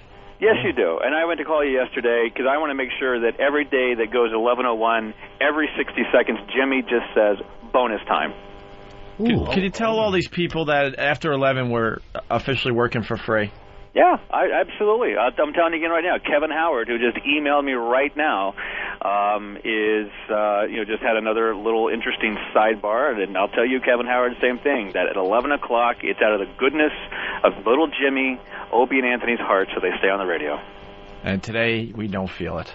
And if you don't feel it today, that's great. Actually, I got a Met game to go to. Mets Phillies. That's even a better reason to go. I have a big sponsor meeting to go to. And Jimmy, you have some sort of plan, right? What the hell happened? What, Eric? And where are you going, Jimmy? Where am I going? Things to do. Lucky losers. No, I'm just going home. I mean, afterwards, and nothing today. Well, you know what that means. You know what I'm that means pulling when my you say that. weight. What planet are we on that I'm going to do something fun and you're sticking around for a client? I got a client meeting. I'm pulling my weight, Elo. Are we still on Earth? This benefits everybody. I'm right. the martyr of the day. Martyr! All right, Elo. I know, it's not like All we're right, guys. broadcasting Hey, from Jimmy, you-know-what, Twitter. Jimmy, call me later. I want to talk to you about something else. So. Uh-oh. Your upcoming firing. Oh, no. But no, the photos I sent to you were meant to be funny. It was just me and my chair, my hog. All right, Eric. Let's get the All right, plugs guys. Thank you for calling. Absolutely. You rock, Elo. Thanks. There he goes. Even though I disagree with him, you can't be mad at Elo, man. He just calls you up and goes, look, this is to tell you the truth. This is how I felt at least about he it. doesn't hide. Man to man. That's what a man does. Right, Stand wrong, or whatever. This is why I did it. You agree? You don't agree? Rich Voss, any plugs? Go fuck yourself. June 9th and 10th at Rascals, Montclair. Big Kev, any plugs, even though I hate you? Why do you hate Big Kev's I don't. a good friend For of the some reason show? he He thinks- brought us Kevin Smith. He think brought it us was a joke. nothing else in 5 years. William Shatner. Nothing Bill else. Shatner? Nothing else. Fucking. I'm hosting an X3 premiere tonight at the AMC Clifton Commons Movie Theater in Clifton, New Jersey. Okay. My phone? No, it's not your phone. That's my ringtone now, I swear to God. And Actually, the X3 looks great. The trailer looks amazing. Hope the movie's Oh, good. X93. Oh, okay. Yeah. I didn't catch that. Well, the bonus geeks will time. know it's X3. Jimmy, a Just say plug? it. Stress Factory, only show available, I believe, is the added late show Sunday. This coming Sunday, Friday, Saturday, sold out. Early show Sunday, sold out. 732. Sunday. 732-545. HAHA. Try not to laugh when you're calling. They might miss the reservation. Yeah, let's get Tom in here. Dr. Ian Smith, thank you. FatSmashDiet.com, right? Right, we got the Opie and Anthony Challenge. It's open for a week to sign up. Register at www.fatsmashdiet.com. You have 1 week to register. Fatsmashdiet.com. Opie and Anthony Challenge. Hello. All right, my name's Timmy Tom. Now, what I'm saying is this. Who's talking next? Ladies and gentlemen, we're out of here. Timmy but Tom Tippy is Tom here. will continue.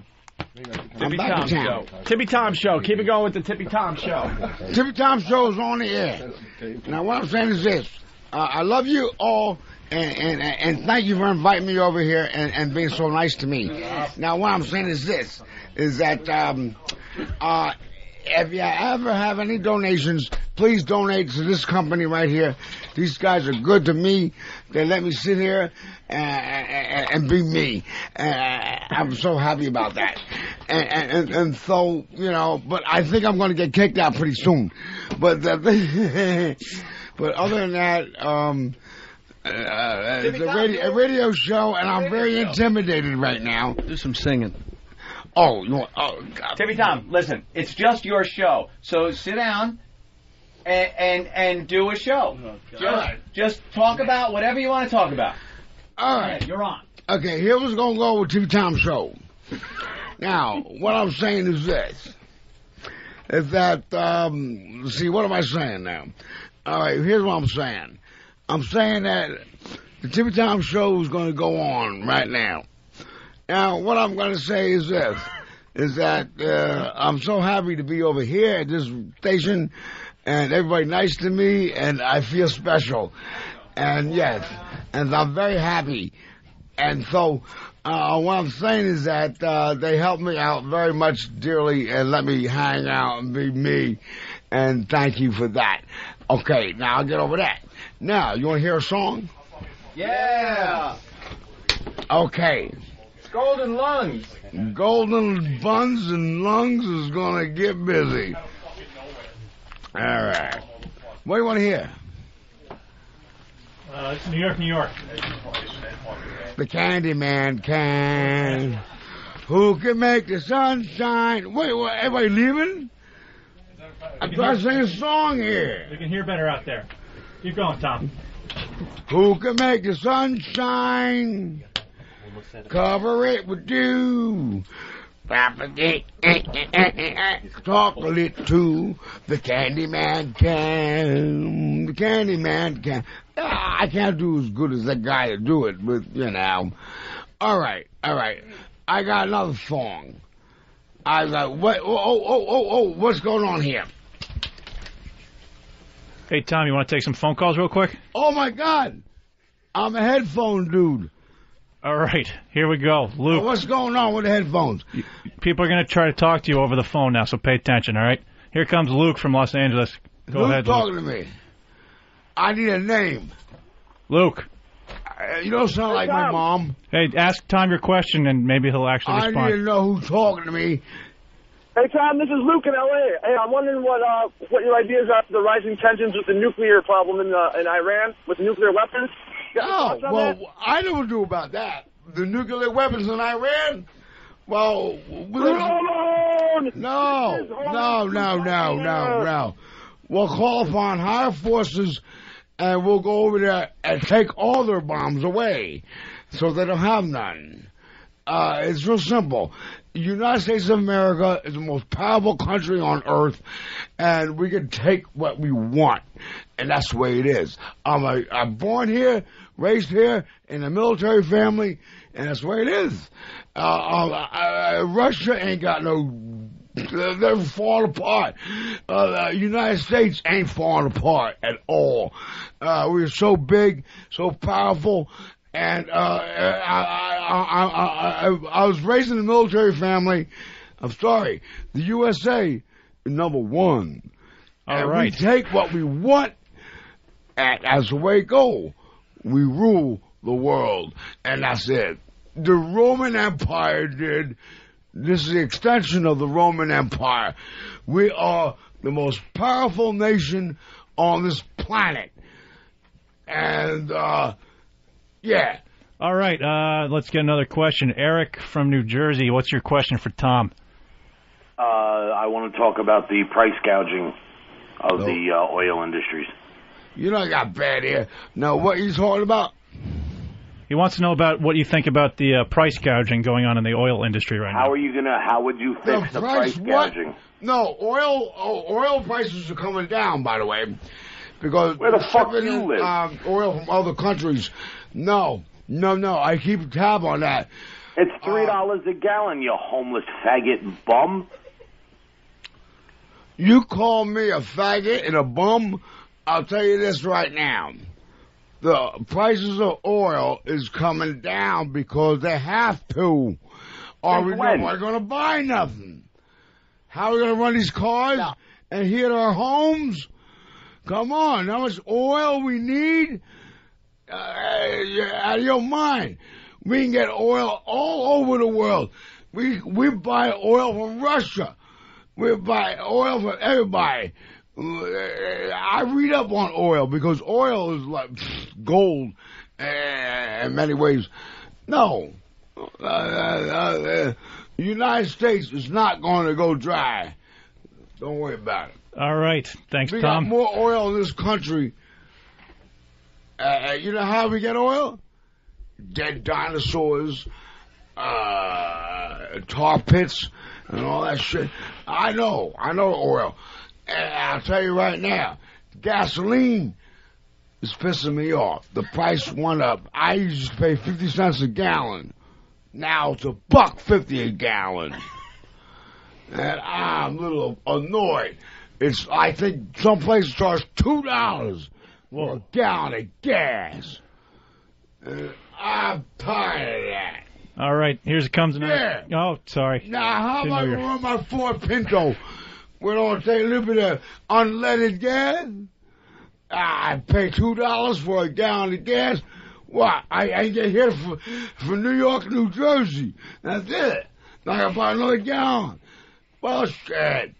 Give me the old leaded gas. The old shit that really, really let the car run right.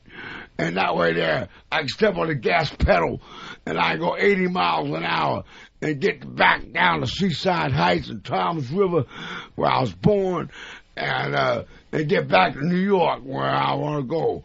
Yeah, with one tank full. All for about $5. Yeah. All right, Tom, we got another call for you. Matt from Indiana. What do you got for Tom? What? Hey, Tom, Indiana? What the fuck? I'd like to know your opinions on anal sex. Anal sex? Yeah, I happen to like that. It feels good. That's all You like when it's done to you, or you do it to somebody else? Well, I go both ways. It depends on who it is. And you're one sick fucker. Well, that too. It depends on who I'm with. If I like it that much, we're gonna go all the way. If I don't like it that much, we go halfway. If I don't like it at all, well, it's gonna be a jerk-off session, and that's it.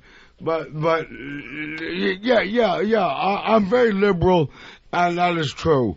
Yeah, at my age, which I am only 22, if you believe anything I just said, you're out of your mind. Yes, I believe in any kind of sex, as long as it's clean and, clean yourself up a little bit.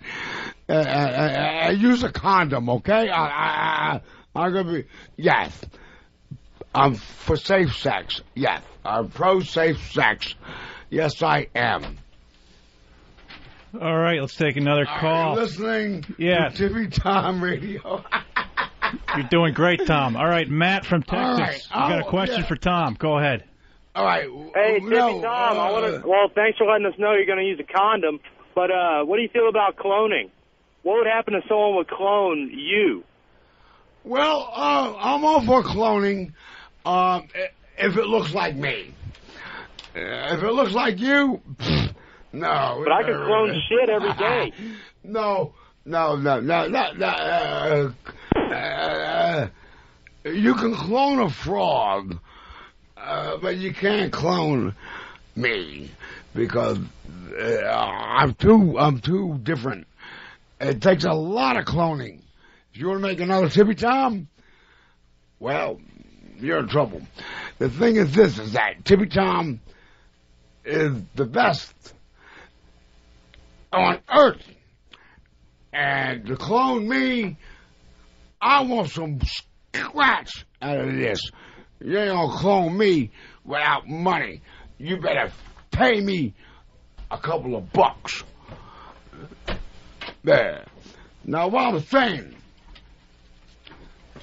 now we're gonna clone somebody else?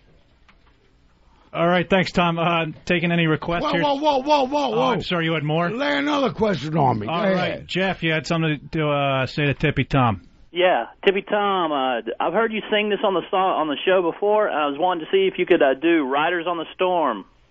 Riders on the Storm. That's the Doors. Too big. You got that music? Come on, turn it on. I Here can't we do go. all that. You I'm got not coming Jim in. Morrison. Sing along, Tom. Into this house we're born. Whenever you feel like it. Into this world we're thrown. I'm not Jim Morrison. You're live, Tom. Go. Turn it up. Riders on the storm. My favorite band. Killer on the road. On the road. His brain is squirming like a toad. Take a long holiday. Let your children play. If you give this man a ride, sweet Let me walk the wild. killer on the road.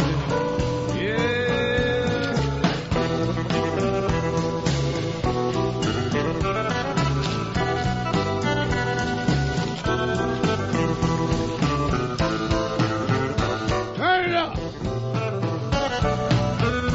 Yeah, more.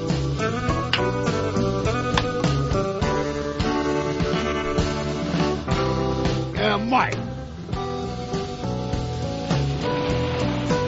Turn it up. Jim Morrison. All right, Tommy, what are you getting down over there? Showing some moves? I'm getting bad. I'm going to get busy. Take him by the hand. Got a new floor. I'm so happy. Make him understand. All right, let's. The world on you depends. Ovi and Anthony, they going to be closed. Love your man. Let's try another call, Tom. The song's not working out too well. Let's hear from Tom from Kentucky. He has the same name as you. Go ahead, Tom. What's next? All right, he got scared. All right, Come on, man. Jamie from New York is looking for some advice. Jamie, please go ahead. Jamie needs advice about what? I'm thinking about becoming homeless, and I was wondering if you could tell me what's the best way to go about doing and where the best place to stay is. You stay at my house. Stay at your house. Where's that at? Yeah, it's here in the village somewhere. And Here in the village somewhere. Yeah, it's kind of like downtown. And You got a TV there? We got electricity.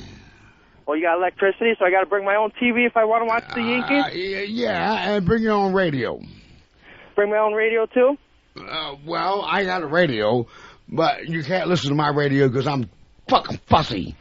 All right, thanks, Jamie. Thanks, Jamie. Okay, thank you. Bye. All right, Bob the trucker, you have a question for Tom? Go ahead. Timmy Tom on the air. He got scared, so let's go to. I'll tell you what the question was. What are your thoughts on nuclear war, Tom? Nuclear war? Okay, nuclear weapons.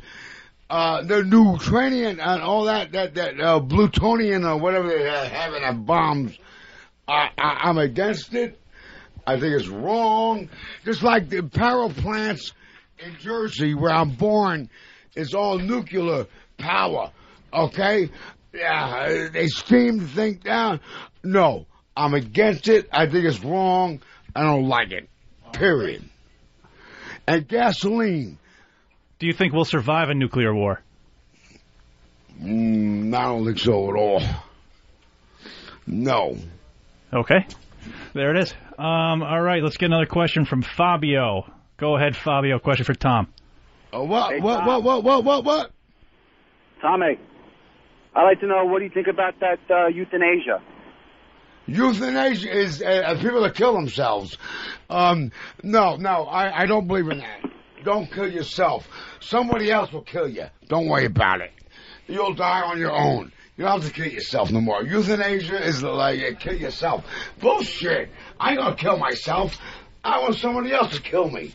All right. I'll die of natural causes. I don't need I ain't gonna kill myself. Just trying to help. I'm not gonna kill myself. I don't need to. I prefer, somebody else to kill me. I'm not gonna kill myself. I don't have to. Why would I kill myself when I get somebody else to do the job for me? And motorcycles run June 21st. Email Keith. Keith, no. I don't want Keith. All right. Where you at? You can do the plug. When this going to happen? Okay, June 21st. Email. Wow, motorcycle. Any order you want. All right. Can I hold the mic? No, because you don't hold it right. All right. Can I sing another song? Absolutely. Put some more Doors on. All right, we're working on that. In the meantime, let's get a serious question from Jimmy from Boston. Go ahead. What's your question for Tom? Hey, Tom, what do you think about steroids in baseball? Baseball? Yeah, baseball. Well, I'm going back in time. You know, a baseball player like Mickey Mantle. Penis. Wah, wah, penis. You don't like Mickey Mantle? Wah, wah, penis. Wah, wah. You don't like the Yankees? Wah, wah, penis. You like the Mets? Wah, wah, penis. What do you mean you don't like the Mets? Wah, penis. Wah, I play baseball. Penis. FullBlownAids.com, Tom. FullBlownAids.com.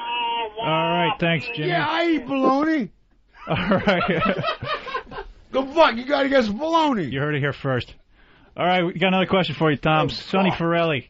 Go ahead. Mozzarella cheese, I eat that too. Hey, Sonny. Whoa. Hey. Go ahead. Ask Tippy. Tom your question.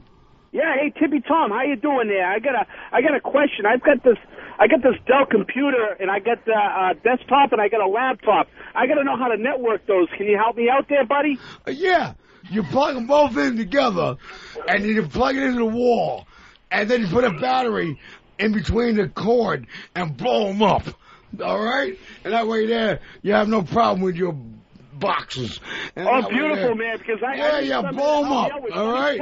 Or set them on fire.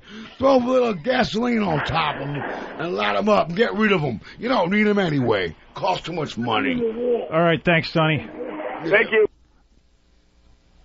What else you got to ask me? We had some people on the feedback wanted to hear your thoughts about the immigration situation. All right. All these people that are coming in here illegally. Yeah, them. I'm all for it. I want them here, in my home. Yes, they come to a better country. We're a good country. We're good people. Yes, come here, and you're welcome in my book. And do the best you can. They work hard.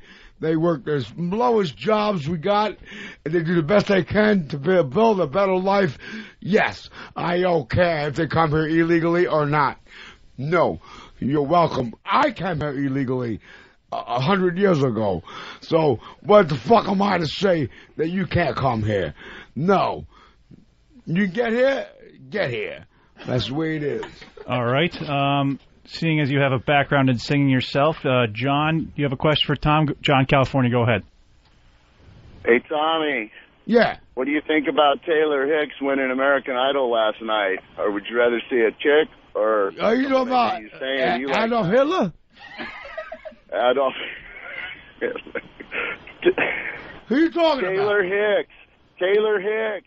American Idol on the TV last night. American Idol? Yeah. Yeah. Is that you? Are you the next one? Well, no, somebody better looking than me. But I took second place. You know, American I thought Idol. second place was a girl. Well, yeah. I've been on that show for years. Idol or a female American Idol? Which one would you rather have as your American Idol, Tommy? Well, I'm sort of like both go away either way. I got to look. Do you vote guy or then I'll make a decision. I got to see when I got my glasses on. I'll let you know. Tommy, too much anal sex on the streets, bro. All right, thanks, John. Tom, another... Whoa. Sorry. You ready? Go ahead. Lay one on me. So another thing people want to hear your opinion on, the Da Vinci Code's big. They want me to sing? No, sure. Anytime. Or not. It's up to you. I'm going to sing a song. Well, give me the mic. I'll sing a song. It's right in your face. Go nuts. Put on the music. Got something for him or no? Let's do some Rod Stewart. Ooh, I bet I know which one. If you want my body. Keep going. That might be a little rough for you. No, this is satellite radio. Go nuts, man. And you think I'm sexy. Come on, baby, let me know. If you really want me, come and get me. All right, I do Barry Manilow. What the fuck? A little romantic. Let me give you a hug. Away from me.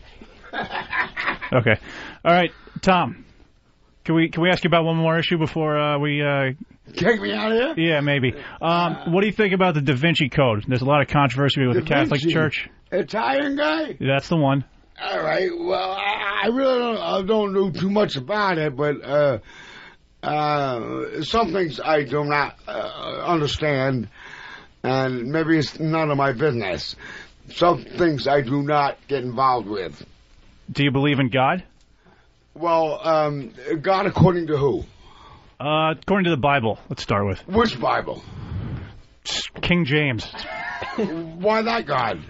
Why not the Quran? Well, let's hear your thoughts. You got to talk about what God you're talking about. According to what God? According to what? You're right. That's why I'm an atheist. What is an atheist?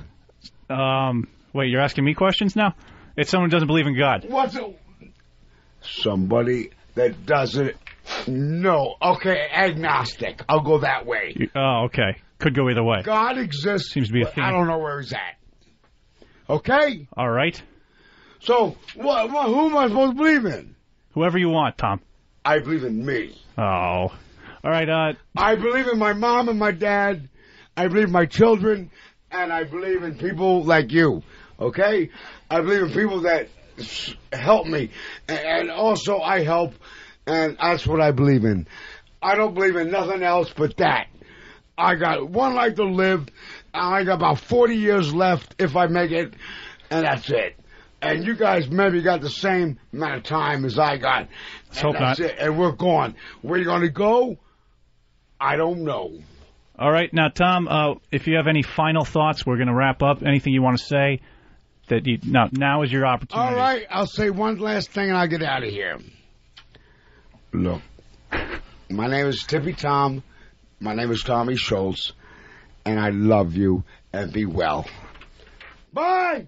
Well, we got some audio from the Tonight Show appearance. Opie and Anthony. It's great. They're like the hottest guys on radio. Wow, that's really nice. Really nice. Opie and Anthony Show on XM Satellite Radio. It starts with an O&A plug before headlines. Opie and Anthony Show on XM Radio. Very nice. Tested. Leno approved. They plugged us like 3 times last night. Yep. The Opie and Anthony Show. The hottest show there is.